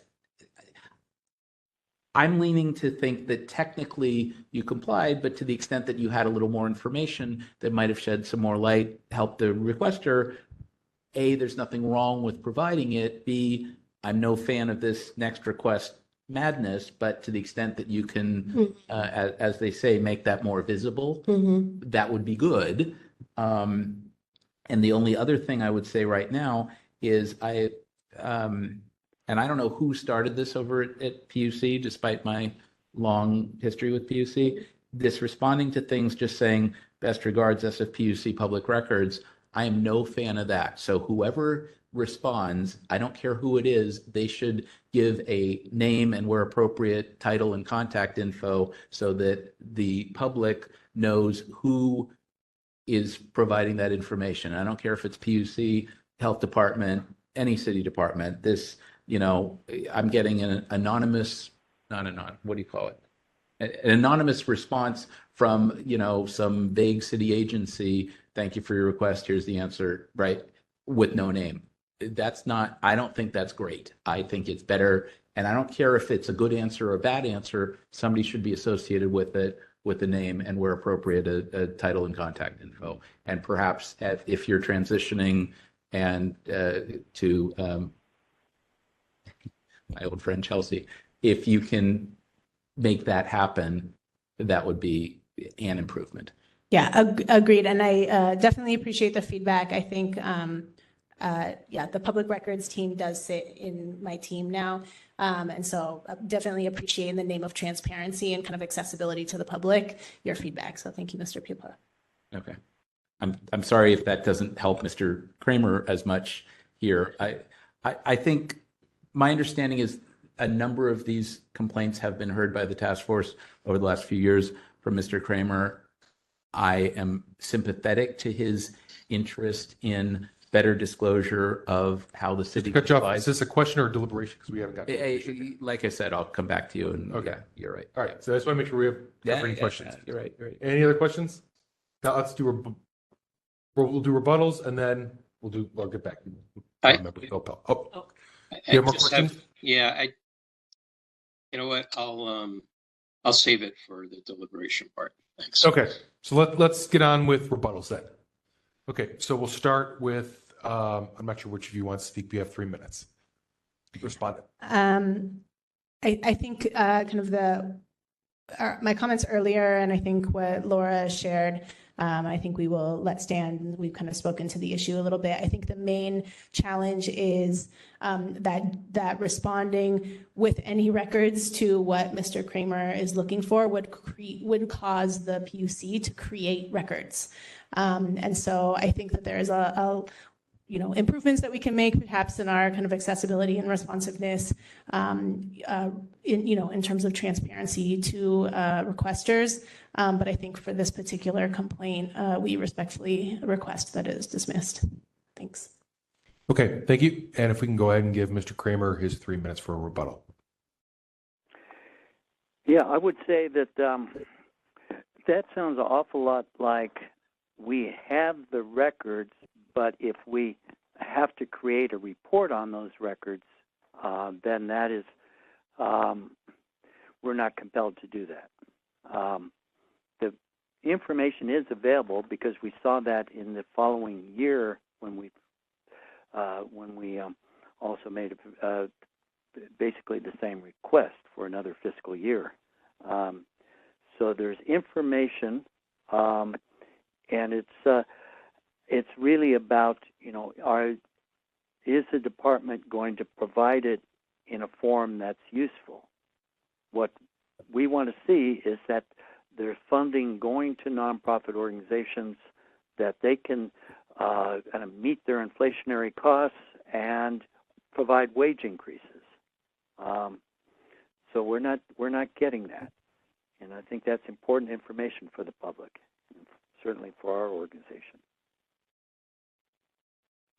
Thank you. Okay, thank you, Mr. Kramer. All right, now we'll turn it over to deliberations. Though, remember, I cut Mr. Member Pilpel off, so let me go back to him, and then I'll go to you, Member Wolf, okay? Thank you. Sure. Okay, Member Pilpel again. So when I was appropriately cut off earlier, and thank you, I think where I was going is I am sympathetic to Mr. Kramer's concern, which I think has been expressed in multiple complaints over a number of years, which I interpret to seek compliance and documents that demonstrate compliance with the city's minimum compensation ordinance, or MCO. Unfortunately, and I haven't gone back and reread it, my recollection is that the MCO is a little confusing and complicated and allocates responsibilities to the mayor's office, the controller's office, the various city departments, perhaps to contractors as relates to their subcontractors. And it's a little convoluted as to who does what, and it's not easy to get the information that Mr. Kramer is seeking. It's not that the city or the organizations are not complying. I believe in general they are, or specifically they are, but it's hard to determine that. And the best recourse may be for somebody, maybe Mr. Kramer, maybe somebody else, to attempt to rewrite the MCO and get it amended by the board to better allocate these responsibilities. But the way it's written now, it seems to me, unless I'm missing something, that departments are doing what they need to do. The mayor's office is doing what it needs to do. The controller's office is doing what it's supposed to do. And it all sort of works, but it's relatively opaque and difficult to find the disaggregated data that Mr. Kramer is seeking. Unless I'm missing something. Okay, thank you, Member Pilpel. Member Wolf, go ahead. Yeah, I'm sorry. I can't make my comment without asking a clarifying question from the respondent. Sure, go ahead. Thank you. Ms. Bush, could you answer if under 12L, if any of these organizations provide you with the required information, such as their most recent budget, their federal, state and federal tax returns, any audits, and whatnot? And do you have those? Do you have custody of that information? I don't know the answer to that question. I can only assume that we have a sophisticated contracting department and we comply with all city rules and regulations regarding contracting and validating our contractors, both non-profit and for-profit. So to the extent we're required to collect these documents, I assume we have. Okay. Okay, thank you. Okay. So members, the reason why I bring up 12L, and I appreciate my colleague, Member Pilpel, mentioning that this isn't a 12L case, and that's true, it's not, and that's not why I brought it up. I brought it up as a matter of the collection of the information that the petitioner had requested. And that is going to be another place where that information would exist, would be in their budgets. Budgets will be also projective. So it would have been projecting a additional income when the CPI, when that anniversary or that period of time came, that there would be some sort of increase. Now under 12L, the requester is not supposed to be making a request directly to the nonprofit. They're supposed to be making it to the contracting agency. The contracting agency acts as an intermediary. It's the way it's the section of the law is written. And so by that token, if the agency already had this information, they could draw this particular pertinent information from those records, because the nonprofits would have had to report their budget. Budgets can be line items, and you can then see what's happening there. And this would be with regard specifically to the funding, grants, loans, whatever monies they would get from the agency or from the city. Only. It wouldn't be for monies they receive from some private foundation or anything like that. It would only be from there. So that's the reason why I brought up 12L, because that would provide the information that the PUC would already have. Now, it's not based upon the information that Ms. Bush is reporting that they were looking at, but they could have been looking at this other package of information from any one or another of these nonprofits. I'll stop there. Member Schmidt? Yeah, I just wanted to indicate that I'm also with Member Pilpel. There's nothing that I've heard that's changed my mind on this as to not finding I don't see any violation here. Thank you, Member Schmidt. Anyone else? If not, do we have a motion? I heard Member Schmidt about to make a motion. Sure.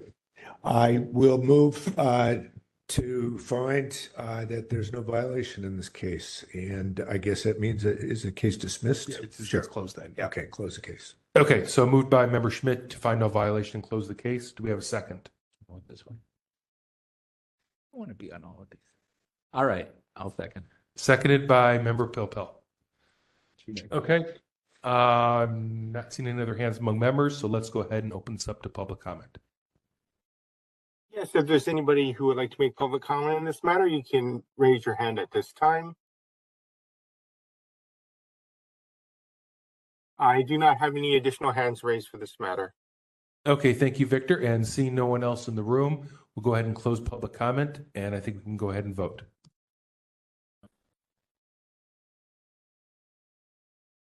But the PUC you did get our feedback on process improvements. Yes, thank you very much. Thank you.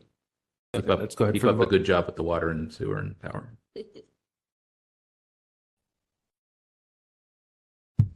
Member Schmidt? Aye. Member Schmidt, aye. Member Pilpel? Aye. Member Pilpel, aye. Member Sugarman, absent. Member Wolf? Nay. Member Wolf, no. Member Hill, absent. Member Highland? Aye. Member Highland, aye. Member LaHood? Aye. Member LaHood, aye. Member Stein, absent. Vice Chair Wong? Vice Chair Wong, aye. Chair Yankee? Aye. Chair Yankee, aye. 6 in favor, 1 no, 3 absent. Okay, thank you. Appreciate you spending the time with us tonight. Thank you so much, and thank you all for your service to the city Thank as you. well. Thank you. Okay, let's go ahead and keep things moving. 10. Yes, item number 10, we're going to go back to now. Item number 10, file number 22031, complaint filed by Giselle Robbie and Carl Kramer against the city administrator Carmen Chu and the office of the city administrator for allegedly violating Administrative Code 6721 by failing to respond to a request for public records in a timely and or complete manner. On May 17, 2022, the complaint committee moved by Member Wolf, seconded by Member Stein, to find that the task force has jurisdiction, the requested records are public, and refer the matter to the task force for hearing. Okay, and it sounds like Mr. Kramer is still with us. Do we have someone from the city administrator's office? It's someone on screen that just waved at us. Victor, can you unmute the city administrator person?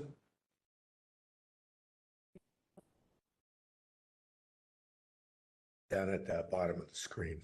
Are they muted still? Is Victor? Victor? Yep. Can we Looks have our like next you're speaker? unmuted. Oh, go ahead.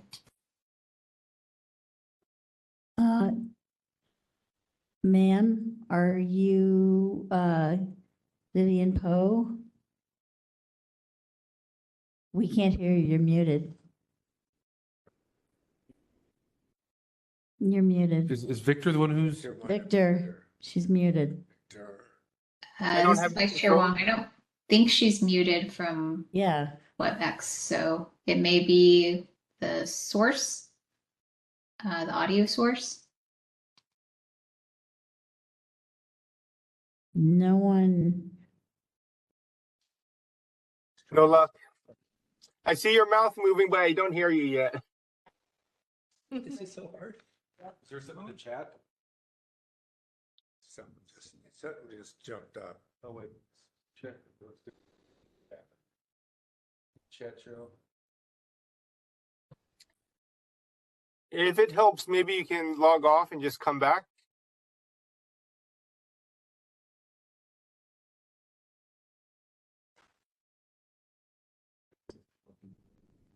That was Vivian Poe. Okay. Yeah. She'll be back in a moment. I asked her just do a reboot since she's been on for so long. Maybe something happened. If not, we can have her perhaps call in just the telephone line instead of using the WebEx.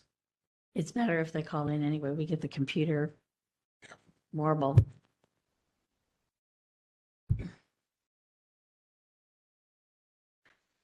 Ms. Poe, if you have access to a telephone. She can't hear us. She logged off. Oh. So Jennifer Poe, let me try calling. Oh, that's Jennifer Wong to all panelists. Just give her a moment. She's trying to get back in. Fear that Member LaHood might force another stretch break.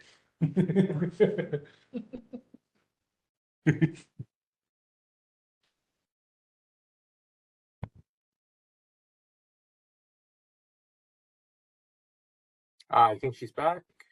Yes, she's back.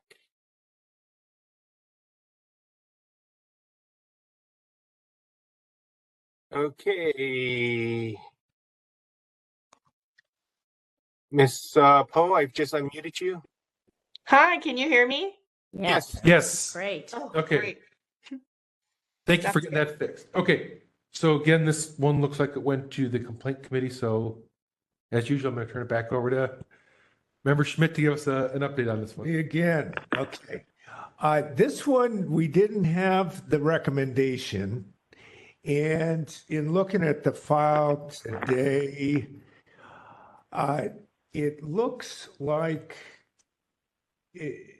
I see on page 306, probably the one best sort of one paragraph discussion of the dates, et cetera, dates and times. And I don't know if there's, and then it's from the office of the city administrator where they talk about when the request was made, when it was responded to, et cetera. I don't know if I've seen anything in our file that contradicts any of that timing. So if that timing looks problematic, I think that we would be looking at a violation.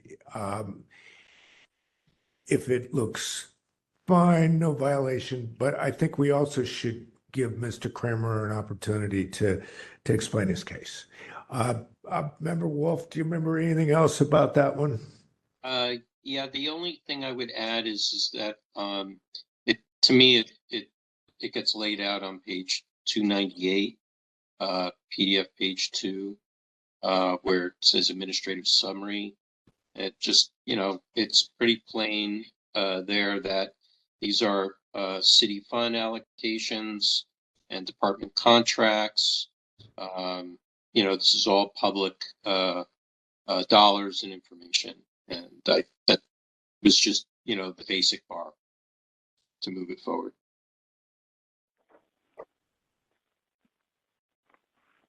Okay, so I think we're ready to begin then hearing from the parties. So let's go ahead and start with 5 minutes for Mr. Kramer again. Mr. Kramer, you ready to begin speaking? I'm ready. Thanks, Cheryl. Okay. December 23rd, 2021, the initial request was emailed to Carmen Chu and also the Sunshine email, Sunshine requests, as seen on page 302. The request was for allocations to the nonprofit organizations with which are department contracts for the additional minimum compensation ordinance funds and cost of doing business funds as separate figures for fiscal year 2019 to 2020 and for fiscal year 2020 to 2021, looking for figures to each specific nonprofit. After going back and forth and clarifying the request, they sent information on April 6, 2022. The information that was sent was for MCO requests for fiscal 2019 to 2020, but it was for the amounts of funding to 4 programs: Grants for the Arts, Immigrant and Language Services, Labor Standards, and Treasure Island Development Authority. I responded that each program funds different nonprofits and that we wanted the funding increases to those nonprofits. The information sent for the fiscal year 2020 cost of doing business increases was the amounts of funding to community-based organization services and professional and specialized services. Again, it was I responded that we wanted the funding increases to specific nonprofits. For MCO and cost of doing business for fiscal year 2021, they sent a chart that showed funding with a project code, activity code, authority code, and account code.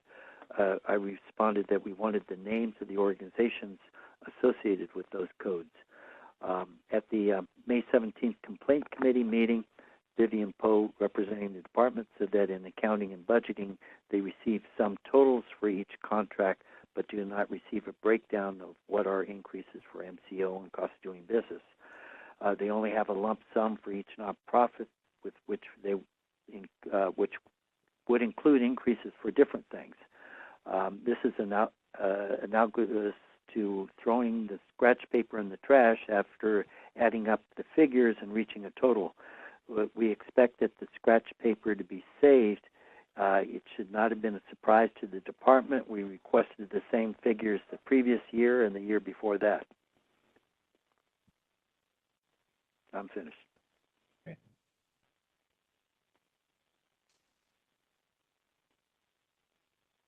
Is that it? Are you done, Mr. Kramer? I'm done. Okay. Thank you. Are there any parties to provide facts or evidence on behalf of the complainant? Hearing from none, go ahead and move to the respondent. And Ms. Poe can have 5 minutes. Are you ready to begin speaking, Ms. Poe? Yes, I am. Okay, go ahead. Thank you. Thank you. Glad to be here and to talk about this case. So on behalf of the City Administrator's Office, I'm Vivian Poe. I would like to respectfully ask the task force to dismiss this case. We have responded timely and completely to Mr. Kramer's request, but what he's requesting specifically, very similarly to the case that you just heard prior to this case, is we do not have the records that he requested. In the last couple of responses that we have provided him, we actually proactively try our best to provide information that he requested, but the specific information about each nonprofit and how much they receive in terms of MBO and cost of doing business, our office do not have that data. So we have no records to produce because of that, but we have always, as our office policy, to respond timely and as completely as we can be. Okay, does that conclude your remarks?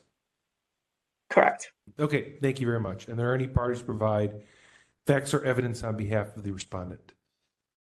And hearing from none, go ahead and turn it over to members for questions. Member Pilpel? Okay, just a couple of brief things for both parties. So first to Mr. Kramer. Again, understanding that there's a context to this and you're looking for what I believe is similar information from different departments over different years. Have you actually, and I'm sure this is a little beyond this specific complaint, but it may help me in understanding some of the context. Have you actually gotten the information, the specific information that you're looking for from any city department as to any contractor with, again, that level of detail that you're seeking? Or is everybody giving you the whatever they're giving you? No, we are getting that information from these two departments are the outliers. Okay. So these have been the most difficult, and there are a couple of other departments that also are very opaque with information. But on the other hand is the DPH, the Department of Public Health, and Human Services Agency, which will have very specific, this organization received this much of money increase, just line by line. So yeah, I would say the first year that we started sending out requests for this information, it was very spotty. But within I'd say the last year, that more departments have become responsive, except for a minority now. Okay. Well, A, that's encouraging. B, I'm just wondering, I don't see in our packet, for whatever reason, your underlying request and their initial response and the back and forth that resulted in the January back and forth and the March to April back and forth, et cetera. So I don't know how exactly you couched it. I'm just wondering if, and presuming that you're going to continue doing this for a while, which is fine, that's all good. If there's a way that you can make that you could include in future requests an example of a good response that you got from another city agency with the level of detail that you're looking for. So if that's, pulled from some budget system or comes off of some invoice or off of a contract or whatever it is that they're getting it from, that they can try to do it the right way, the way somebody else is doing it, so they don't have to reinvent the report or try to ask the right person the right way and finagle it, this, that, and the other. But again, if you've got a good example of a reply, if you can maybe use that and say, here's what we're looking for, and here's an example of, where others have found it, something like that. Is that possible? I think that would be a question to Ms. Poe, whether the department can kind of learn from that. Okay, I'm happy to put it to her as well, but I guess I was just sort of suggesting to you that as part of how you craft the request, I don't think there's anything wrong with providing a department with an example of something that you got in the past that you deemed responsive, that was actually helpful, so that they might say, oh, that's what the person's looking for. Let's go find something like that. So I appreciate your answer. So to Ms. Poe, have two things. One, and this is the same thing as I just addressed with the PUC. On page 306 of the packet, there's a letter dated April 19th, 2022, to Bruce Wolf of this task force, blah, blah, blah. Thank you very much. Please let us know. Sincerely, Office of the City Administrator, no name, no title. I have no idea who authored this, and things like this bug me. So I guess my strong suggestion to you and your office is, whether you're communicating with this task force or with a complainant, petitioner, requester, whatever, to just give some name, title, and contact information where relevant, so that it doesn't just come from some amorphous response from the office. Those things just completely bug me. But as to the last question, in responding to Mr. Kramer, did you or Mr. Bukowski or whoever was dealing with this attempt to find examples of other departments that have provided responsive records to Mr. Kramer in ways that the city administrator could do that in ways that are consistent, helpful, useful, etc.? Can you talk to us about that briefly? That was predated my time, what they might have done if they have reached out to other departments to find out. But what I'm hearing right now, if Mr. Kramer has received a good example from other departments, I'm happy to take it back to my office and asked if our budget or accounting team can recreate something from the accounting system, if that's somewhere that they can get the information.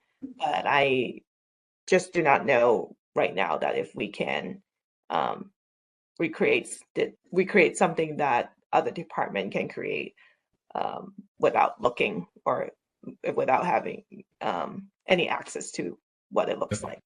Okay, so then I thank you. So I guess back to Mr. Kramer, can you just clarify for me, are we tonight on this specific complaint just dealing with a question of timeliness, or are there still records that you didn't receive, and do we need to clarify and try to get you further records, or did you actually kind of get what they have that you were looking for, however long it took with the back and forth from December to April? Can you help me on that? I'm not really concerned about the timeliness. I'm concerned that we never receive the information. Okay. All right. That's helpful. So not timeliness. Is there still another pass that you would like them to do to try to calculate the MCO and COBD and EI, whatever the thing is with the, anyway, that would help get you the responsive information and or records? Is that what you would like here?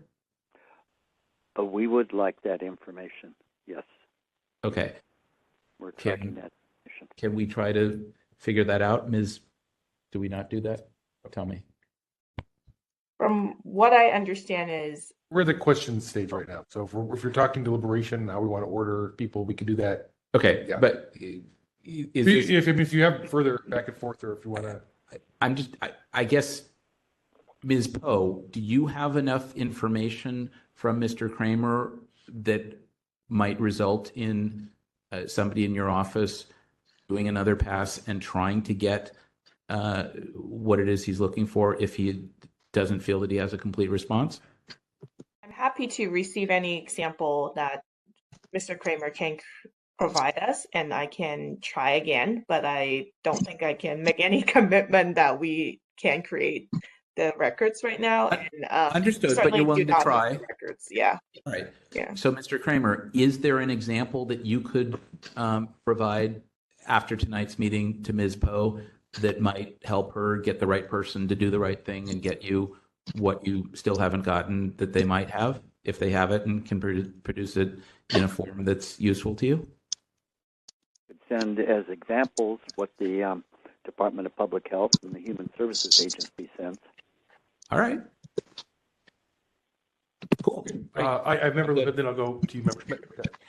Yeah, I don't want to muck things up here, but what I'm hearing both from this case and the previous case is that they are not calculating these increases in the way that Mr. Kramer is calculating them, and thus are not providing him with the data he's looking for because they don't calculate it that way. I'm thinking of a restaurant bill with like the healthy San Francisco surtax, and then there's a total at the bottom, and most people in calculating the tip are just 20% on that bottom number. And so if you're asking them what percentage of the tip is associated with the healthy San Francisco figure, they're not tracking that. But they're doing what they need to do in terms of, and maybe this isn't a great example, but the numbers could be figured out, but they're not figuring those numbers out in their department.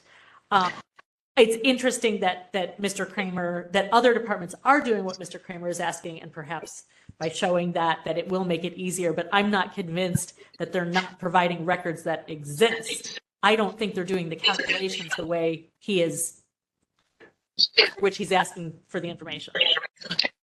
Mr. Chair. I have Member Schmidt, and then you remember what you said. Okay. Member Schmidt. Yeah, the first to the respondent, I want to work off the wording that the last two members have used, calculate. Do you understand that, is it your understanding that what petitioner is asking you to do is to do new calculations, to provide numbers to him that you wouldn't do otherwise?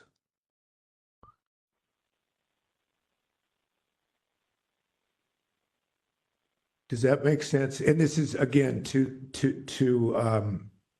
Ms. Poe. Is he asking you to do calculations that are new calculations that wouldn't be something that you would do otherwise? Correct. We do not have that data because our normal business process, it doesn't require us to go down to that level. Okay. And same question to Mr. Kramer. Does that sound fair that what you're asking them to do is a new kind of calculation that they haven't done and they wouldn't do unless they were doing it for you? I didn't catch the last few words of what you said. You're asking them to do a new calculation that they are not planning to do otherwise. Does that seem fair to say? No. I mean, what they've said previously is that they do a calculation that basically is a sum of different increases for different things and come up with the total, add that to the agency budget, and then after that, all of those specific figures somehow disappear.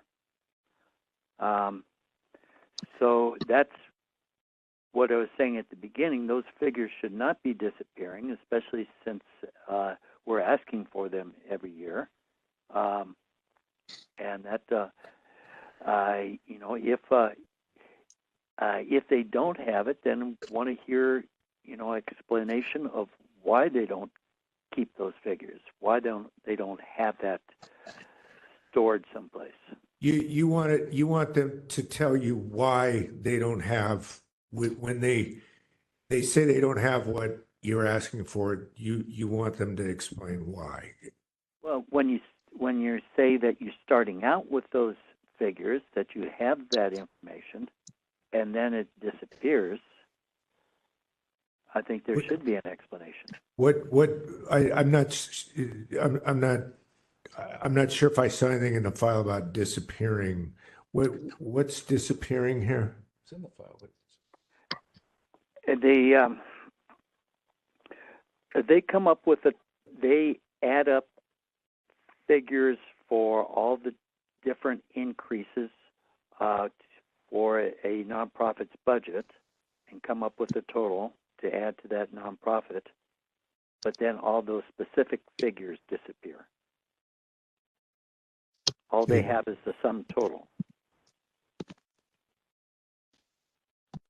How do you know that the figures disappear? So that's what Vivian Poe has said in previous meetings. That the figures disappear. Okay. I have no more questions at this time. Okay, Member Wolf. Yeah, I think let me just quickly, just a clarification question to Mr. Kramer. Have you provided the task force with any results of an agency that did provide you with the information you asked for in this regard? As an example. No. Okay, so I think it would have been helpful. So going back to Member LaHood's point, to be able to see what you had been getting from other agencies, since you probably have asked this question, made this request to many agencies. If the PUC and the TTX are the only two outliers, then it probably would be helpful. So then we can actually show them what you're looking for. That's my first point. The second point I have, members, is that this is not necessarily a new calculation. They do it every year. So however they calculate it, and I don't know, it could be done in a macro in a spreadsheet, for all I know. And nobody gets to actually see the calculation actually happening, so to speak. But still, the information of how they do the calculation, that's public information. I think that that's important too. And I think the last point I wanted to make was that I lost it. Okay, sorry. Is the question, Member Wolf? If not, let's save it for deliberation, if that's Oh, okay. I'm sorry. Thank you. I'm sorry. I thought we were there already. Apologies. Okay. Vice Chair Wong, can I ask one question? Sure, go ahead, Vice Chair Wong. Yeah, this is for Ms. Poe. I was curious if in the packet you have, if there's the examples of the documents that were provided to Mr. Kramer. I think in the letter, it does state that there were responsive documents that were provided, but I don't think I see any. Yeah, we have provided him with spreadsheets, and I think that's where he referred to having some of the lump sum numbers, and we respectfully disagree the term of disappearing, but we do have a lump sum kind of dollar amount of the MCO and the CODB that we have provided him, but we don't have that information kind of disaggregated onto like specific nonprofit level. Okay, thank you. And then Mr. Kramer, just to double check, those spreadsheets you did receive, is that correct? I think yes, I referred to 3 different spreadsheets. Okay, thank you.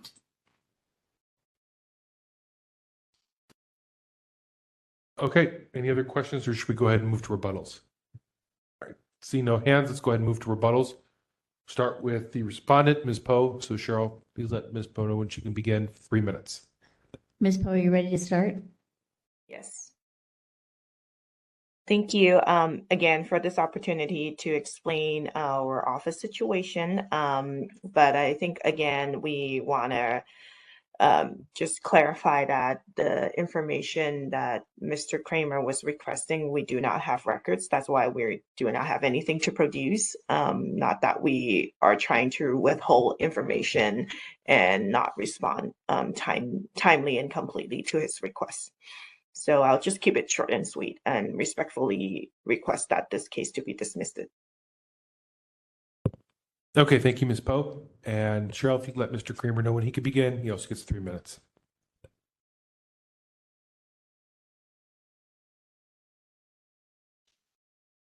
Mr. Kramer, you ready? I'm ready. Go ahead, sir. Yeah. Okay. I just find it unacceptable. This is the city administrator's office. This is the office that is supposed to be quantifying things and counting the pennies and keeping track of numbers. That they just come up with lump sums and then can't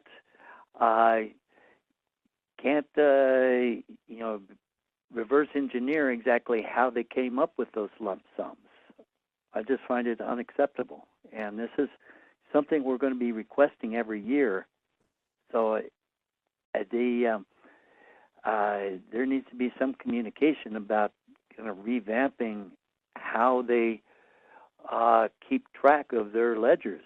This is the city's money going in and going out, and somebody's got to be on top of counting these things and know what each of those lump sums, what they represent. That's it. I have another question. Okay, thank you, Mr. Kramer. Go ahead, Member Wolf. Yeah, also to Mr. Kramer, have you asked this information from the controller? Yes. And did you get the same response or a different response? No, Ben Rosenfeld is very transparent. The controller's office always provides information about how much they allocate to each city department. Okay, thank you. No more questions. Okay, thank you, Member Wolf. Okay, we're in the time period here to make a motion or have deliberations. So, any thoughts?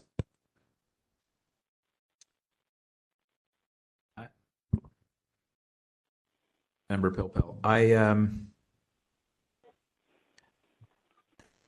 I guess I'm inclined, like I'm open to ideas, but I'm sort of inclined to find no violation if they don't have any additional records, and if they've, pretty timely complied with the requests that were made.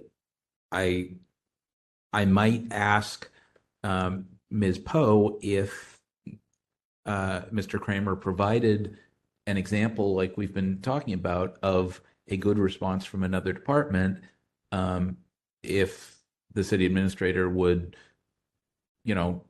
try to make something available that's similar to DPH or HSA as relates to the contractor level and not just the aggregate level, or however this is being budgeted and doled out.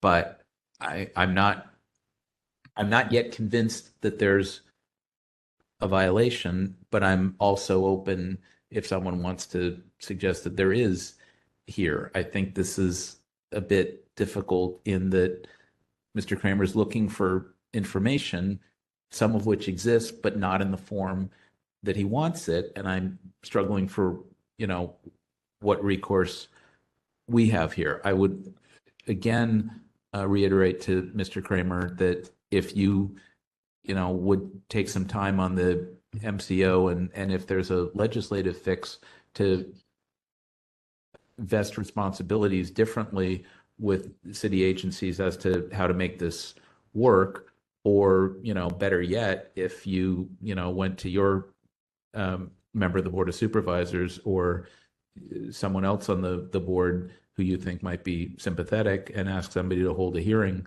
on this at budget or GAO or somewhere, they might, get more attention on this than you're getting. I'm not unsympathetic to your concern here. It's just that the way the city apparently does this is not the way you would do it. It may not be the way the rest of us would do it, but apparently it's the way the city's doing it, and somehow it complies with the ordinance. Member LaHood?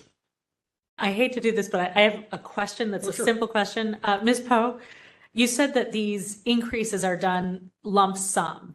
And we're talking about two different figures that are combined. Is it that the department is saying, it's going to be a 2% increase and a 3% increase, and this is the total budget in this area, so we're applying a 5% increase across the board and then allocating that increase evenly across these organizations based on their percentage representation of the budget? I'm not from the budget and accounting team, so I cannot really speak to that specific level. But from my understanding is we have allocation of money for that purposes, specifically to divisions that have a granting function. So we have over 25 division under the city administrator office. Not every one of them would have work with nonprofits. So we only have like 4 division out of those 25 would have some granting function, and those are the divisions that got an allocation of money that's specifically for MCO and CODB for those fiscal years. So those are the numbers that we provided. Okay.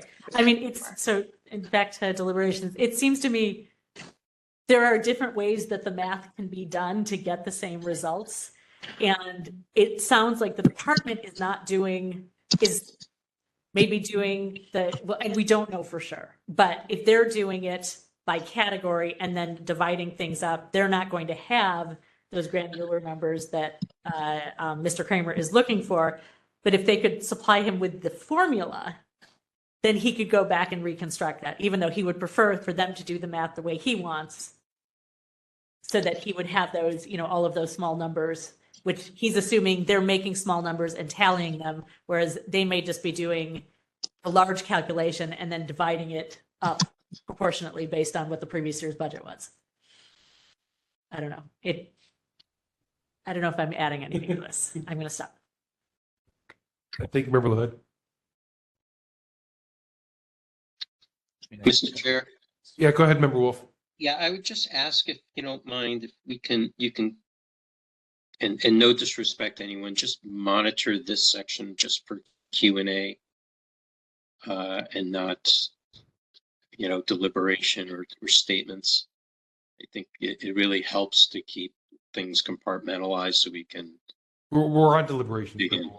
Oh, I'm sorry for asking a question. That was she. Member Lou Hood had a question too. Okay, I'm completely lost in the process here. I thought we were still before rebuttals. Okay, my apologies. Okay. So I have something I want to say then.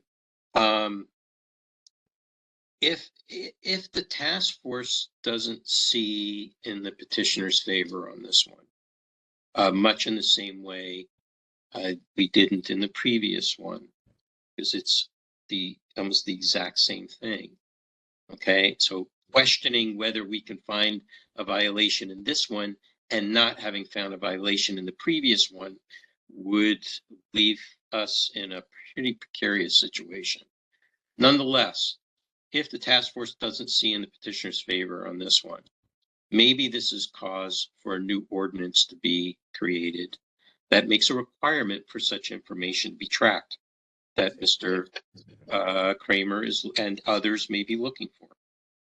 And that may be kind of the necessary outcome that illustrates what's happening here. Yeah, I'm just going to say, I think you're right, Member Wolf. I'm kind of in the same spot. I don't see that this one is much different than the prior one. But I think this also illustrates the need that perhaps the way the ordinance is written, I think we've all kind of talked about it in some way, just isn't getting the information the way Mr. Kramer wants. And so I think this just illustrates the need for a rewrite or an amendment to that. Member Popel? Yes. So I think I said some version of that some time ago. I want to be very clear, although that may be true, and I may agree with that, I think our role on this task force is only to determine, in this case, whether the records requested exist and were provided. If the records that are at issue here don't exist, and the department made a reasonable effort to make available records that do exist, then I think the appropriate motion, and if no one else makes it, I guess I will, although I'm like on all of these motions, I don't want to be the mover on these things, is to find no violation. And as I indicated earlier, both to Mr. Kramer, that somebody should look at rewriting the ordinance, and to Ms. Poe, that if Mr. Kramer provided a good example, that maybe they would try again. I think all of that's fine, but I don't think our job on this task force is to rewrite those ordinances any more than it is to go out to the police department and find the boxes or any of these other things. We can spend not just tonight, but all day, every day, fixing the problems of the city. And I think we have a very specific function related to meetings and records, and we can encourage others to fix the problems that are within their bailiwick. So I'm just cognizant of a number of things, but I'm trying to have our role be, that. If we can do a good job on that, we can encourage others to do a good job on their thing. That would be good, Anyway, I'm not anti it. Would it help to make is a that a motion? motion? Is that a motion? Do you want me to make the motion to find no violation? Go for it. I so move. All right. I'll second it. Okay, so moved by Member Pilpel, seconded by Member LaHood to find no violation. And let's go ahead and move to public comment for that. If there's anybody who would like to make public comment on this matter, you can raise your hand at this time.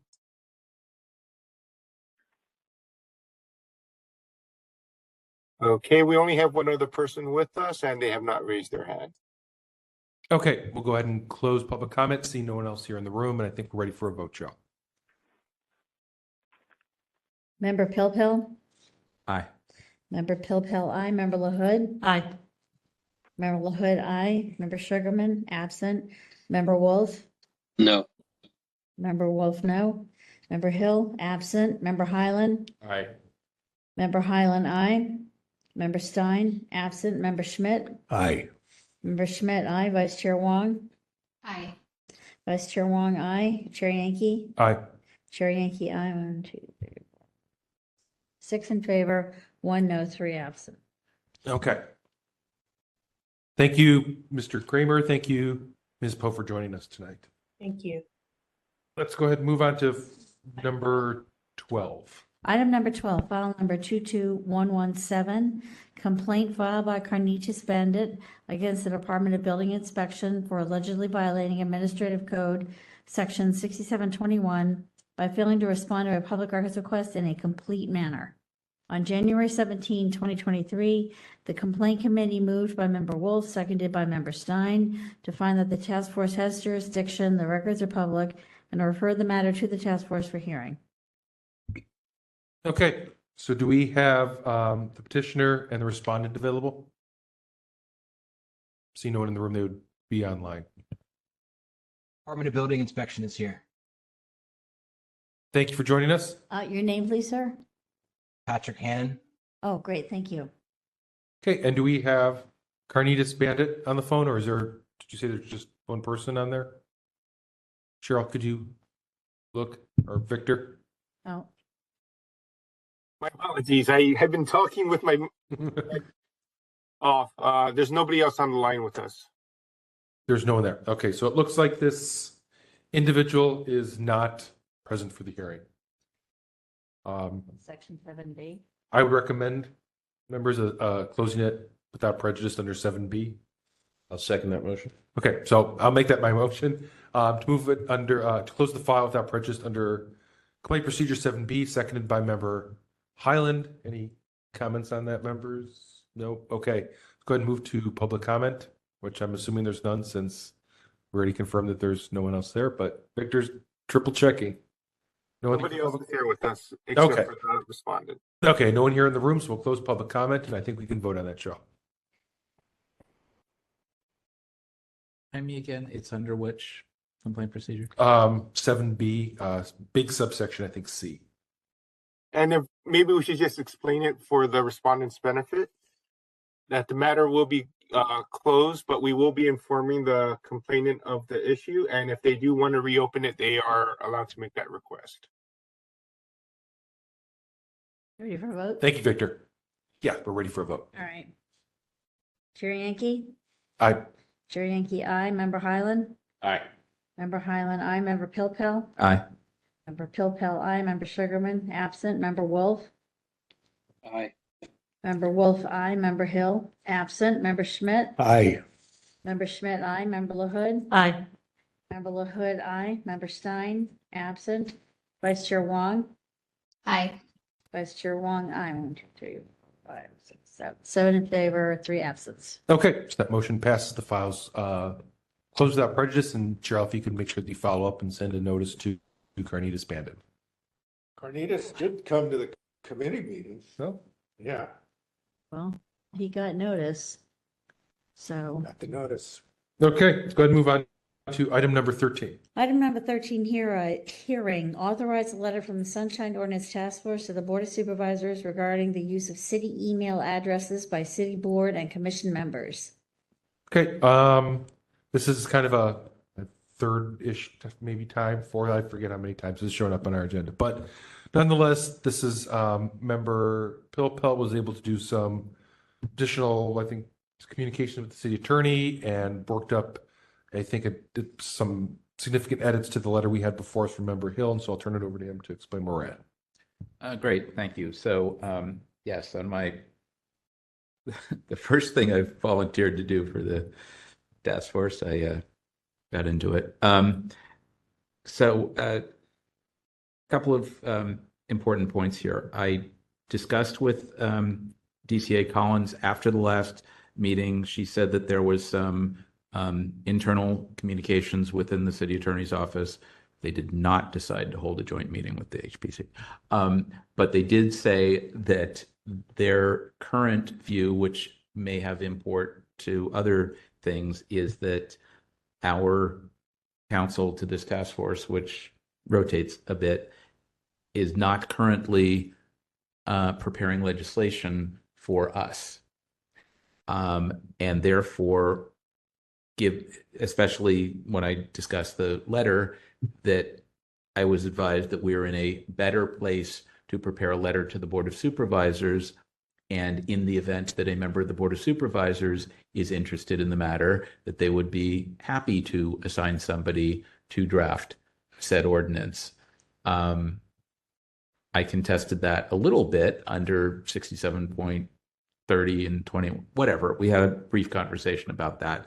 I didn't reach the larger issue of the role of the city attorney as relates to this task force, but I just took that and baked it into and updated the letter.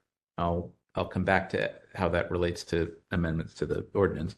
But I took the letter that Member Hill had drafted. I added the language that I continued to tweak a little bit in the second paragraph that I think would be the section or something remarkably similar to that, that I think could be a standalone ordinance to amend the administrative code, not to amend the Sunshine Ordinance, but as you see, to require that email be assigned to members of decision-making boards and commissions. I kept much of the language that Member Hill had. I tried to minimize some of the Smith v. San Jose stuff. I thought that in some ways it was helpful, but I thought there was some stuff that got to be a little repetitive. So I tried to minimize it a bit. I didn't get as far as I wanted, but after a while I was like, I can spend another 3 hours trying to cut out another line here. And it's like good enough for the moment. So I did what I did with this. If people want to do more work with it, fine. I suggested adding some CCs here. I added some other stuff at the end that hopefully you had a chance to read it. I think it's good. Is it perfect? No. Is it good enough? Yes. Following discussion, unless there's some major objection, I'm happy to move that we send a letter in substantially this form to give the chair discretion to tweak it further, and try to get some attention at the board on this. I think this is a good example of where we actually can fix something that's related to Sunshine, help solve a problem. I distinguish this from rewriting the MCO, but I think this is a good thing that we can do. We shouldn't be doing this every week, but I think when we can do this, when it's helpful, we should. And I'm happy to, try to sell it around the board and see if I can, or work with anybody to try to get some attention on this. I think this is doable and would be good for the city generally, help things that we've dealt with here. Yeah, it's just good. I'll leave it at that and happy to. Oh, and I'm sorry, back on the implications for the big rewrite. If I take what I was advised, then it sounds like whatever effort we put in to the big rewrite may or may not get some occasional comments from council, but isn't at this point likely to result in the city attorney making a major effort to do a 50, 100, or 150 page rewrite and comprehensive update of the ordinance, absent somebody on the board saying that they're really interested in doing that. So that's kind of a big potential caution to the CAC project. I don't know that that's the end of the discussion. I just think that this has some other implications. And, just as we talked last month about inviting the DA to come talk to us about the relationship between the task force and orders and the powers and duties of the DA under the Brown Act, Public Records Act, and the Sunshine Ordinance, we might want to have a discussion either publicly or in some other fashion with the city attorney and various folks within that office about the relationship between this task force and the city attorney's office. And I'll just leave it at that. No offense intended to council president. Those are management issues. Okay, thank you, Member. At a higher pay grade. Yes. Any thoughts on this, members? There you go. Are we ready to? Member Wolf. Go ahead, Member Wolf. I just want to say that I think we should just approve this, send it forward. It sends the message that we want it to send. And just for the record, because Member Pilpel brought it up, I was not suggesting making any ordinance for the MCO. It was a suggestion. It was a suggestion to that complainant to do it. That's all. I'm not looking for the task force to create ordinances and fix the city by ordinance. So just hopefully there wasn't any misunderstanding about that. And to Member Wolf, if they want to pay us full time, we'll write all the ordinances and fix the whole damn city. But, you and I, I agree. I'll second Member Wolf's motion to approve sending the letter. That's fine too. Okay. Any other thoughts? Get rid of the double spaces after the periods. You're not a double space person? I took No. double space. No. I'm a double space, but I'm fine. Oh, that's exactly why I would say with some discretion, so you can tweak it however you like. That's how I learned in typing class. Exactly. Yeah, me too. On a manual freaking typewriter. Never mind. We're so old. Okay, so it's motion moved by Member, I'm sorry, who moved that? Wolf. Member Wolf, second by Member Schmidt to approve sending the letter. Any other? And that you have the ability to. Yeah, I mean, could we say in substantially this form, just in case I notice a typo or something? Yeah, I think it would be good for you to, since your name is on it, you should review the language in detail. So can Member Wolf, if you're okay with that, can we say send this letter in substantially this form? Yes. Okay. You're okay with you, Member? Okay. Seconded. Yeah, Member Schmidt seconded. Yep, so we're good. I just realized, for example, that I didn't put DHR on the CC list, so we should add Carol Eisen at DHR. Yeah, but whatever. Yeah, it would affect them. Okay, so move to approve the letters and move to approve and send the letter in substantially this form. All right, I think we're all set. We'll go ahead and open up to public comment if anyone else happens to be out there. Nobody on the line with us. And no one here in the room, so we'll go ahead and close public comment, and I think we can take a vote on this.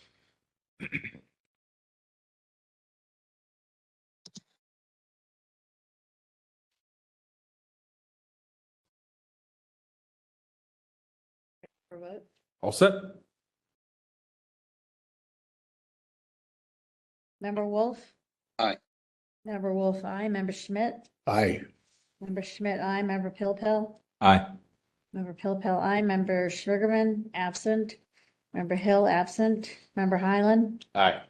Member Highland, aye. Member LaHood? Aye. Member LaHood, aye. Member Stein, absent. Vice Chair Wong? Aye. Vice Chair Wong, aye. Chair Yankee? Aye. Chair Yankee, aye.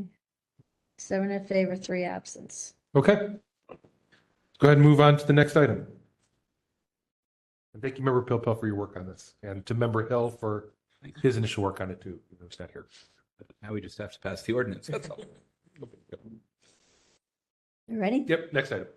Item number 14, announcements, comments, questions, and future agenda items by members of the Sunshine Ordinance Task Force. Okay, members, anything for this item? I have one thing after we deal with the committees. Just before we check out, this is Member Schmidt. I just wanted to send congratulations to Jennifer Wong. We won't be seeing her too much more, but congratulations. It's wonderful news that just heard that news about the baby, and it's been good. Very nice having you. Thanks, Member Schmidt. Yeah, I guess since we're talking about this, this is likely to be my last meeting. We do have an awesome nominee for taking over my seat very soon. Hopefully she'll be there for the October meeting. But it's been a joy to work with all of you. I will miss you a lot, but I can always just show up to a meeting. So You're welcome anytime. We'll miss you. Come back. Yes. I don't think we've met in person, so I look forward to that someday. And along those lines, for a future agenda item, I will, assuming everything moves and we have a new replacement, and that's where we're at in October, I'll go ahead and put on the agenda a election for vice chair. So if anyone's so interested, start thinking about it. Oh yeah, I'll also have to finish up a little bit of the document around responsibilities of vice chair. Oh, yeah. I promise it's way more chill than being chair. Yes, that's true.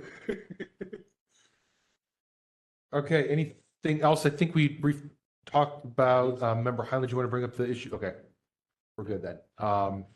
Member Pilpel? Yeah, I just had one other thing. I wanted to relate publicly an issue that I had yesterday with the city that has, I think, some bearing on Sunshine, particularly as it relates to meetings and anonymity. So some of you may know I participate in a lot of city meetings, not so much in person these days, more so from home, online. Yesterday, I had an interesting experience.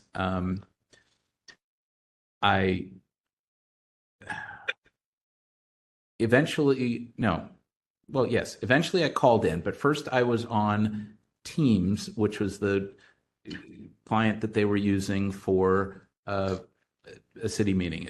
I don't even need to be specific about which entity. I was the only member of the public. Nobody else cares, blah, blah, blah. In my past experience, I usually go online to watch it and see who's present. And then I call in on the phone because the audio on my computer isn't that great. And the audio on the phone is better. And when I call in, I make a point to hit *67 so as not to pass my caller ID, because as far as I'm concerned, I don't need to know city employees' home phone numbers any more than city employees or anybody else needs to know my home phone number. Okay. So, and I think that's consistent with anonymity for public comment at meetings. We don't require anyone to identify themselves. If they choose to, that's fine. But, there's a level of privacy that we respect. It's kind of central to all of what we do. So in this instance, which is unusual in my experience, my phone number showed up on the screen. I was like, that's weird. So I hung up and tried again and got the same thing. And I thought, that's weird. Maybe they set up the meeting in a weird way on Teams, because Teams has all kinds of crazy settings. And if anyone can figure out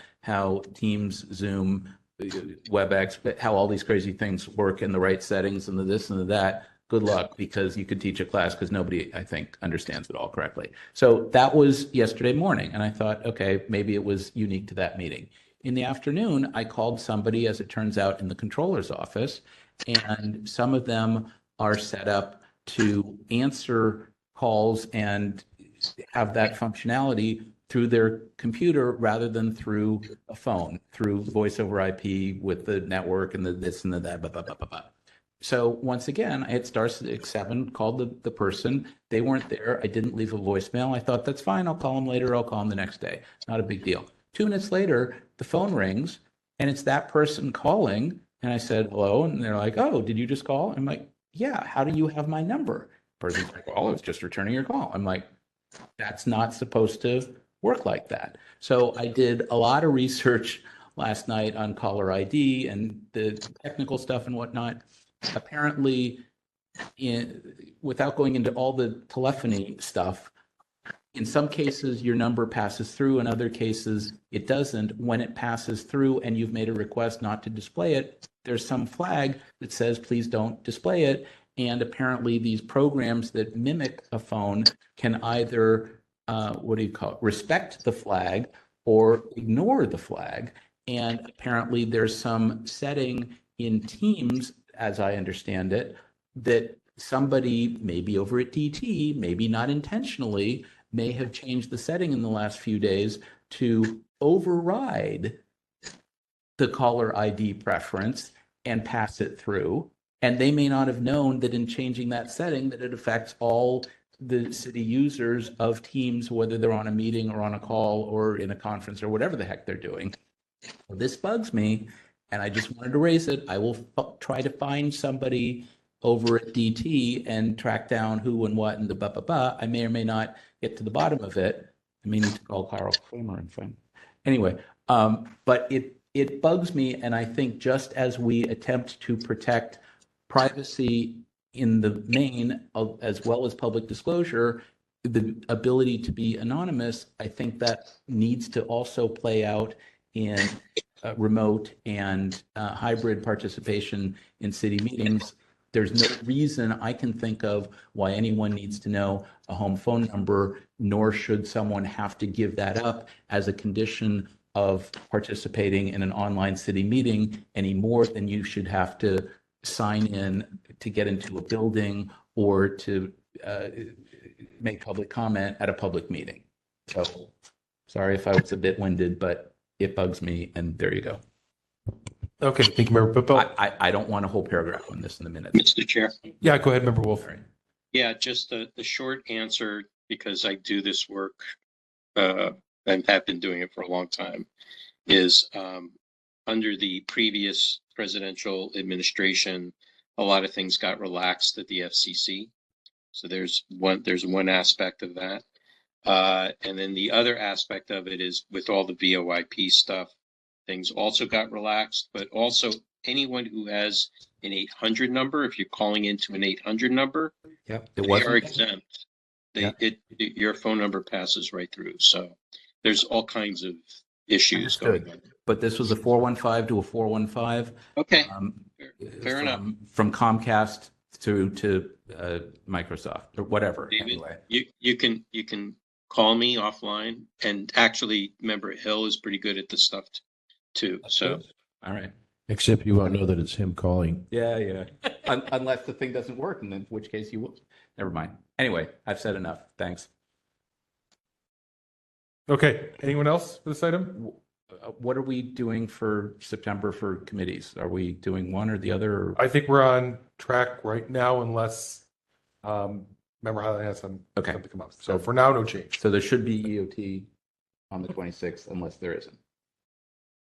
Okay. For now, yeah. Okay. If there is, then we have the ability. It doesn't have to be an action. No one's doing joint meetings or anything like that. Okay. There you go. Yeah. Anything just to make sure we have quorum and everything. So that's that. I think we're all set. Any public comment? I'm assuming there's no one there, but we'll call for it. Victor, anyone there? No commenters. Okay, no one here, so no public comment. I think we're moving on to the last item. Without objection.